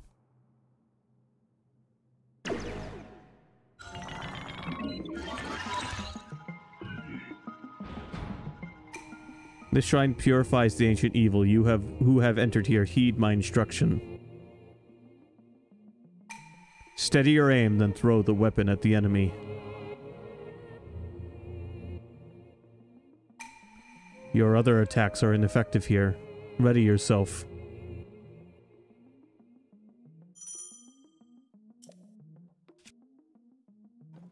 Well, this is about to break. Well done.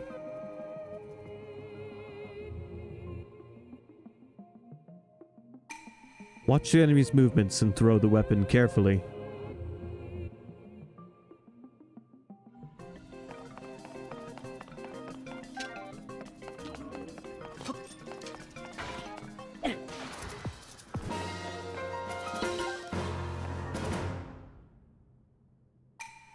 You have proven your mastery. Now proceed to the innermost chamber. Thanks. Thanks for the tutorial.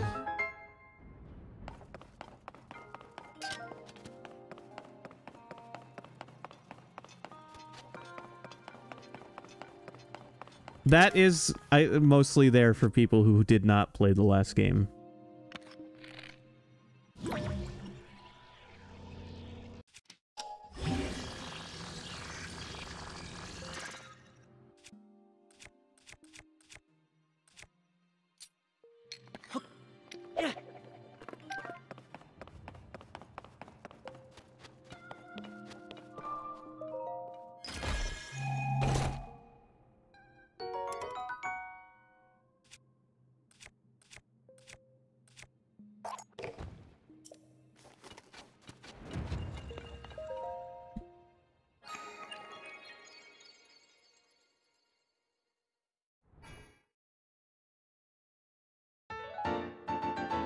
Well, I have enough of those to level up.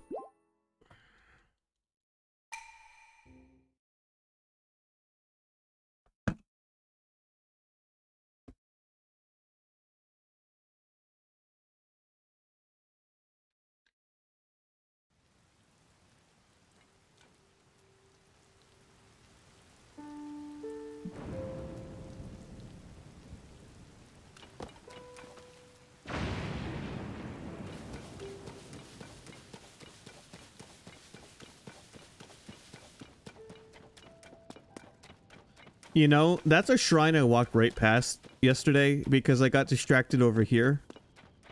Isn't this some of the wood I used to build my gaming chair? We're in, like, the right part of the map.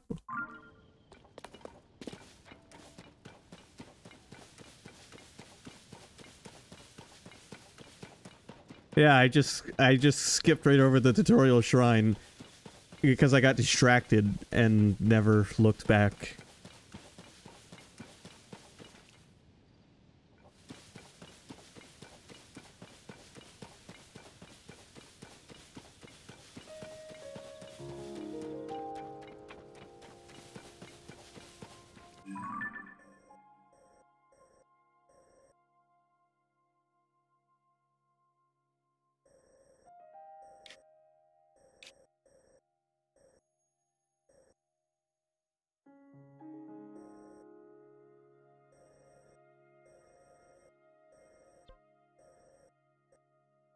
Alright, well, you know what? Let's go back here and level up.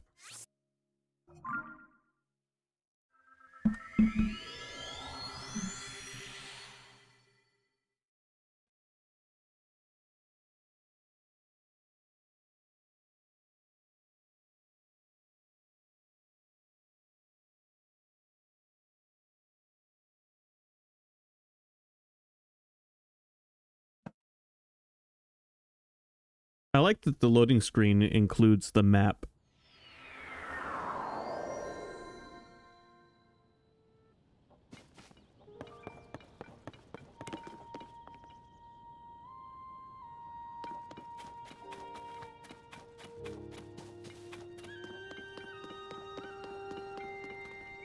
Well, it's also showing you where you're going. Like, I fast traveled just now and it showed me where I left and where I arrived.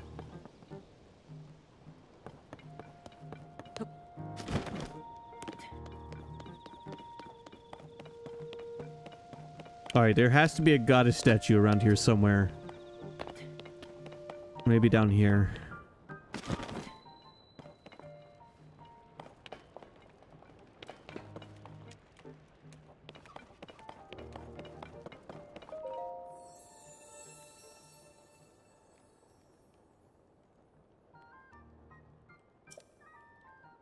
Alright, this time I'll alternate hearts and stamina.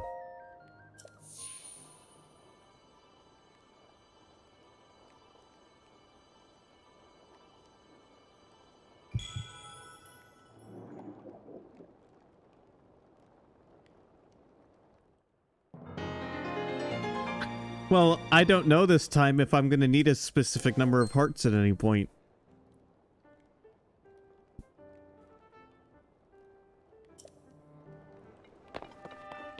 So this time around I'm going to play like I played Breath of the Wild the first time around and alternate hearts and stamina.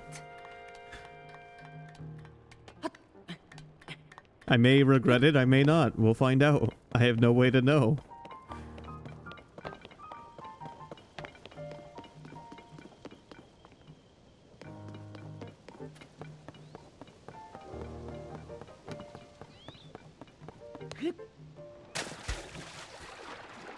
Alright, well, I'm gonna have to save this here soon, but I suppose we could start making our way to Rito Village.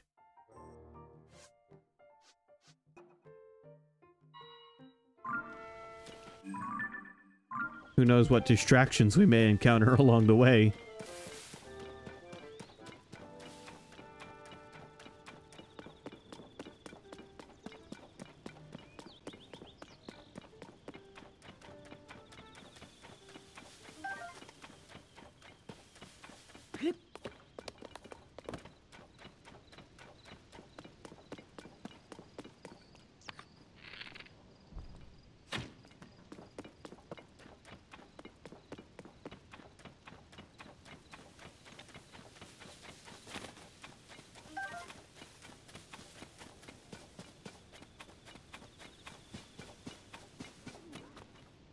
I'm sorry, but what the fuck is that?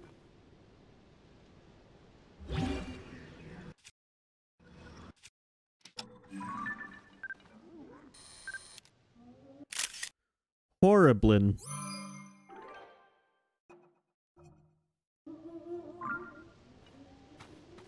Also, I'd like to point out we still have one thing missing from this wheel. I wonder what it is. Because we have the camera. We even have access to our map from this. And then the amiibo button.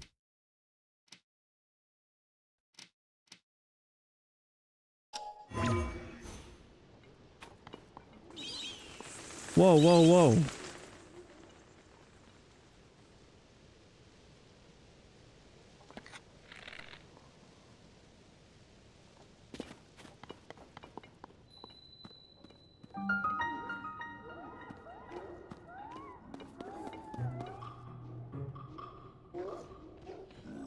Oh god, these things are awful.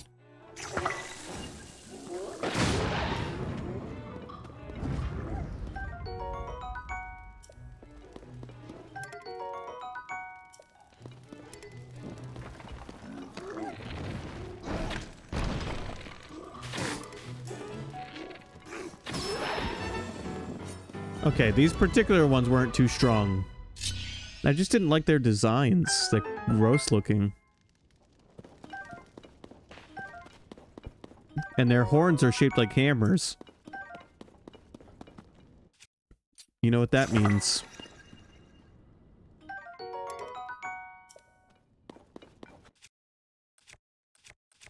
Next time I have a stick, I could make a hammer. I really like the way the weapon crafting works. It's just... At first you think it might be a little... take time to get used to, or it might be a little difficult to remember what kind of combinations do what. But it's so visually obvious once you realize what's going on. Want to make a hammer? Use a stick and something hammer-shaped. Want to make an axe? Use a stick and something axe-shaped.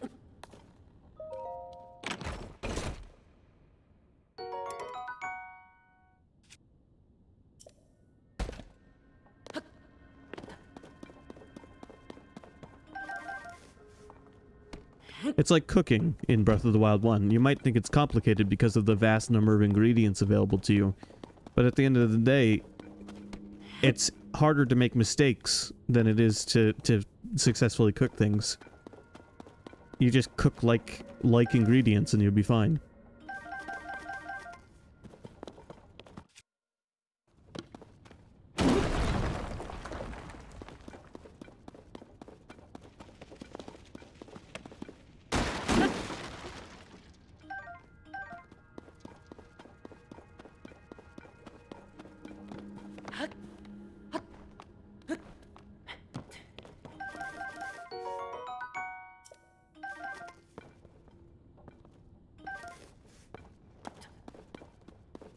Caves are a really nice addition.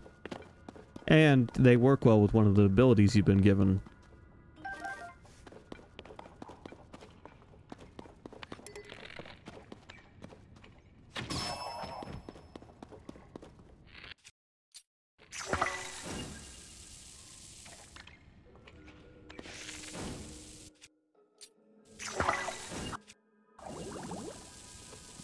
No, I don't want to use the bomb.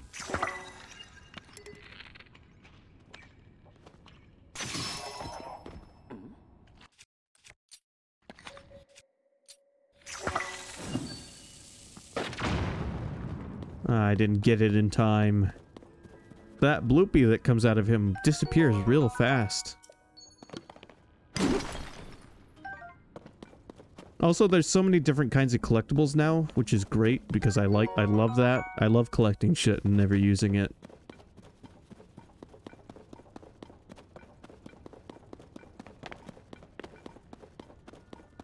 Although I will be using it in this game once I find a use for it all.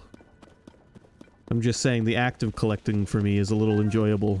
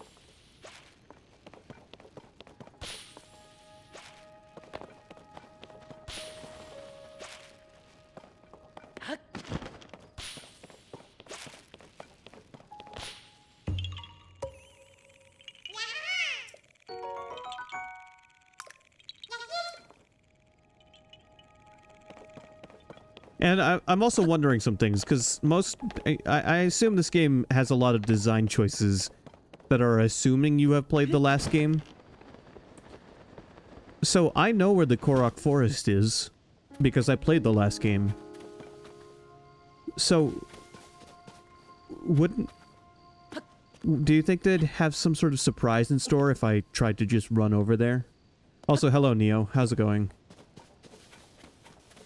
There was over 500 of them in the first game, I want to say.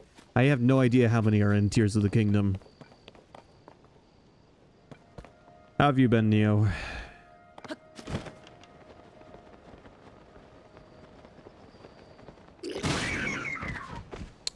I guess what I'm saying is, do you think they're going to go out of their way here and there to subvert the expectations of someone who's played the first game by taking advantage of the knowledge they have?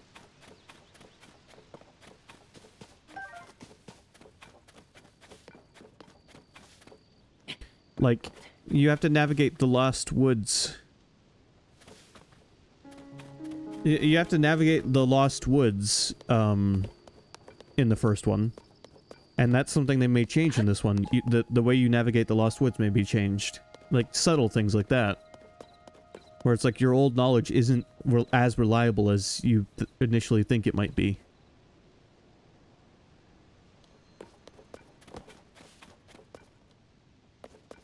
Well, I'm not going to run over there yet. I'm going to head over to the Rito Village first because the game recommended it. And I'm going to listen to the recommendation because I don't really know what else to do.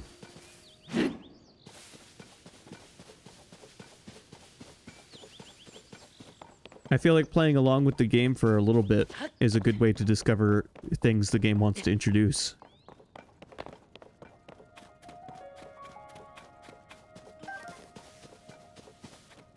Oh yeah, I stole it off an even bigger dude. But I have an even bigger stick I made myself. Not to toot my own horn or anything, but mine's just a little bit girthier.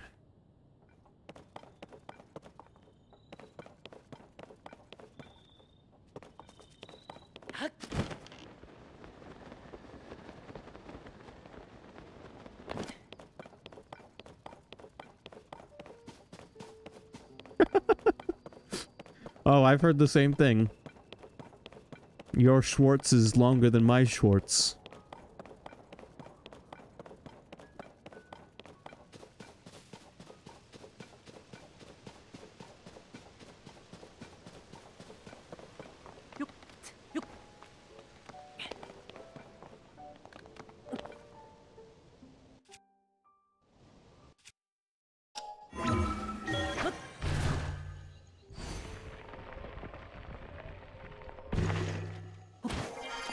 This game is fucking fantastic. TLDR, Neo.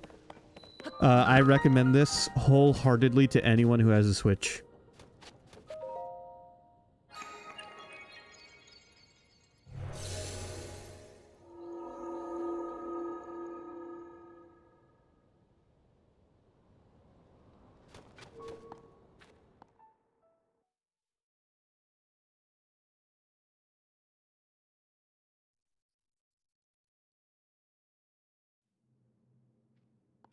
This is my game of the decade. Oh yeah, you can play the first one. I mean, play the first one. I recommend playing the first one even. But do keep in mind this takes place in the same world as the first one. Alright, we get to play with fans.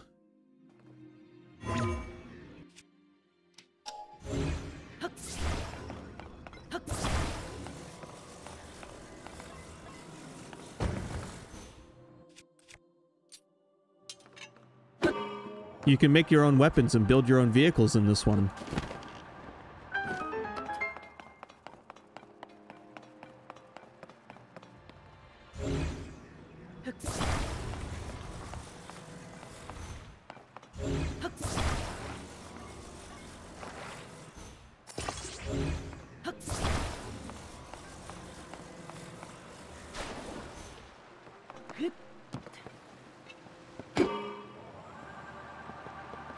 As you can see, which is some baller-ass shit.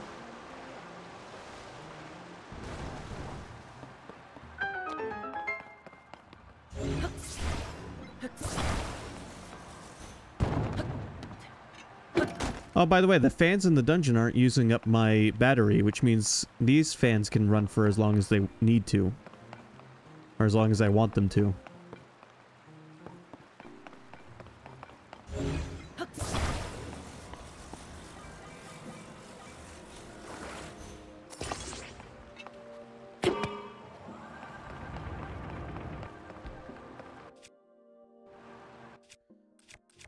Now here's a question. While that's held in place, can I go through it? No shit.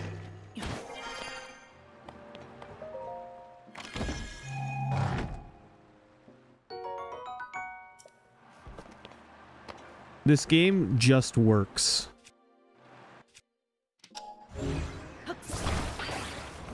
There are so many things I've attempted to do just out of experimental curiosity, and it just works.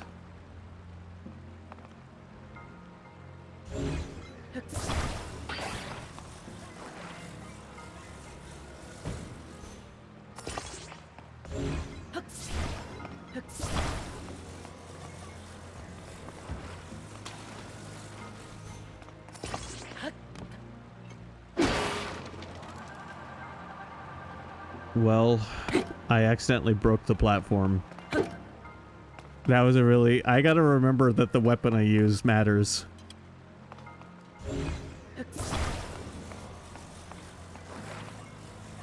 Oh yeah, my rockets worked really well. Even on the tree trunk, they worked well, surprisingly.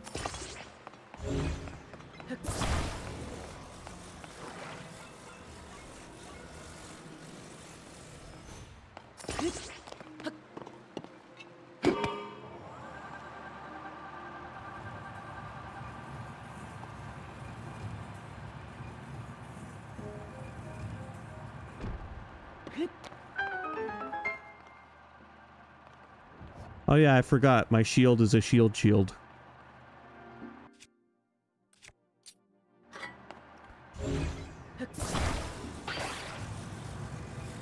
One more thing I'm curious about. Oh god, I forget. I forget these ones stay on.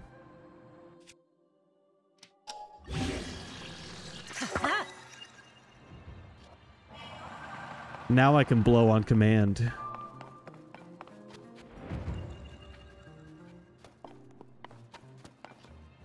Hold on. If I have a fan shield and then I jump and put it on... No, it doesn't...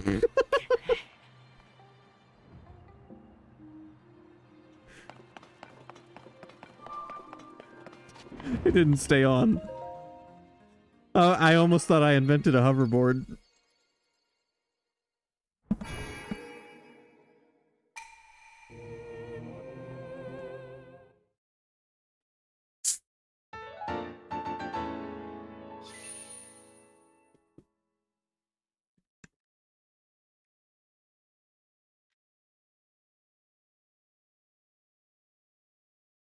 Maybe someday I'll finally be able to make my flying machines.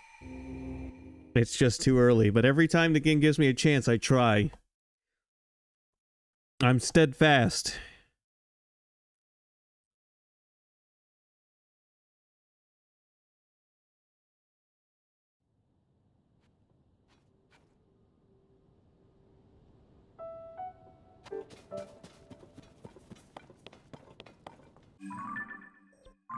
There's a stable over there. Maybe that means we can register a horse.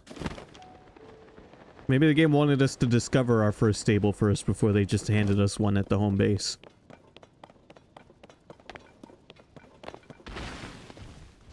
Another one of you fuckers? Ow.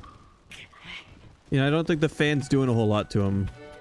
Well, you know what? He's a tree. How do you like fire? Asshole.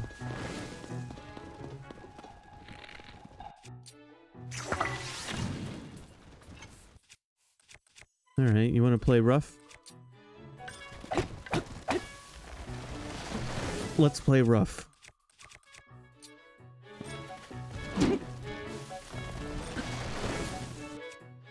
Really makes me wish I had an axe.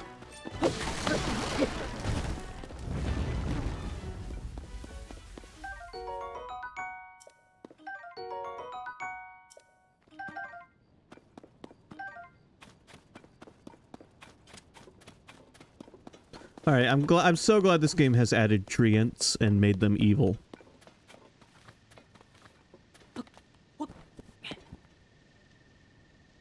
Where are we going, Treebeard?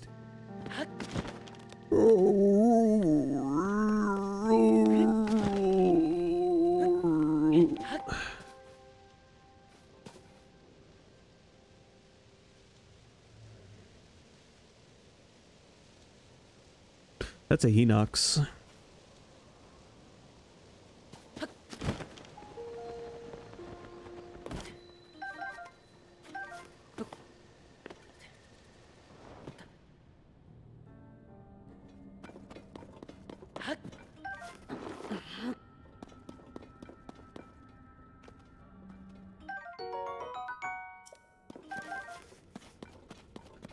Somebody's been down here. Because these bright bulbs are in plant pots. And they're using them to grow pumpkins.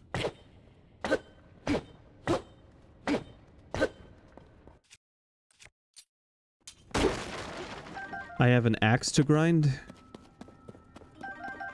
With trees that come to life. This well proved more comfortable than I expected. Not too hot, not too cold. Cozy, really, for a well. I had no need for heat-resistant chili ingredients or cold-resistant warm ones. I cooked for pleasure instead of survival. For a time, I considered tilling the soil in here, living off the land until the end of my days. But times have changed. The upheaval formed a myriad of new caves. Consider my curiosity piqued. Unexplored lands are a veritable buffet of cooking materials, and I, Ari Tamu, intend to dig in. If you seek fortune, keep moving. Chef Ari Tamu, master of cuisine. I think that's the chef that was the chef for the royal family. I guess he went off and lived in a well.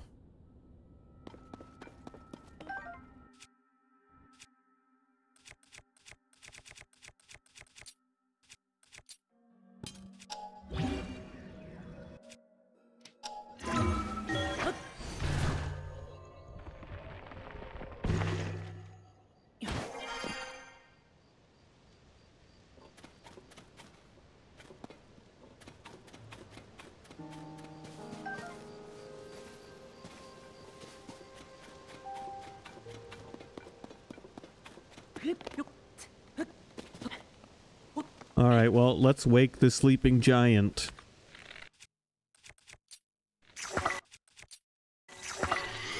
By setting his nuts on fire.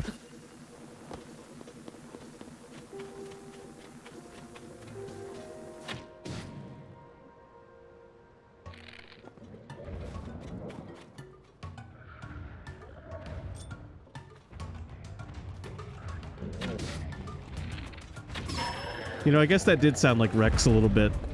Old Rex. I didn't even mean for it to.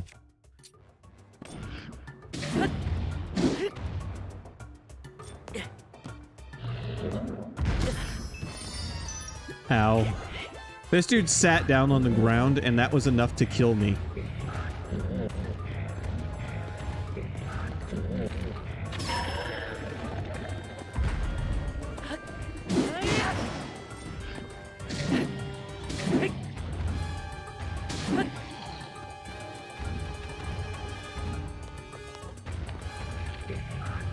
This is going to be a weird observation, but his eye is more detailed in this one than it was in the last game.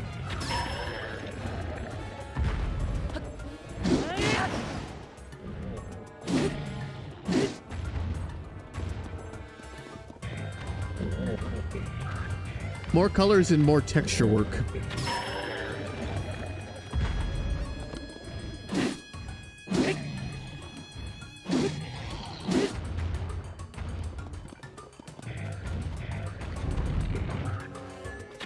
Maybe not more colors, but brighter colors at the very least.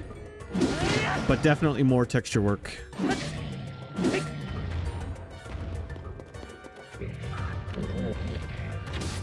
Hey, you're not covering your eye, dude.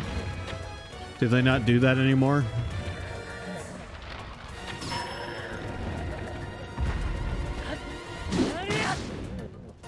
A fucking tree. Get out of here. I'm fighting a...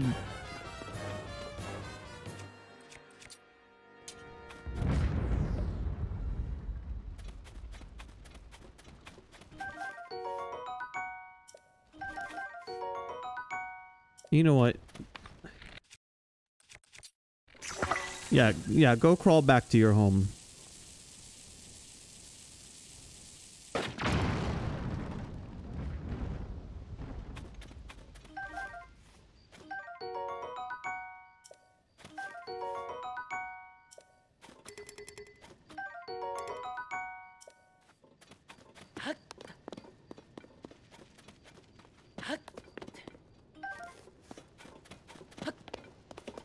Trees should learn to leave me alone if they want to live.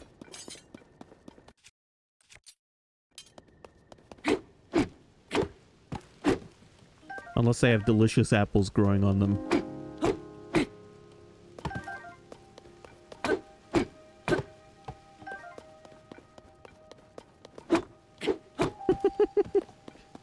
I turned him into a tree.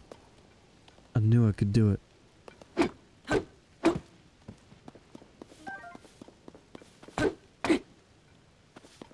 Alright, don't summon me again unless you want to feel the pain.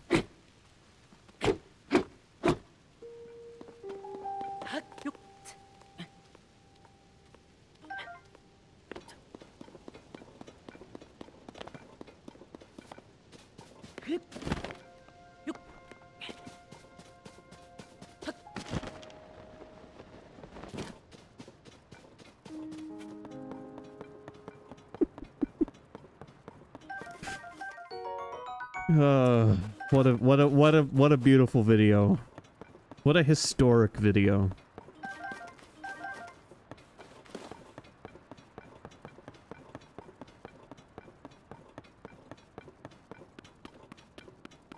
I'd like to point out in my playthrough of Breath of the Wild, in both playthroughs, Rito Village was the last place I went, I think.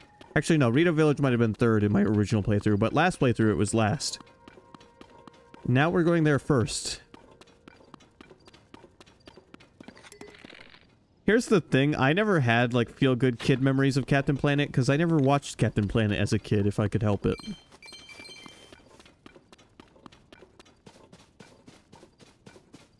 So when I saw that, I was unbothered by the premise of an evil Captain Planet. I was just amused by Don Cheadle's performance as Captain Planet. These bubble frog creatures are supposed to live in caves, huh? What's a bubble frog? Ah!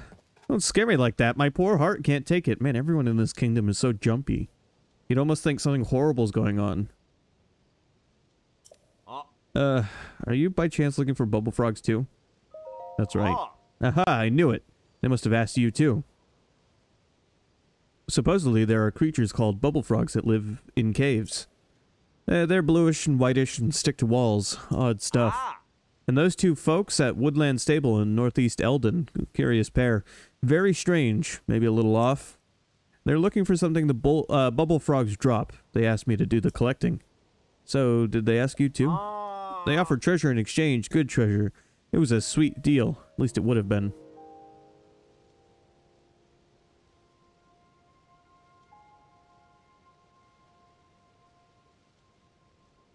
Yeah. I would have been too young to have recognized them at the time. I knew Whoopi from Star Trek and Sister Act and stuff like that, but I wouldn't have put the pieces together. But I don't know the first thing about cave creatures. That treasure was awful appealing, though. Like, I would have recognized her visually, but I wasn't at that point as a kid where I could hear someone's voice and latch on to who it was. Cartoon characters did their own voice acting as far as I was concerned.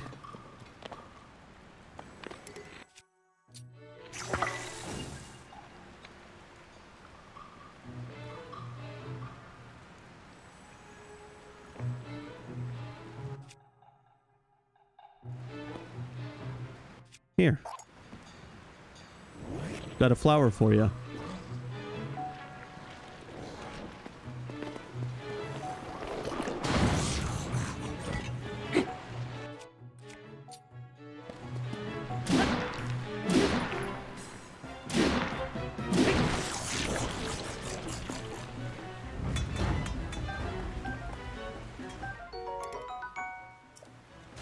Hey, look, that one's not eroded. You had a weapon in you that was old enough to not be eroded.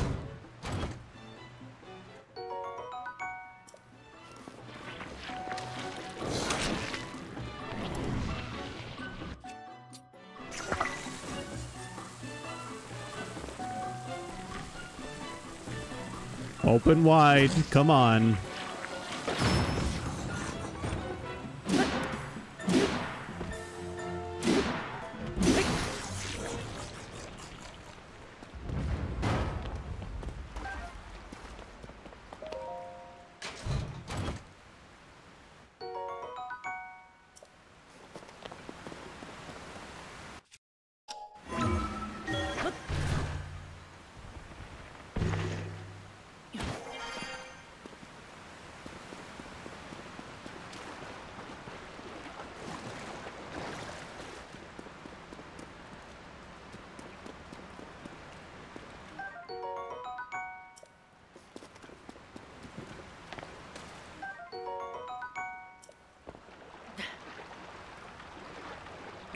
Alright, hello, Evil.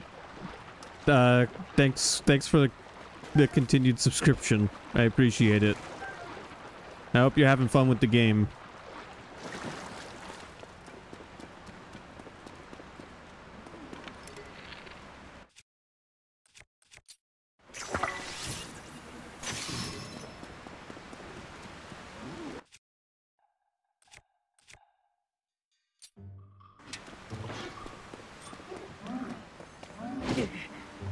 Ow.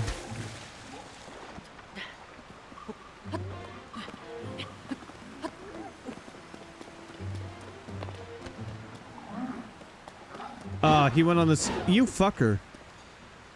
These new enemies are kind of cool, but I hate them.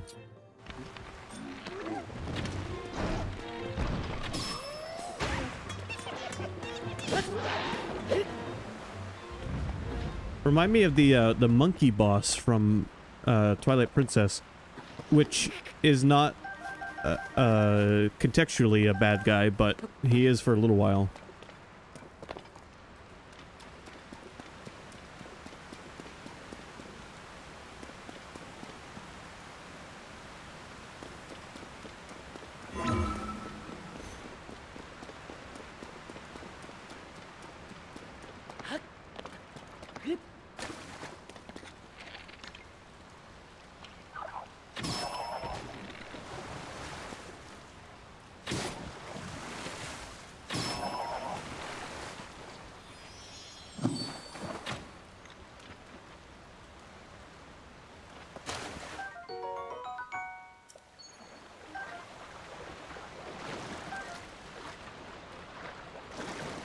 Hate equals love. Well, you know, I play a lot of horror games, and there are things in those games that I hate, but I enjoy the games. I enjoy the games regardless. Because I love the hate.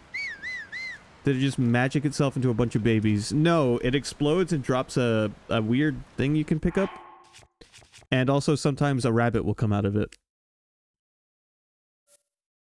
Boobel gem. Booble gem. So it's a magician. Yeah, it pulls a rabbit out of its ass when it dies. Just like any good magician.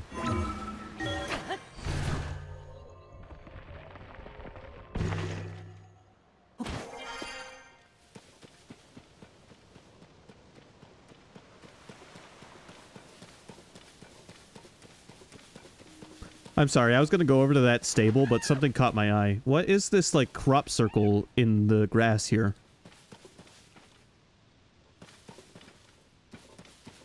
What was that? What was what? Yeah, that's a new ability. It's called Ascend. If there's a ceiling above you, you can jump through it. Alright. Hello, Impa? Impa, what the fuck are you doing here? What a surprise it is to see you here after all this time, Link. You were over 100 years old in the last game. How are you moving around this time?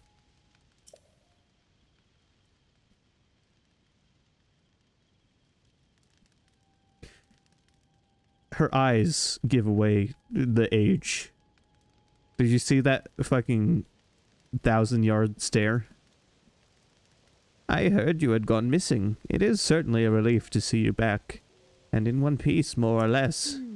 And Princess Zelda, where is she? Oh. What? She still has yet to return. In that case, we must use all available means to search for her. Link, when Princess Zelda went missing, something else happened all over Hyrule. During the upheaval, huge pictures appeared out of nowhere. Images that sprawled across fields and hills. Impa, how did you get so short? We are calling them geoglyphs. I understand that they have been found in locations across the kingdom. Kato and I are traveling from region to region in hopes of seeing them all. I noticed this geoglyph from a distance while I was standing on high ground. Examining it up close, I could not make out what it depicted. I thought I might have a better view from up in the sky. I took to the air and the balloon Pura gave me, but then, alas, the wind struck and completely sheared the balloon off the base. I have racked my brain for ways to reattach the two parts to no avail. It's okay, Impa. I got you covered. Let's do this. Let's go on a balloon trip, Grandma.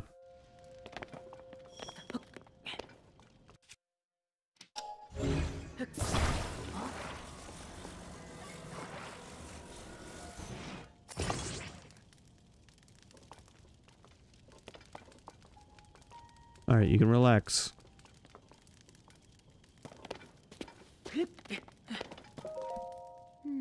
Oh, you fixed my balloon. Thank you, Link. Will you come with me to look at the geoglyph then? Sure. Time to head out then. I nearly forgot. Would you mind doing one final thing for me? Can you light the fire? Light a fire there and the balloon will start to float. Then we can be on our way.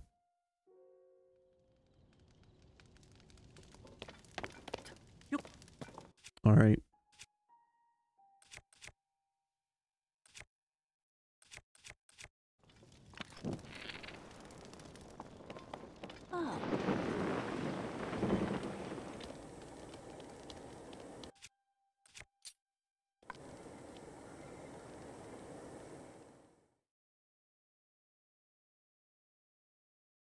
Oh.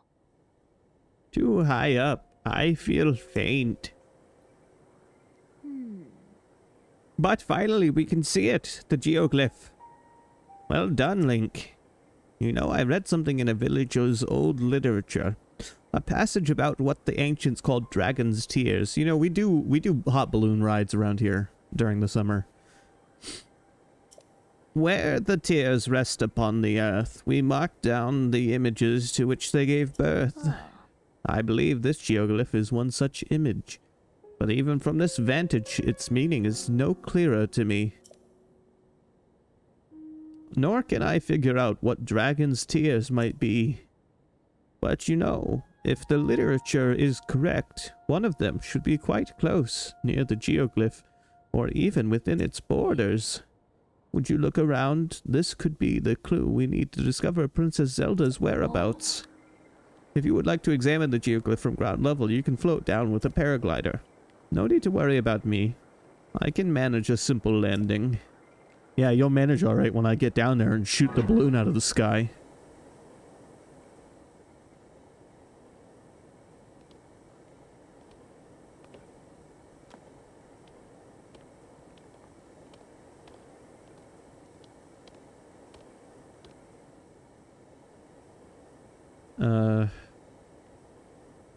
I see a dude in a wheelchair taking a piss in the lake.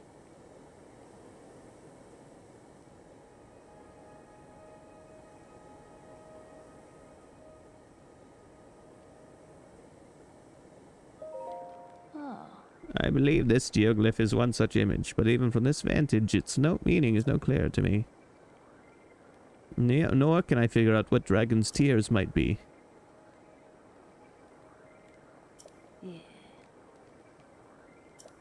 A dragon tear around the geoglyph.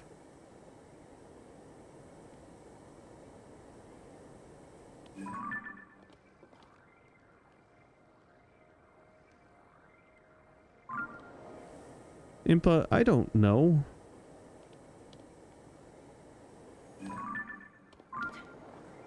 Alright, I guess we're flying. I fell.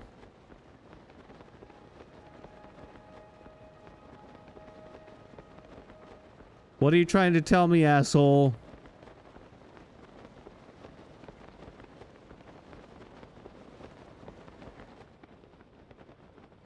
I fell because I accidentally stepped off the ledge. I didn't do it on purpose.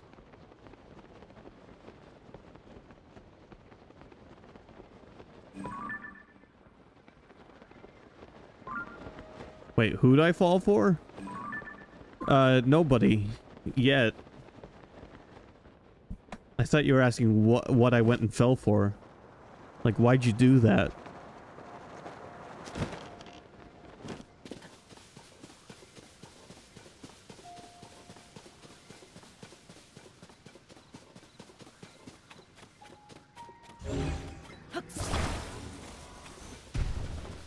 Alright, that's just a rock.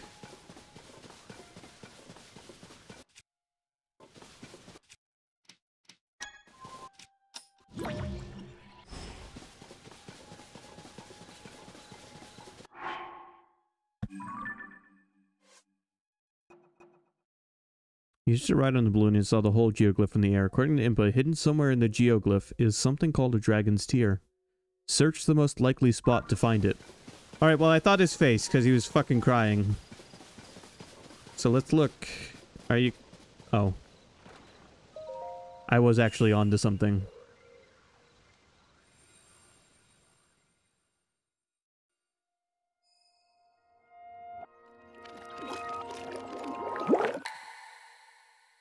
We're rewinding time.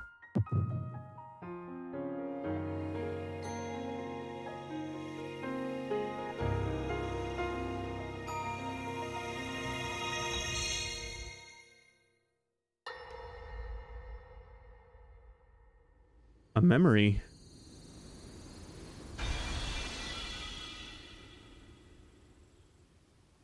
Zelda got teleported away while she was falling.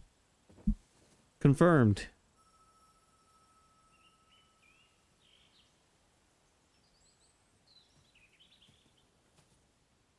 What? Oh dear. I called it.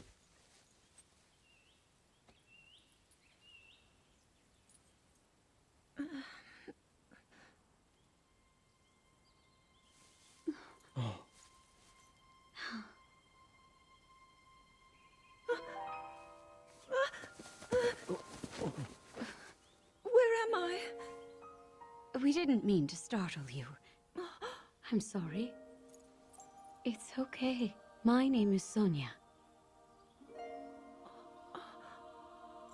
And could we ask what your name is? I am the daughter of King Rome of Hyrule, Zelda. What an unexpected answer. We are the king and queen who founded Hyrule, after all. Or at least we were the last time I checked. You two founded Hyrule? And you're the king? My name is Rauru. King Rauru of Hyrule. King Rauru? And Queen Sonia? But that must mean... She did get sent back in time. She is also on the surface, so last time we were both right.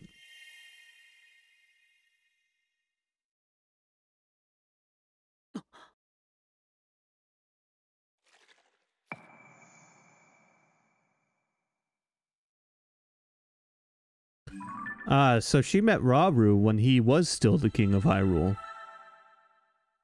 And we met Rauru long after he had passed away. Which is why he sounded so recollective, or whatever the word is, when he was talking to us about Zelda. Like he'd met her hundreds of years ago, because he did.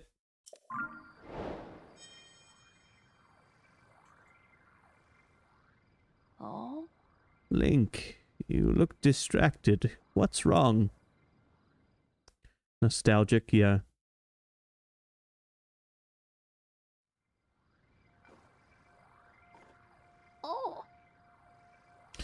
The idea I'm trying to convey is when you are stuck in a moment of recalling something pleasant that happened a long time ago.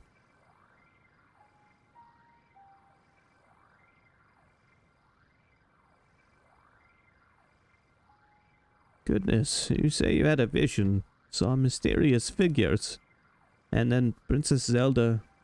The geoglyphs, the literature, the dragon's tears, and now a vision of the lost princess. What if these are all connected? What if Zelda's still stuck in the past, and the Zelda we've been seeing is some sort of projection?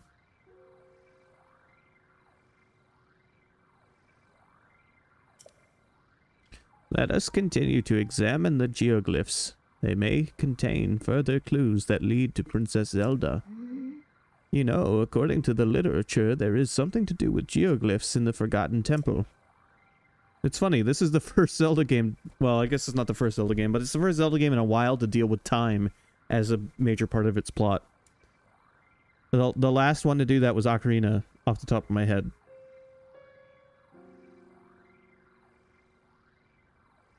Well, Skyward Sword had some time fuckery, but only for a little while. Link to the Past is before Skyward Sword. Or, before Ocarina, I mean. Oh, you were referencing your last comment. Yes, I getcha. The Forgotten Temple lies at the bottom of a canyon in Hebra. I think we should make our way there soon.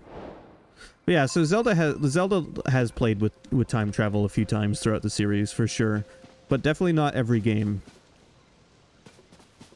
Breath of the Wild didn't toy around with the idea at all, so it's kind of fun to see it come back.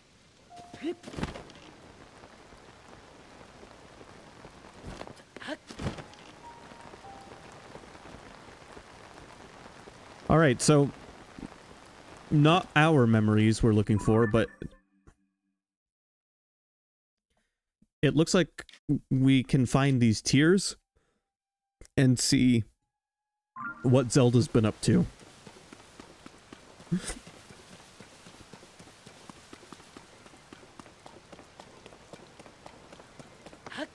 Alright, I'm gonna do this shrine and then we're gonna save for the night. I ended up playing a whole hour longer than I was originally planning, but what can you do?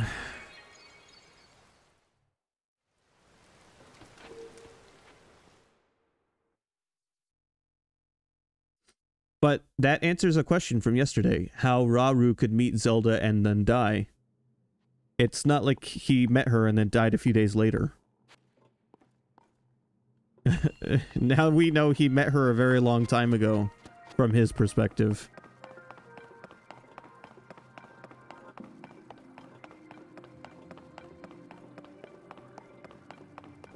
We also know that, well, we don't know this for sure, but there's a very real chance that Zelda, until Link figures out a way to save her, or get her back, Zelda may very well have lived and died of old age in that time period.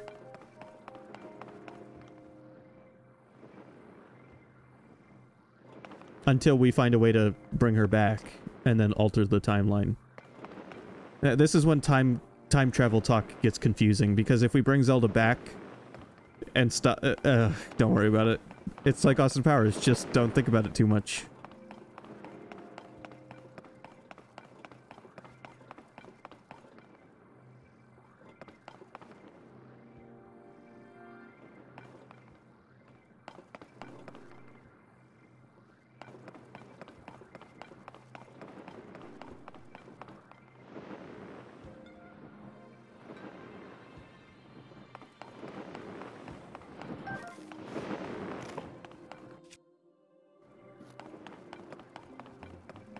I am genuinely invested in the game's story, though. It's not just the mechanics that I'm enjoying.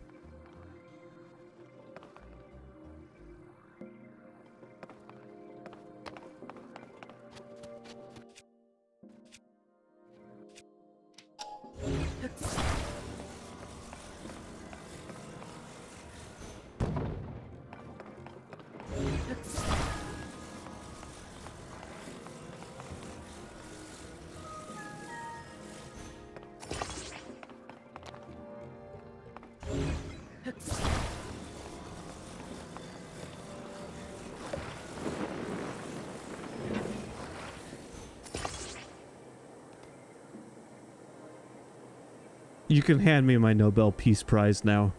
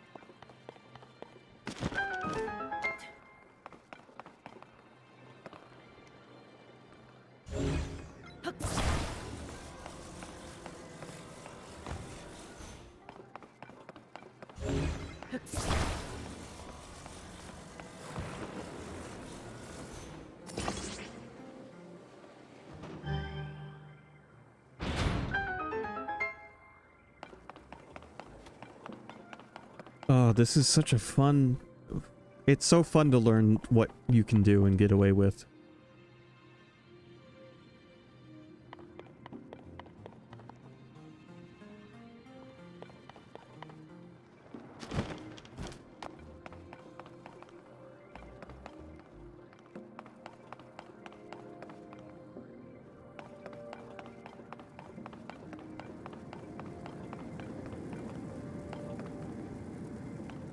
Uh-huh. Well, this ought to be interesting.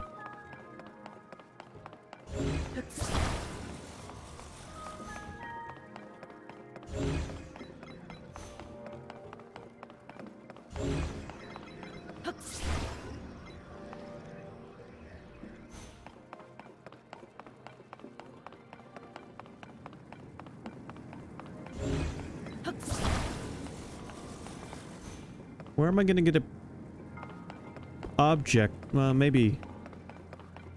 Hold on. We're gonna start with the bigger one because it feels like it'll be harder to deal with. As you can see,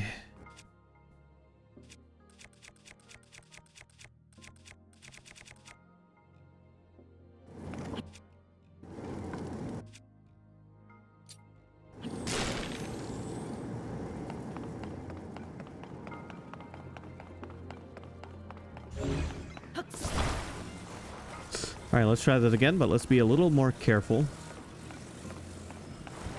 Not to set the wood on fire. Wait, are these mounted to... Oh, those are not set in stone.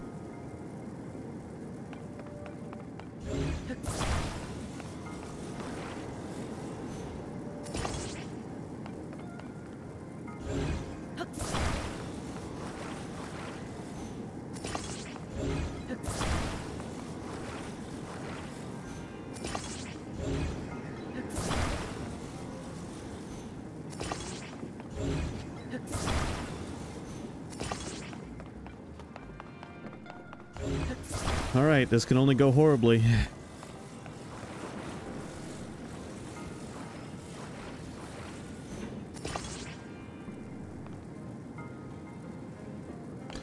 Can I turn these off for a second? Thanks. Excellent. Beautiful. Subarashi.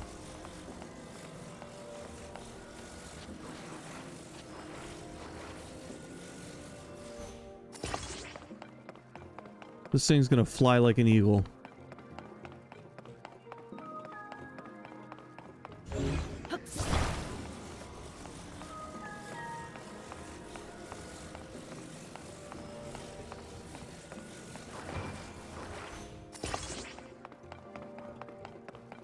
And I'm getting everything all at once.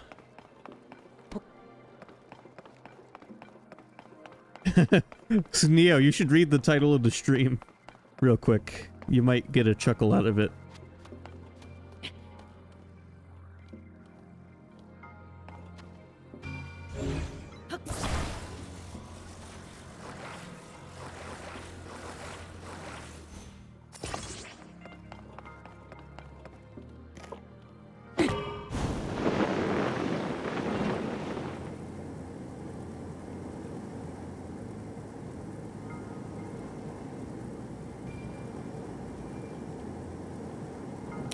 Alright, so we've made it this far. Question is...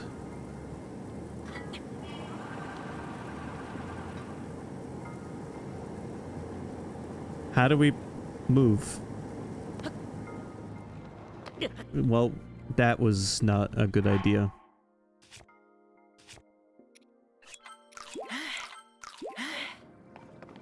Wait, but now it's up there. And I'm down here. If I go far enough away, they'll turn off. Or if I shoot them with an arrow. There we go. Okay, alright. Anybody hurt?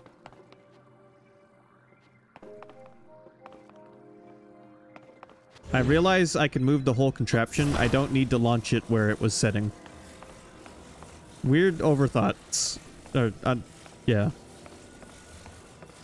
Weird. I don't know why I was, like, adamant that I had to launch it where it was setting.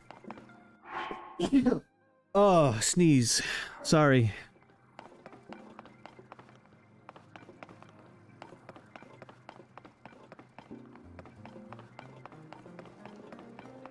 I don't even know where I need to get the big ball. Oh yeah, that's true. Yeah, I didn't think those were movable initially.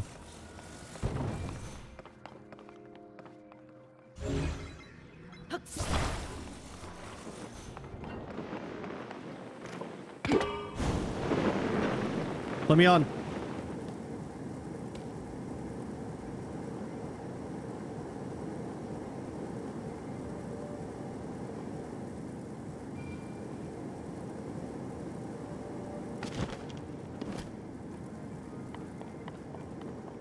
All right, little ball, big ball. Perfect. We did it all in one go.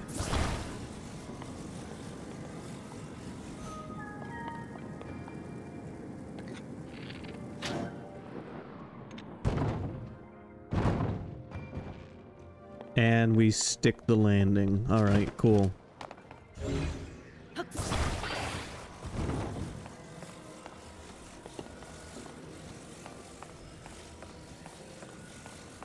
What do you mean, damn? We did it.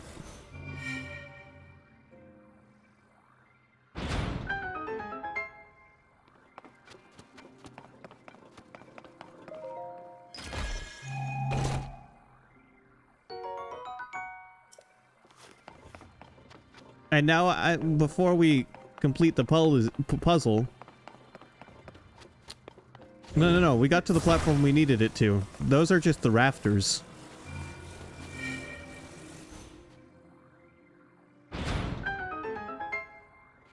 I want to test something.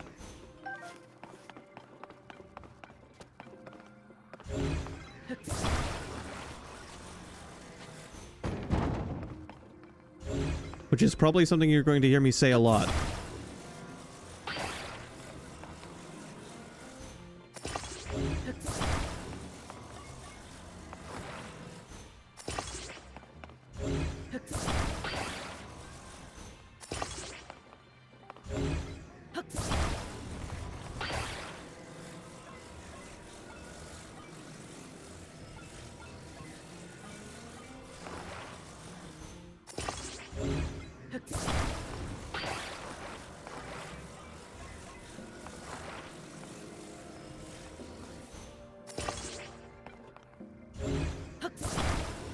No, not quite.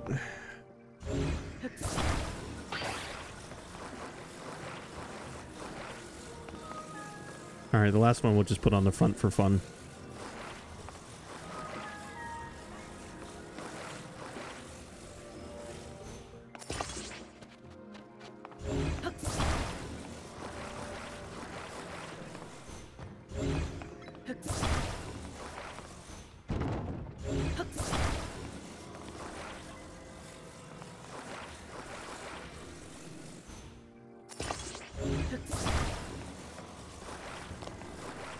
I like to test the limits of what this game will let me do.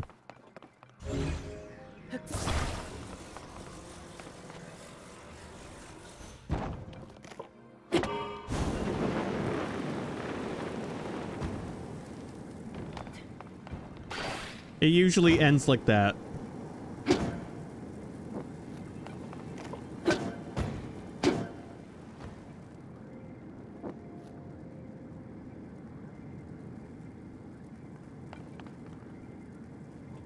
Well, I'm glad those two achieved happiness.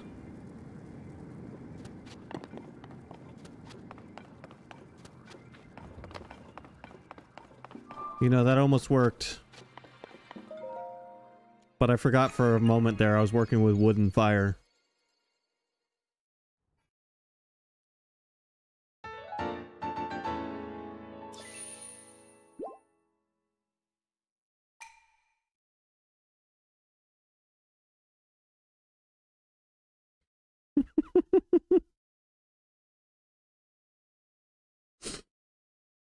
Oh. As much as I want to just keep right on playing, we've got to save it. But I'll be back with this tomorrow. By the way, I'm getting the impression that our next ability, whenever we get it, is going to be another major one, not like the camera. Because the camera's down here. And there's one more slot up with these ones. And I'm wondering what it's going to be.